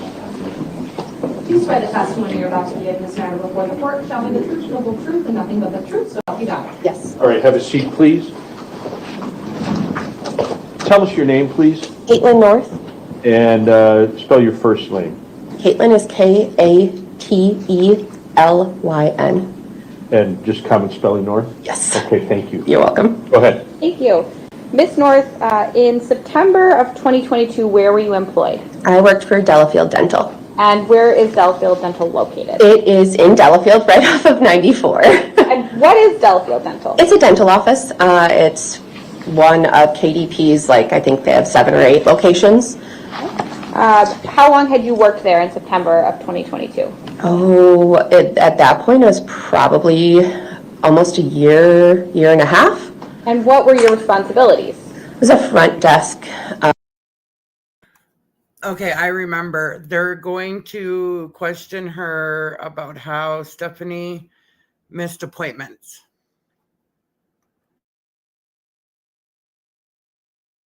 Treatment coordinator, so answering phone calls, managing patients, checking them in, checking them out, providing treatment estimates, and going through like what their treatment would look like for their treatment plans. When you were working there, was it also your responsibility to make reminders to patients of their appointments? Oh yeah, that was one of our daily things. Is if a patient hadn't confirmed their appointment through like our automated system, then we would call to remind them of their appointment, and then just make sure they were confirmed, like coming in. Okay. So. You said if they didn't confirm through your automated system, what was the process to remind a patient of an appointment? Yeah, so we had like just an automated system. So pretty much 2 weeks before your appointment, you'd receive an automated text message that would say, you have an appointment with Delafield Dental on such and such date and such time. And then like 5 days beforehand, you'd pretty much receive another one, like if you didn't confirm that first one. So it'd always say like, please send a C to confirm. And so if by the time like 2 days before your appointment, you didn't confirm, we'd start calling. And then like, if you didn't arrive for your appointment, we pretty much give you like a little window. And if you hadn't confirmed and you hadn't showed up, then we'd call and we'd just see if you're on your way. And if you were on your way, then if it was in a lot of time, then we could still see you. Okay. I'm going to show just for the witness first, Exhibit 108. It's going to take a couple seconds for it to show up on your screen. I have it on my screen. Let me know when you have it on your screen. Yep. Okay.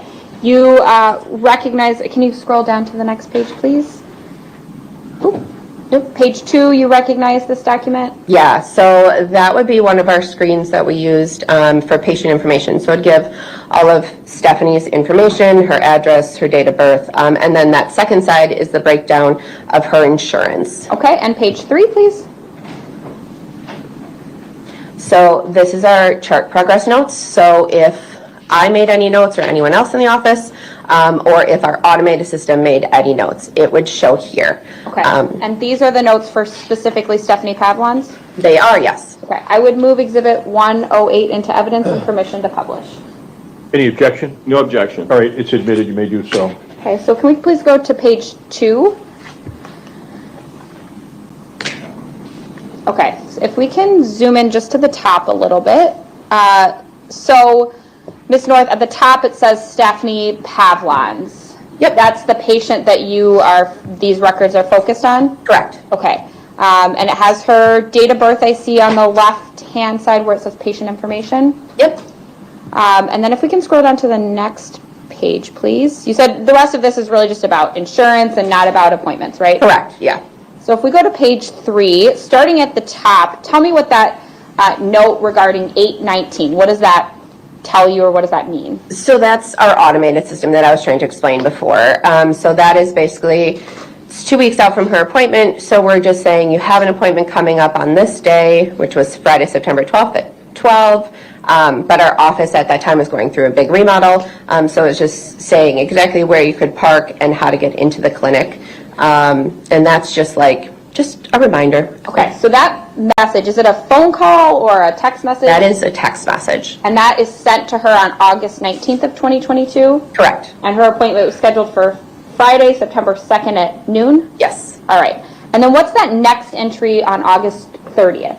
So that would be the one where you can confirm from. So that's saying you have your appointment coming up on Friday, September 2nd at 12. Please text a C to confirm. And then if she were to text a C to confirm from that date, then we wouldn't have to leave a message to confirm. Okay, so on August 30th, a second text message is sent. No confirmation is made, so your office continues to follow up. Correct. What about the message? Then we see a couple entries on September 2nd. What are those telling you? Yeah, so that first one that has a little note where it says unscheduled appointment 12 p.m.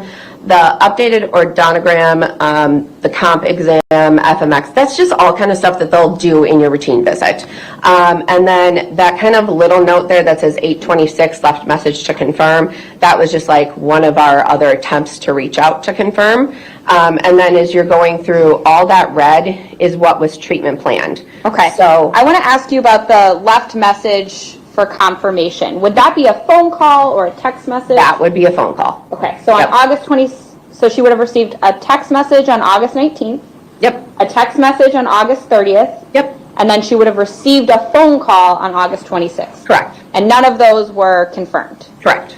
All right, now if we can scroll down a little bit, I see in black there's a notation for 9/2 missed appointment. Tell me about that. Yeah, so that's basically saying that at 12:10, she still wasn't there, so we switched her appointment to then mark it as a missed appointment, an unscheduled appointment.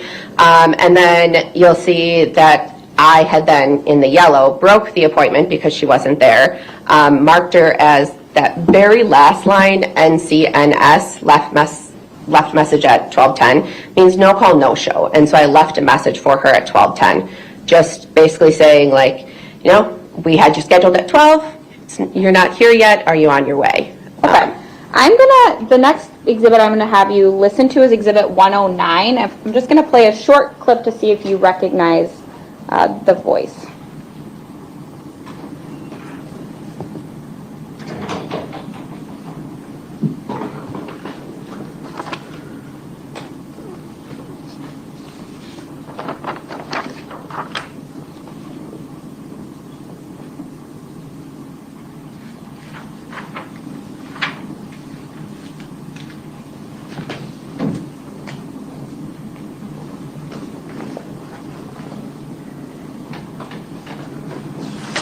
This message is for Stephanie. This is Katie calling from Delafield Dental.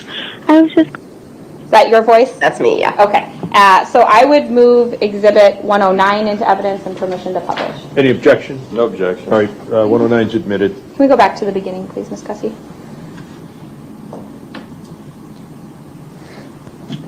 This message is for Stephanie. This is Katie calling from Delafield Dental. I was just calling to let you know we look forward to seeing you this coming Friday, September 2nd at 12 p.m. for your new patient appointment. Again, that is this coming Friday, September 2nd at 2 p.m. Thank you, Stephanie. Have a great day. said the wrong time that second time. Whoops. Okay, but referring back to Exhibit 108, there was an indication that a message was left on August 26th. What we just listened to, that was the message that you left for her on August 26th. Is that right? I would assume so, yeah. Okay, because next Friday would have been right in a few days. Yes. Okay, so you leave a message on August 26th saying she has an appointment on September 2nd. Then if we can play a short portion of Exhibit 110, please.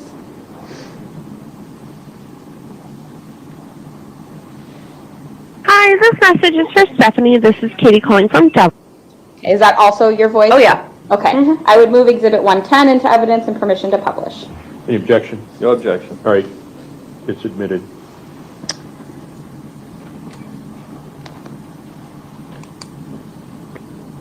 Hi, this message is for Stephanie. This is Katie calling from Delafield Dental. We have you scheduled today for your new patient appointment at 12 o'clock. The time is now 12:10. We were just calling to see if you were on your way or if we do need to go ahead and get that appointment rescheduled for you. We can see you up until 12:15, so if you are on your way, please go ahead and give us a call back here within the next 5 minutes. And if not, then just give the office a call to reschedule. Thank you. Bye-bye. Okay, Ms. North, so that message you left for her on September 2nd. Correct. And ultimately, based on these records, she did not show up for that appointment. She never called to reschedule? Yeah, correct. Okay. And if she had called to reschedule, would that be listed in those notes on Exhibit 108? It would have, yeah, because then we would have taken that missed appointment that I broke and created a new appointment. So then it would have had like the new date with all of that stuff in red listed again as treatment planned. So based on the records from Delafield Dental, Ms. Pavlons never had contact with the Delafield Dental office following that missed September 2nd appointment? Yes. Okay, thank you. I don't have any other questions. No questions, Your Honor. All right, thank you very much, ma'am. Thank You're you. excused.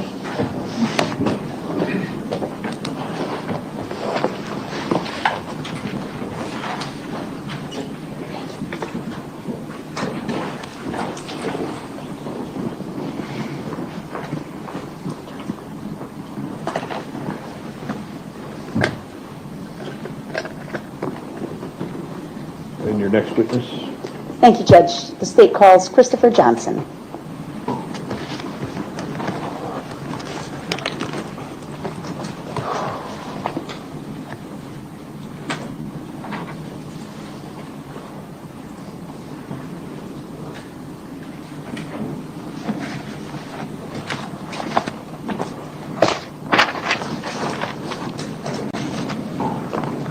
You can come up to the witness stand, please, and once you get up here, remain standing and raise your right hand to be sworn in, all right?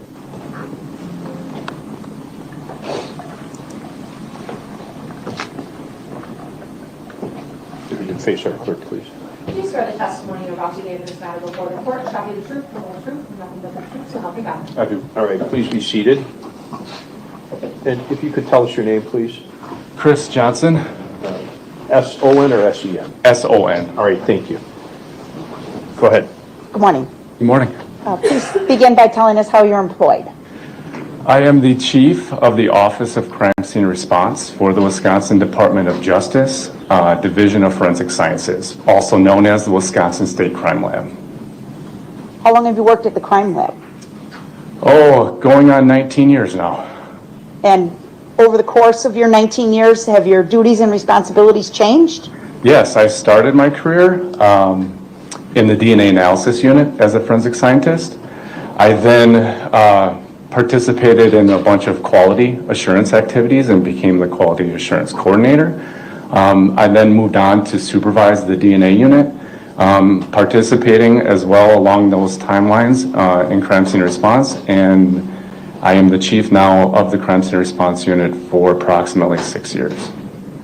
I'd like to display for you Exhibit 125, please.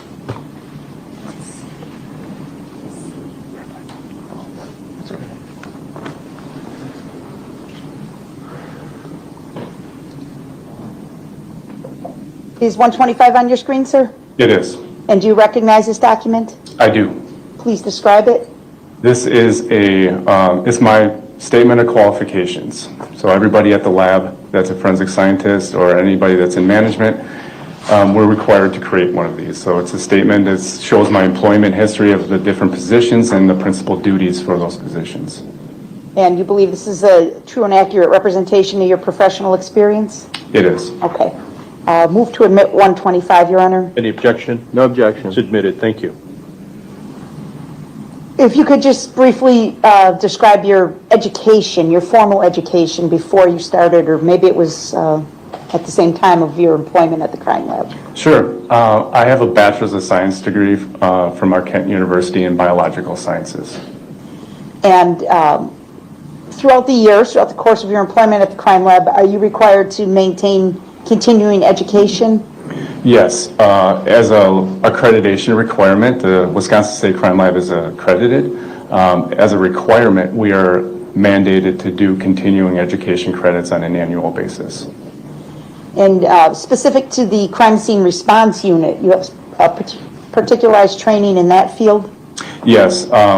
We have a pretty comprehensive in-house program that's instructed by various technical leads of various disciplines, and it culminates with a mock scene and a mock court testimony. Have you ever testified in court before? I have. About how many times? Throughout my entire career, probably in the 35 to 40 range. And crime scene response is really popular in the movies and TV now, isn't it? That's for sure. Yes, it is. Is real life similar to what you see there? Real life is similar. It's just at a lot slower pace. Obviously, for entertainment purposes, everything's sped up a little bit. Okay. And about how many crime scenes would you say that you and your team have responded to? Oh, hundreds, 500. When do you get called out? We get called out anytime law enforcement has a request for technical assistance. So if it's something that they're not used to processing or something that they need help with chemical processing, we do only respond out to those major crime scenes. So death investigations, homicides, officer involved, critical incidents. And you will go to the location if necessary? Absolutely, yes. We'll go ask for an address or ask for a location where certain items may be, and we deploy a team to go process those, whatever may be there. And your operation is also 24/7, 365? Yes, 24/7, 365. Okay. Any further voir dire of the witness, Mr. Wolf or Mr. Galaviz? No, Your Honor. No. Thank you. I'd like to now ask you about the date of September 20th of 2022. Do you recall being asked to assist the Waukesha County Sheriff's Department with an investigation on that date? I do recall, yes. You and the crime scene response team? Correct. Me and one other individual responded to the secure facility where this vehicle was stored. So you were specifically asked to search a vehicle, is that correct? That's correct. Okay. Just 1 second, please.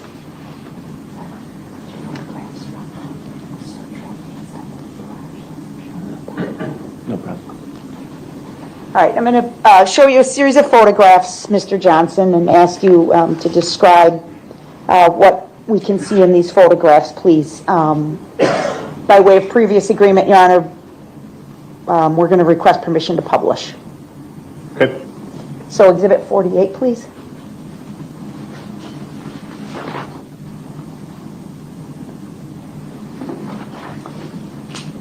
Do you recognize Exhibit 48, Mr. Johnson? I do. And please describe what we see here. This is a photograph of the passenger side of a Toyota Tacoma. Is this the vehicle that you searched? This is the vehicle we searched and processed, yes.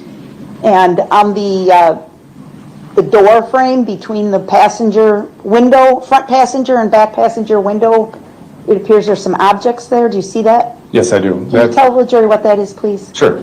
That's evidence tape going across the seam of the door, and it preserves the integrity of the evidence. So it was sealed, and we cut that tape in order to gain entry into the vehicle. Okay. Is that standard procedure that it would be sealed? Yes. By the authority that seized the vehicle? Yes. Why do they seal it up? To preserve the integrity of whatever might be inside. It shows that nobody has gone into it since seizing that vehicle and recovering it on a warrant. So it just speaks to the preservation of the integrity of the actual item of evidence. Okay. Exhibit 127, please. Please describe, sir. This is an overall photograph with both the driver door and the rear driver door open, showing the passenger compartment, so to speak. So is it, appears to be like an extended cab? Yes, extended cab, yes. Is there a back seat? There is a back seat, bench seat. It's currently, I believe it's folded up so you don't see the seat bottom. Did you do that? No, That's how you found it? that's how I found it. This would essentially be when you first opened the doors, this is how it looked inside from the driver's side. Correct. The way in which we go about is we'll photograph 360 going around the vehicle. We will process anything on the outside of the vehicle that we deem necessary.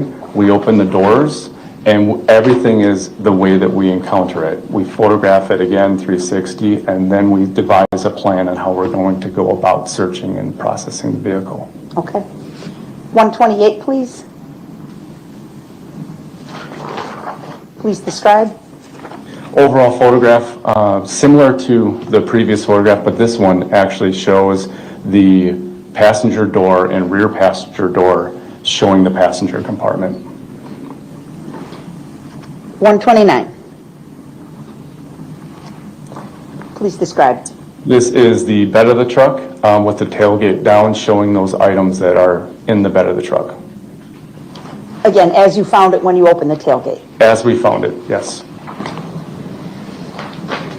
So you said after you photograph everything, you then kind of devise a plan on how to go about searching the vehicle, correct? Correct. What did you do in this case? So part of our main job is to preserve the integrity of the evidence, and this is done through a mechanism called crime scene approach, crime scene assessment, and development of a processing strategy. So vehicles are inherently set up as a very easy way to search. They're set up as zones. So our search method was a zone. After we photographed and documented it, our plan was to do compartment by compartment, pulling those items out, evaluating those items after they were documented for any evidentiary value. And if it was deemed evidentiary value, they were collected. I'm going to ask you to focus the part of the search that involved the footwell of the passenger seat, okay? You remember searching that area? Yes, I do. All right, I'm going to show you a series of photographs involving the passenger footwell. Exhibit 130, please. Is this the how the footwell appeared before you disturbed anything inside the vehicle? Yes, that is. Okay. 131, please. What do we see here? Lifting up the foot mat that's in the footwell, we see a piece of white styrofoam looking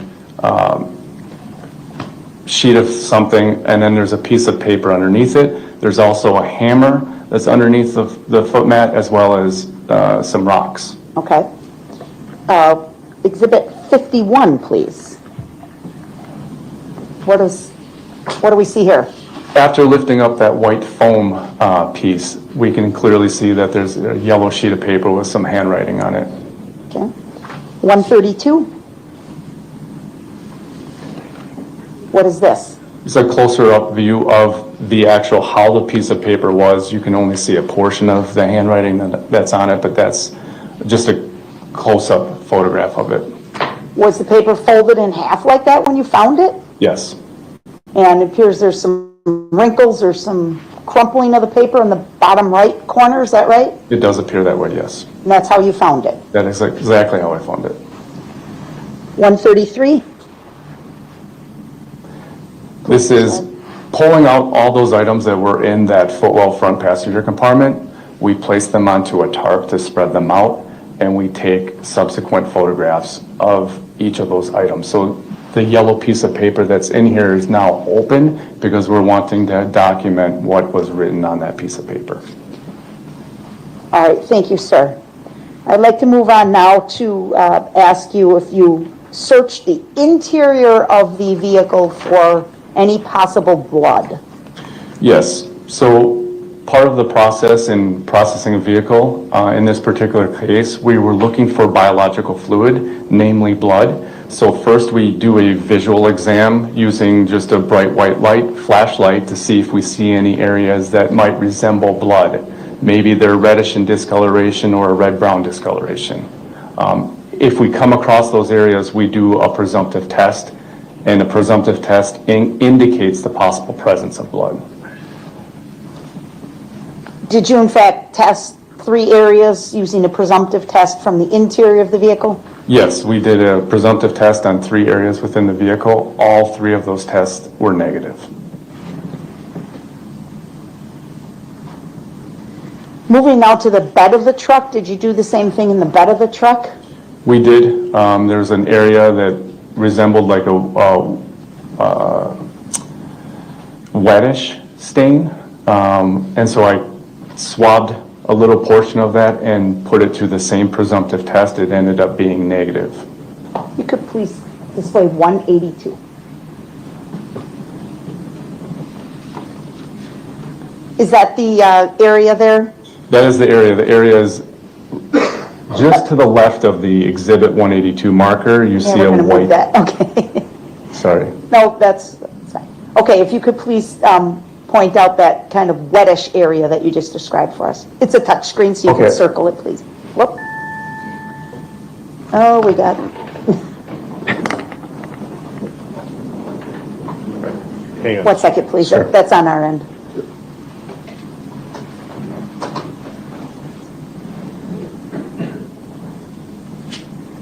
Try now. There we go. Okay. And I can see a darker colored object or something, and then a lighter color object in that photograph. Maybe you can zoom in on that. Hang on, before you do that. My bad. May we please preserve 182A, Your Honor? Yes. Okay. Now, if you would clear it, please, Madam Clerk. And zoom in on that.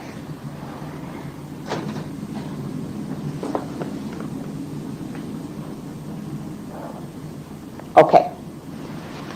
Go ahead and describe this for us again, please, Mr. Johnson. So the white piece in here, I underlined that white. It's a label, it's a sticker that has a scale on it. So we put that down when we see stains so that we have visual representation of how large that stain appears.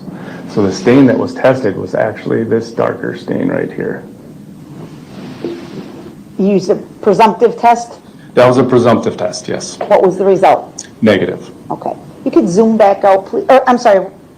Preserve 182B, please.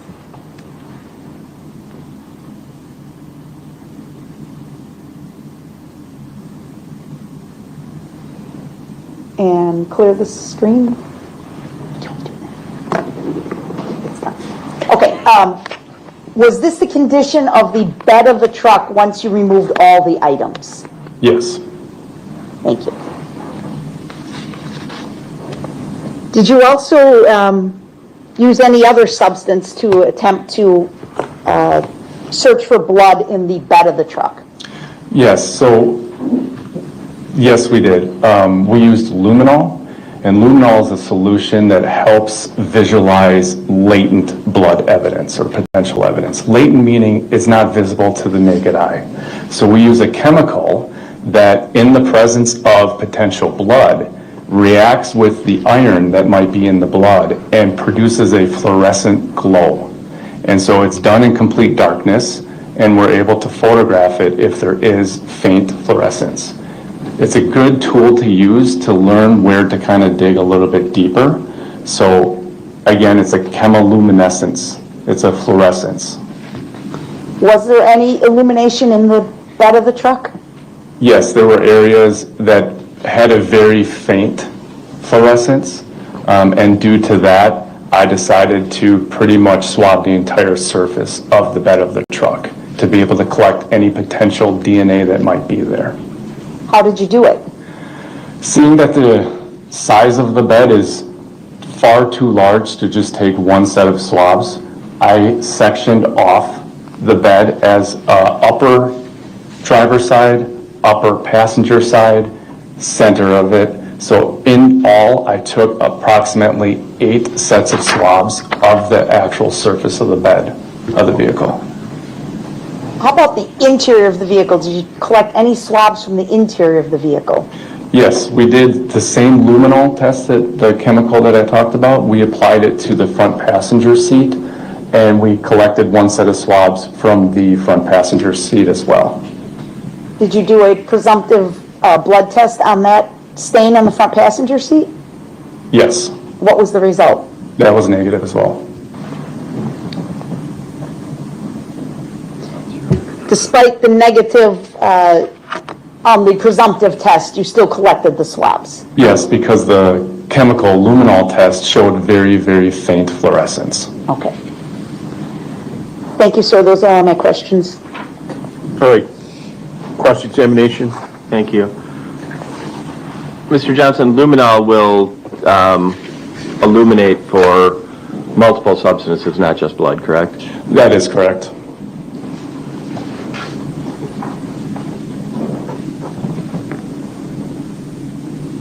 And how long have you been basically with the Wisconsin State Crime Lab? Going on 19 years. Okay. And we saw a lot of photographs that were taken in this. Did you take a lot of photographs in the course of your investigation in this case? I was assigned to be the team leader, so I have another member that took all of these photographs. Okay. Approximately how many photographs did you take? Of the vehicle? Yes. 356. And why do you take photographs again?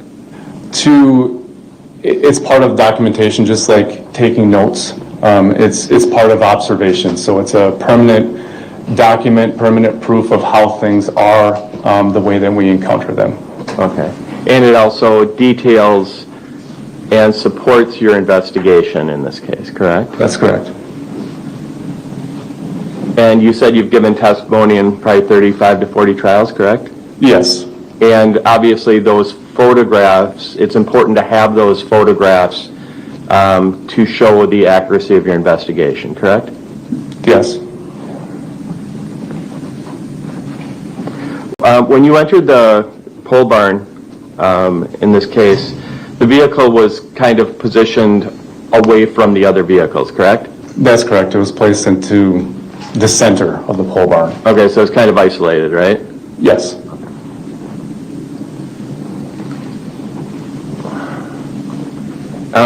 Did you examine the exterior of the vehicle, is that right? Yes. Did you, through visual inspection or through luminol, did you notice any type, or did you get any hits or indication of anything on the outside of the vehicle? No, nothing of evidence or value popped on it. Just in particular, did you look at the back bumper and the back tailgate at all? Yes.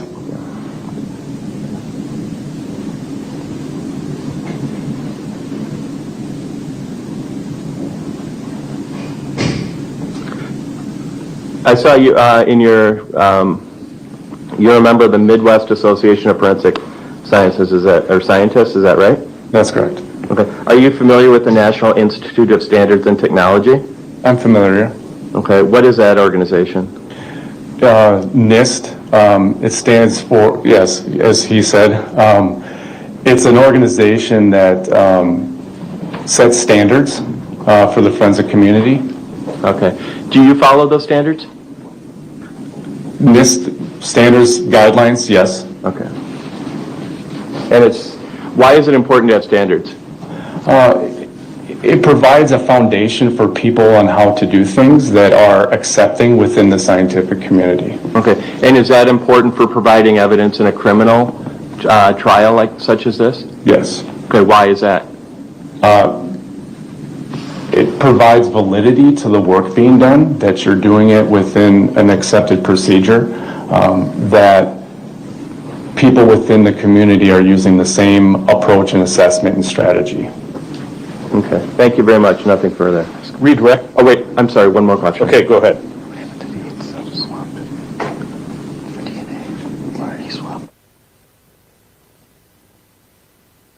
Confirming you, the 8th.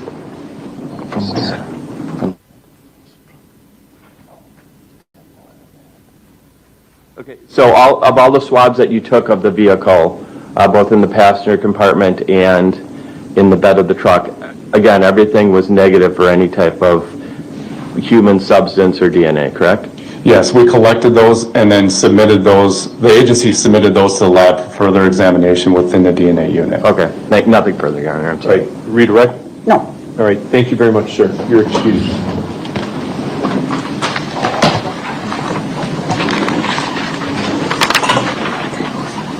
Thank you.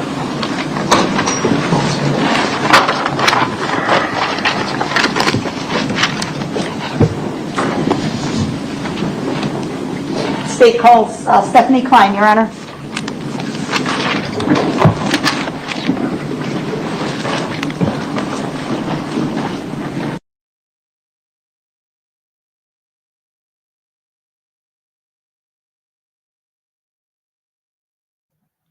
Stephanie Klein is a Wisconsin State Crime Land senior analyst. So pretty much the same thing as the last guy. But this is a woman.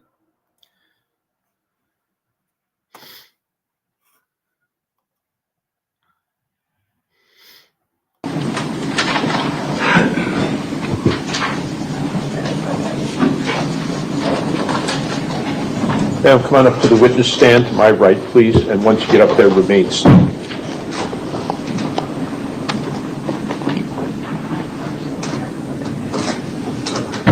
Could face our clerk, please.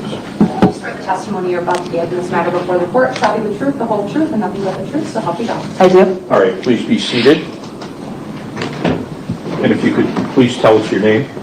Stephanie Klein, Spell the last name, please. Kleine. Thank you.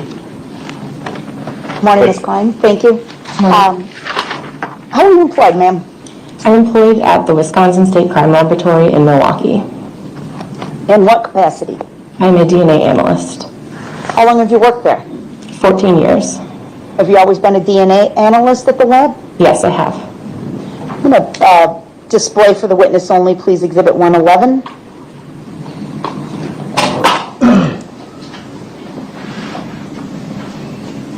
Do you recognize, is it on your screen? It is not. Oh, it is now. Okay. Do you recognize this document? It appears to be the first page of my statement of qualifications. All right, and if you look over on the right-hand side, you can see it's a total of a 4-page document. Is that correct? Correct. And is this a document you completed? Yes. What's the purpose in creating this document? This states my qualifications and trainings that I've attended throughout my employment at the Milwaukee State Crime Laboratory and any jobs that I've held in the field prior. So can you please tell the jury what your formal education is? Yes, I received my Bachelor of Science degree in Forensic Chemistry and my Master of Science degree in Forensic Science, both from Marshall University.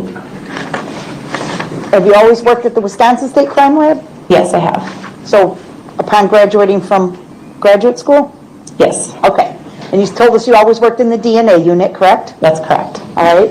And have you ever analyzed a sample of an item presented to the lab to attempt to identify or detect DNA? Yes. How many times? I issue over 100 cases per year, so hundreds of times. Have you ever testified in court before? Yes. How many times? This is my 64th testimony. And there are certain procedures that the lab follows when you receive an item from a law enforcement agency and you're asked to analyze it for DNA, correct? Yes. We hear a lot about DNA in the news and in the movies these days. Can you give the jury a really easy to understand explanation of DNA and how it can be obtained from various items or what the source of DNA may be? Yes, so DNA is typically referred to as the blueprint of life. It tells your body what it's going to be like and look like, and it is the same in all of the nucleated cells in your body. You get half of your DNA from your mother and half from your father, and it does not change throughout your lifetime. Your DNA profile is unique to you, an individual, with the exception of identical siblings. And what can be some sources of DNA? DNA comes from any nucleated cell in your body, so any body fluid like blood, semen, or saliva, as well as any other types of cells like skin cells. Were you asked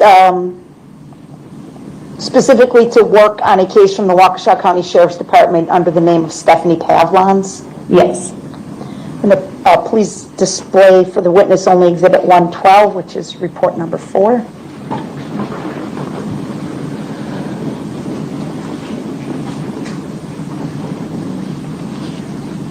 Is that on your screen now, ma'am? Yes.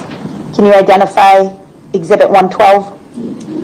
This is the first page of my confidential report of laboratory findings for our laboratory case number R22-2670 with my signature on it, as well as the initials and date of my technical reviewer. Is this a report that you authored?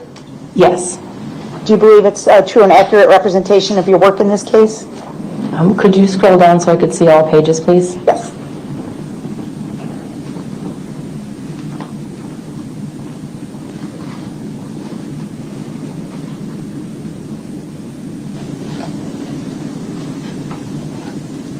Yes, it is.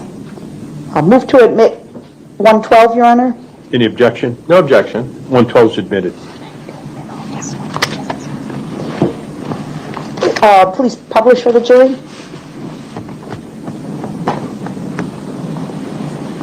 All right, so I'm going to ask you, Ms. Gussie, to scroll to sort of the middle of the page there. And thank you. So, Ms. Klein, you documented the items that were involved in your DNA analysis for this case on this report, correct? Yes. And it's items A through I, correct? Yes. And they were all swabs, correct? Yes. Collected from a truck. That's correct. Okay. And you do some initial screening of the swabs, is that correct? Yes. Was every swab analyzed? Yes. Or every item, I should say? Yes, every item was cut and processed. Okay. And you did some initial screening? Correct. Tell us about that, please. So initially, I looked at the swabs visually just to note any staining if it was present, and then I tested each of the swabs in this report for the presence of blood, and no blood was detected on any of the swabs, items A through I. Is that a confirmatory test that you're doing at that point? Or presumptive test? I would have to refer to my notes to see which test I did, but either way it was negative, so either presumptive or confirmatory test, a negative is negative for blood. Okay. Can you do anything further with the swabs then? I did process all of the swabs for DNA, even though there's no body fluid detected, or there's no blood detected on the swabs. I did still process them for DNA analysis. And if we, is that what's indicated in the chart at the bottom of page 1 there? Correct. Each of the swabs was cut, and they receive a sub-designation at our laboratory for tracking of the extracted DNA sample. They just get a 1 after the alphabet letter. So item A became A1. That was the cutting. That was the DNA extract. And were you able to isolate any DNA in any of the swabs? Yes, I believe there were a few that proceeded on for DNA analysis. Okay. Describe that for us, please. So items B1, D1, F1, G1, and I1 did not have enough human DNA present for further testing, as well as H1 did not have enough human DNA for further testing, which means they did not have enough DNA present in that sample that we would expect to get a DNA profile, so they stopped at the point of determining how much DNA is present in a sample, which is something that we do on all evidentiary samples at our laboratory. However, items A1, C1, and E1 all had enough DNA present for further testing. And so in the middle of the page 2 there, you're able to make some conclusions about the A1, C1, and E1? Yes. And please describe that for the... Well, seems like there wasn't much DNA in the truck. So now what? Oh boy, they sure got themselves a case here. I don't know who signed off on this, but somebody signed off on something and it wasn't right. It wasn't wrote right or something. But anyways, I'm going to go till 3 o'clock. Just because I don't feel good. I'm going to lay down. But don't forget to like, share, and subscribe. And thanks for being here and watching this with me today. All right, here we go. Jury. So for item A1, which was front passenger seat swabs, I obtained a 2-person mixture that contained at least one male individual. And that was then interpreted, and I didn't have any standards from a known individual at this time, so there were no comparisons done. And we'll get to that later in your testimony. Yes. Okay. Keep going with C and E, please. So item C1 was the left lower driver truck bed area swabs. Again, a 2-person mixture with at least one male individual, and that was suitable for interpretations. For item E1, which was the center upper driver truck bed area swabs, I obtained a low-level partial profile, which was not suitable for comparisons just because there was a limited amount of genetic material present in that profile. So you mentioned that you didn't do a comparison because at that point you didn't have standards from known subjects, right? Correct. Explain what that means to the jury, please. So when we do our casework, we look at evidentiary items first to develop profiles and determine if they're suitable for comparison purposes.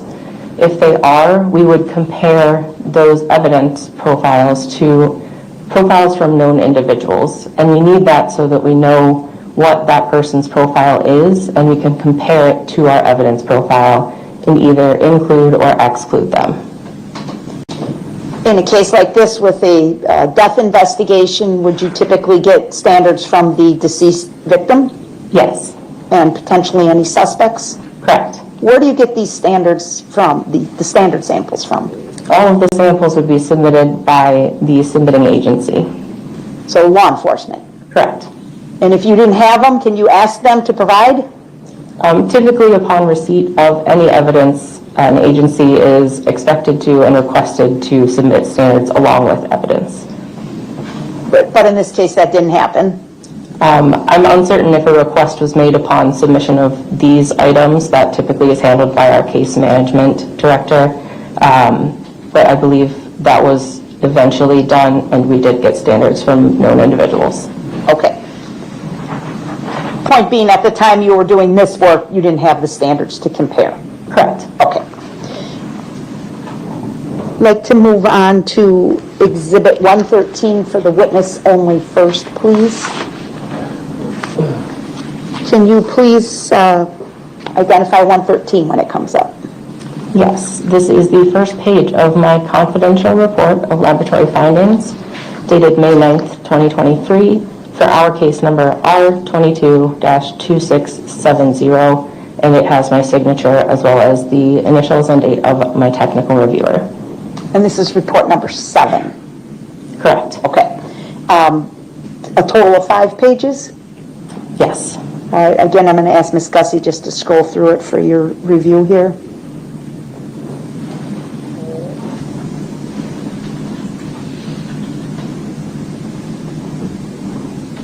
Yes. And you authored this report as well? I did. Do you believe this is a true and accurate copy of your report? It is. Move for admission of 113, Your Honor. Any objection? No objection. 113 is admitted. Okay, please publish for the jury. And if you could scroll to the middle of the page so we could see what items we're working with here. So additional items were submitted to the lab for testing, correct? Yes. And I want to focus your testimony here on items K and L. Okay. Okay. And what did you designate as item K to be? Item K was a disposable scalpel. And item L? Item L was a handwritten note.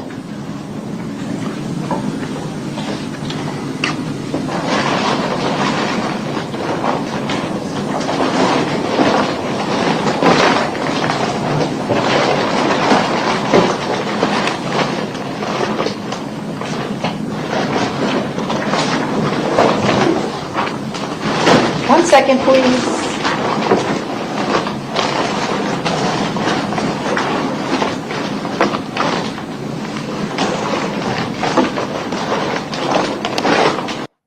Hold on. Hold on. She's coming. She's getting it. You'd think you would have all that out, knowing that this was your next witness.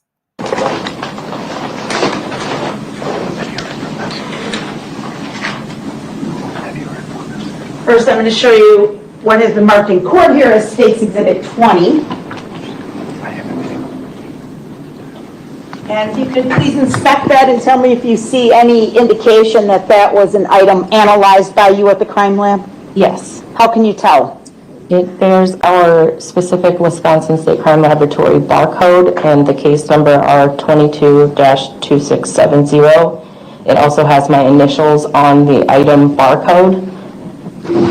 And that would be your item K? Yes, that was item K. All right. And then Exhibit 53, same thing. Please inspect and tell me if this is an item you inspected at your lab. Yes, this also has our crime lab barcode for our R22-2670, item L, and it has my initials on the item. Okay. Yes. We'll stick with item L as long as you have it in your hand there. That's a piece of paper, correct? Yes. Were you able to do anything from a DNA standpoint with that paper? In this particular case with these items, I was looking for any staining present on an item. And this item in particular, item L, the handwritten note, was also going to be processed by a different unit. So because there was no staining, I did no further analysis of any kind on this item. Okay. And then let's go back, please, to item K, the scalpel. Okay. Please tell us about your work with the scalpel, item K. I did examine this item for any stains, and there appeared to be stains on either side of the scalpel blade. One of them was more rust-like discoloration. So I did 2 blood tests on this item, and blood was not identified on the item. Did you do anything further with the scalpel then? No.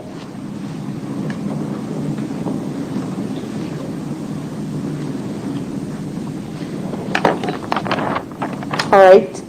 Turning to page, we can go, yeah, we're still on 113, thank you. That's just describing what you just told us about some of the different items. The other items, K through L, I'm sorry, M through, can you go back up, please? M through R. Did you do any work with those items? Yes, I looked at the items for any body fluids, or any staining, I should say. Okay. And if there was no staining on the item, no testing was done. If there was any staining noted on the item that looked like it could potentially be blood-like, I would do blood testing. Any of these items in Exhibit 113 or your report number 7, did you identify any blood on any of these items? No, none of the items that I tested for the presence of blood had blood on them. And so nothing further was really done with these items? Correct. Okay.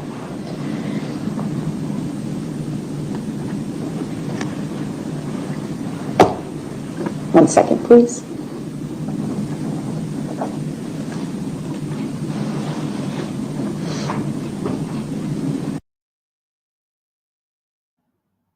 Okay, so I get this right.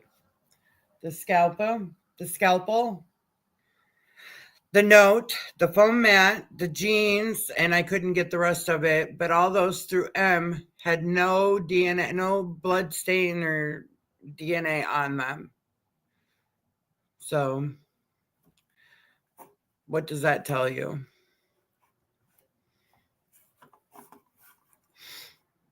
They couldn't test anything for overdose, because remember, they could just take a small part of her liver and that would have tested for alcohol, I believe.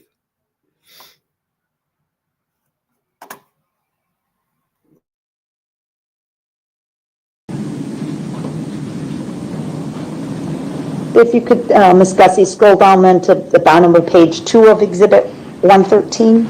Yep, right there. So you go on in this report to talk about some further work you did with the standards were now available to you, correct? Yes. Okay. And these would be just, I need to see a little bit more at the top of that. There you go. Okay. You received items U and V? Yes. And those relate to hairs from Stephanie Pavlons, correct? Yes. And standard, item V was the standard from Matthew Pahl. Correct. Okay. What did you do with these standards? So for the hair sample, I took 2 different samplings at 2 different times to attempt to get any DNA for processing to develop a standard from Stephanie Pavlons. However, I was unable to detect any human DNA on either of those hair samples that I took that were submitted as a standard for her. With the standard from Matthew Pahl, I did develop a single source profile for comparisons to evidence profiles that I had previously obtained. And was that useful to have that standard from Mr. Pahl to make that comparison? Yes, I would need a standard for comparison purposes, so it was essential to have. And were you able to make a comparison and reach a conclusion? Yes, I compared the standard from Matthew Pahl to the 2 profiles that I previously had that were suitable for comparison purposes. And how did you do that? How did you make the comparison? I used the standard to develop a statistic to show the weight of the inclusion or exclusion of that individual. That statistic is called a likelihood ratio. And essentially a likelihood ratio is a ratio of 2 different explanations of that specific profile or that data. The first explanation would be that Matthew Pahl would be included as well as an unknown individual. The other explanation would be that 2 unknown individuals made up that mixture. So it's specific to the profile that I have. What was your ultimate conclusion? So for the front passenger seat swabs, item A1, assuming a 2-person mixture, it is at least 878 million times more likely to observe the mixture profile from the front passenger seat swabs if it's a mixture of DNA from Matthew Pahl and an unknown individual than if it's a mixture from 2 unknown individuals, which is to say very strong support for inclusion to the mixture. If you learned that Mr. Pahl was the owner of the vehicle, would it be unusual to find his DNA inside the vehicle? No. And what about item C1? If you can scroll to the top of page 3, please. There you go. For item C1, I did the same thing. Assuming a 2-person mixture, it's at least 1 quadrillion times more likely to observe the mixture profile I obtained from the left lower driver truck bed area swabs if it's a mixture resulting from Matthew Pahl and an unknown individual than if it's a mixture of 2 unknown individuals, which again is to say there's very strong support for inclusion of Matthew Pahl in the mixture.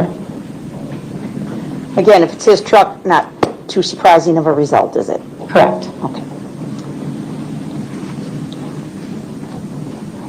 Of all the items you inspected, you were not able to reach a conclusion that Stephanie Pavlons' DNA was present on any of the items, correct? I was unable to develop a profile for comparison purposes from Stephanie Pavlons, so I could not make any comparisons of her in any of the mixtures. I didn't have a standard.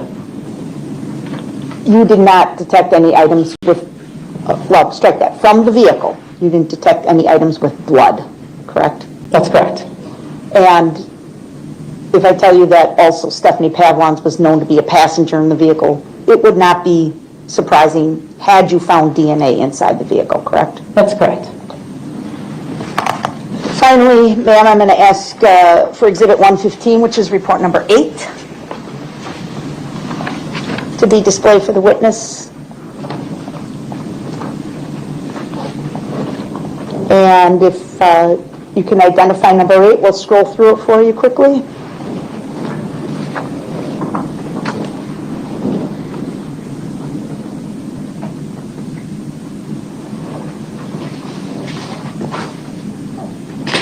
Yes. Okay, you recognize 114. I'm sorry, 115. Yes. Okay.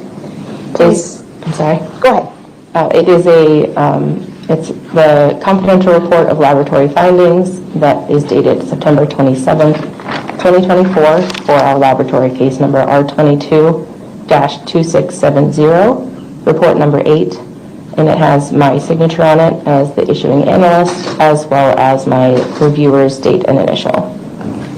And if, is this a document you authored? Yes. Is it true and accurate to the best of your knowledge? It is. Move for admission of 115, Your Honor. Any objection? No objection. 115 is admitted. Please publish for the jury. So in this report, you're dealing with items X, Y, and Z, correct? Yes. And I want to ask you specifically, what was item X? Item X was a t-shirt. And did you do any screening of the t-shirt? Yes. Also like to put up for the witness only Exhibit 116, please. Okay.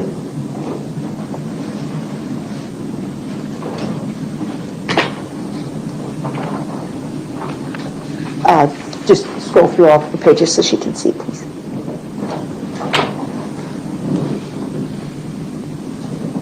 Is Exhibit 116 a report that you authored? These are my case notes that are associated with my report number 8. Okay. And do you believe this is a true and accurate document to the best of your knowledge? Yes. All right. Move for admission of 116, permission to publish. Any objection? No objection. 116 is admitted. So I'm going to ask Ms. Gussie to, stop a little bit lower. That's good. Okay. Ms. Klein, please describe for the jury your work with item X, the black t-shirt. So I examined the item. I looked at the entire item to see if there was any hairs, fibers, debris, which there was a good amount of hairs and fibers. There were some bug carcasses on the item as well. I looked under IR lighting for any absorption of light, which would indicate to me that there was possible blood present on an item. I found 2 areas that are circled on the image, and I tested those for the presence of blood. What did you find? And both of those areas had a positive blood result. Are you able to then test those areas for possible DNA analysis? Yes, I took a cutting from one of the positive blood-stained areas and processed that for DNA analysis. What did you find? I was unable to obtain any human DNA from that sample. But there's blood on that shirt. Yes. How come you can't find the DNA? So in this instance, because of the state of the item, it was still damp. It had a very strong decomposition odor. So I would assume it was in a very harsh environment. So we can still detect the heme that is detected in our hemotrace tests that would be indicative of blood. However, any DNA that might have been on the item would have been broken down, which is why I was unable to detect DNA. how did the DNA get broken down, if you know? Well, there's many factors that can begin to break down DNA. Humidity, heat, moisture, packaging in different ways. We accept items in paper usually because it's porous, so there's no bacterial growth. If something's packaged in plastic for a long time, it could start growing certain organisms that would start breaking down DNA. So there's a number of factors that would go into how DNA would start to break down. You are able to state with certainty there's blood on the shirt? Yes, I had a positive test for blood on the neck area of the shirt. But you can't tell us whose blood it was? Correct. Okay. 1 second, please.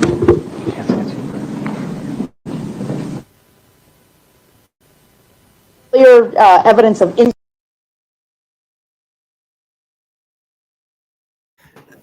So didn't all her blood drain from her? So wouldn't a drop of blood be on her at all? I don't know how that all works. But she's almost done, and then I'm going to call it a day and then start with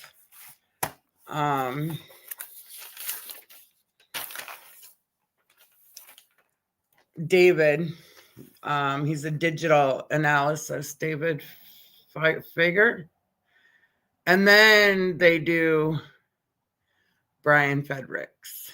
So we'll start that on a new day. Okay, here we go. There were a few dead bug carcasses on the shirt. If there's insects present on the remains, strike that. If there's insects present on the shirt and on the remains where the shirt came from, could the insects also account for some of the breakdown of the DNA? To my limited knowledge, I know some bugs can start breaking down cells and DNA, but I'm not an expert in bugs in any way. Sure. Luckily, we had a bug expert yesterday. All right, thank you, ma'am. Appreciate your help. All right, cross-examination. Yes, thank you.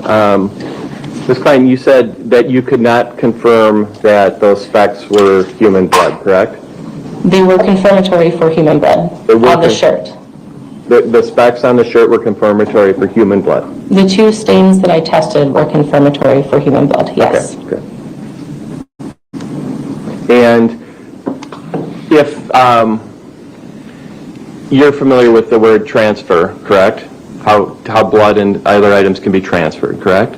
Yes. Okay, so if the shirt is pushed up against a decaying body, it could that shirt could transfer some of the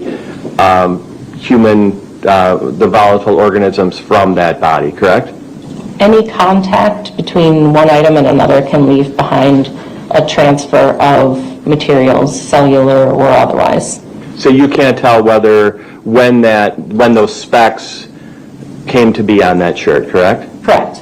And you can't tell whether, if let's say we learned about blowflies yesterday. So if a blowfly is landing and I guess feeding on human volatile organisms, there might be some on their feet, and that fly could fly to a location such as a shirt and deposit a speck of volatile organism from a human, correct? I'm not an expert in bugs, but again, any contact between one item and another would leave behind transfer. Okay, so again, you have no idea when those specks were placed on that shirt. Just to clarify, the stains that I tested were... Okay, sir, ma'am, you all should have asked Crystal this yesterday. She was here. That would have been good questions. I don't know why you wouldn't have. This was going to come up. You knew that. As large as those circles that you saw on the image. So they were large areas of absorption. They weren't necessarily specks. But no, I can't tell when they were on an item. Okay, and when you say absorption, if there was a drop of something or a small speck, as I said, on the t-shirt and it rained, that would obviously cause soaking in and create a bigger area for the sample, correct? I'm not an expert in how fabric wicks, so I don't know how to answer that question. I'm sorry. But any type of liquid introduced to a sample is going to expand that sample, correct? Yeah, rain does make liquid run, to my knowledge. In the course of your scientific studies, you will occasionally introduce a neutral liquid so that you can test more of an item, correct? I'm sorry, I don't think I understand your question. In the course of you're a scientist, right? Yes. And you do lab work, correct? Correct. And on occasion, when you have a small amount of a substance, you may introduce a neutral substance so that you can do further testing of an item that might be really, let's say a drop of liquid that's very tiny. You'll want to be able to test it, and in order to do that, you might introduce a neutral liquid, correct? We typically don't manipulate stains on items. We would take samples from anything and then attempt extracting those in a tube. So I guess in that instance, the neutral liquid or buffers that we use for extraction would expand that sample. Thank you.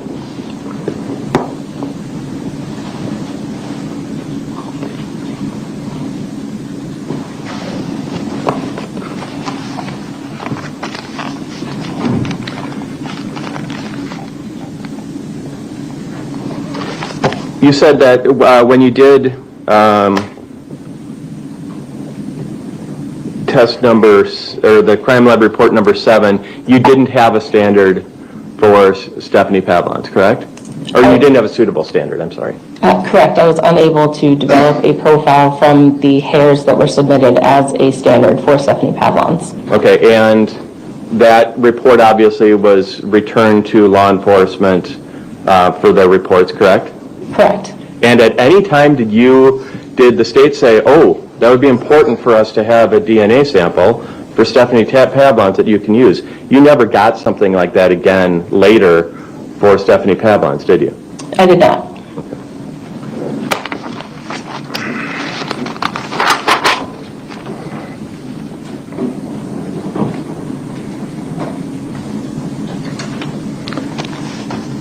I have nothing further for this witness, Your Honor. Redirect. Yes, briefly, thank you.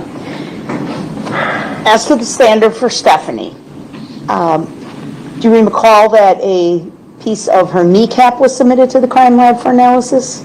No, we did not receive a piece of kneecap for analysis. Was it brought in? I don't believe it was. To my knowledge, I do not know that. Okay. Do you know if we attempted to do that and it was rejected by the lab? Again, I'm not certain. I did know there was a kneecap, but I don't know if it was attempted to submit or not. Okay. And because the only items you were able to identify a profile on were A and C, correct? Yes. And you identified male DNA in each of those, correct? Yes.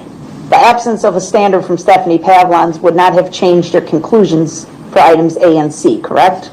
No, my interpretations of those two items, as well as the comparisons to the standard that I did have, are unchanged. Why is it that you were unable to develop a DNA profile from her hair sample? Again, the DNA must have been severely degraded. The two samples that I took were large portions of multiple hairs that were submitted to us, and was unable to identify any human DNA in either of those samples. Does that happen on occasion? Yes, it can happen, especially in cases of severe decomposition from an individual. Okay, thank you, Ms. Klein. Any recross? No, Your Honor. All right, thank you very much, ma'am. You're excused.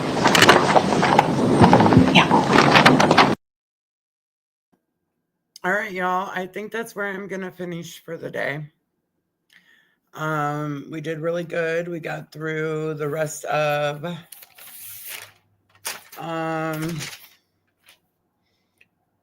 day 2. And we got through 3 witnesses on day 3. There's 2 more for day 3. And then on day 4, Brian comes back to finish out the rest of his testimony. So, I will be back tomorrow. I'm not sure what time. I'm going to think about it. And we'll set the schedule for that time in a little bit. It all depends on what the plans are for tomorrow, because my boyfriend doesn't work on Fridays and we really don't have any means to do anything anyways. So that's okay. All right. Well, you guys all have a wonderful rest of your evening. Stay safe. Please hit the like button, comment, and share out this live. I know there was little bumps in there, and I do apologize. And a loud barking dog. So we will start tomorrow with David Fagan.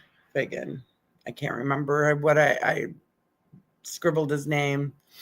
Okay. Thank you so much. Y'all have a wonderful evening. Bye-bye.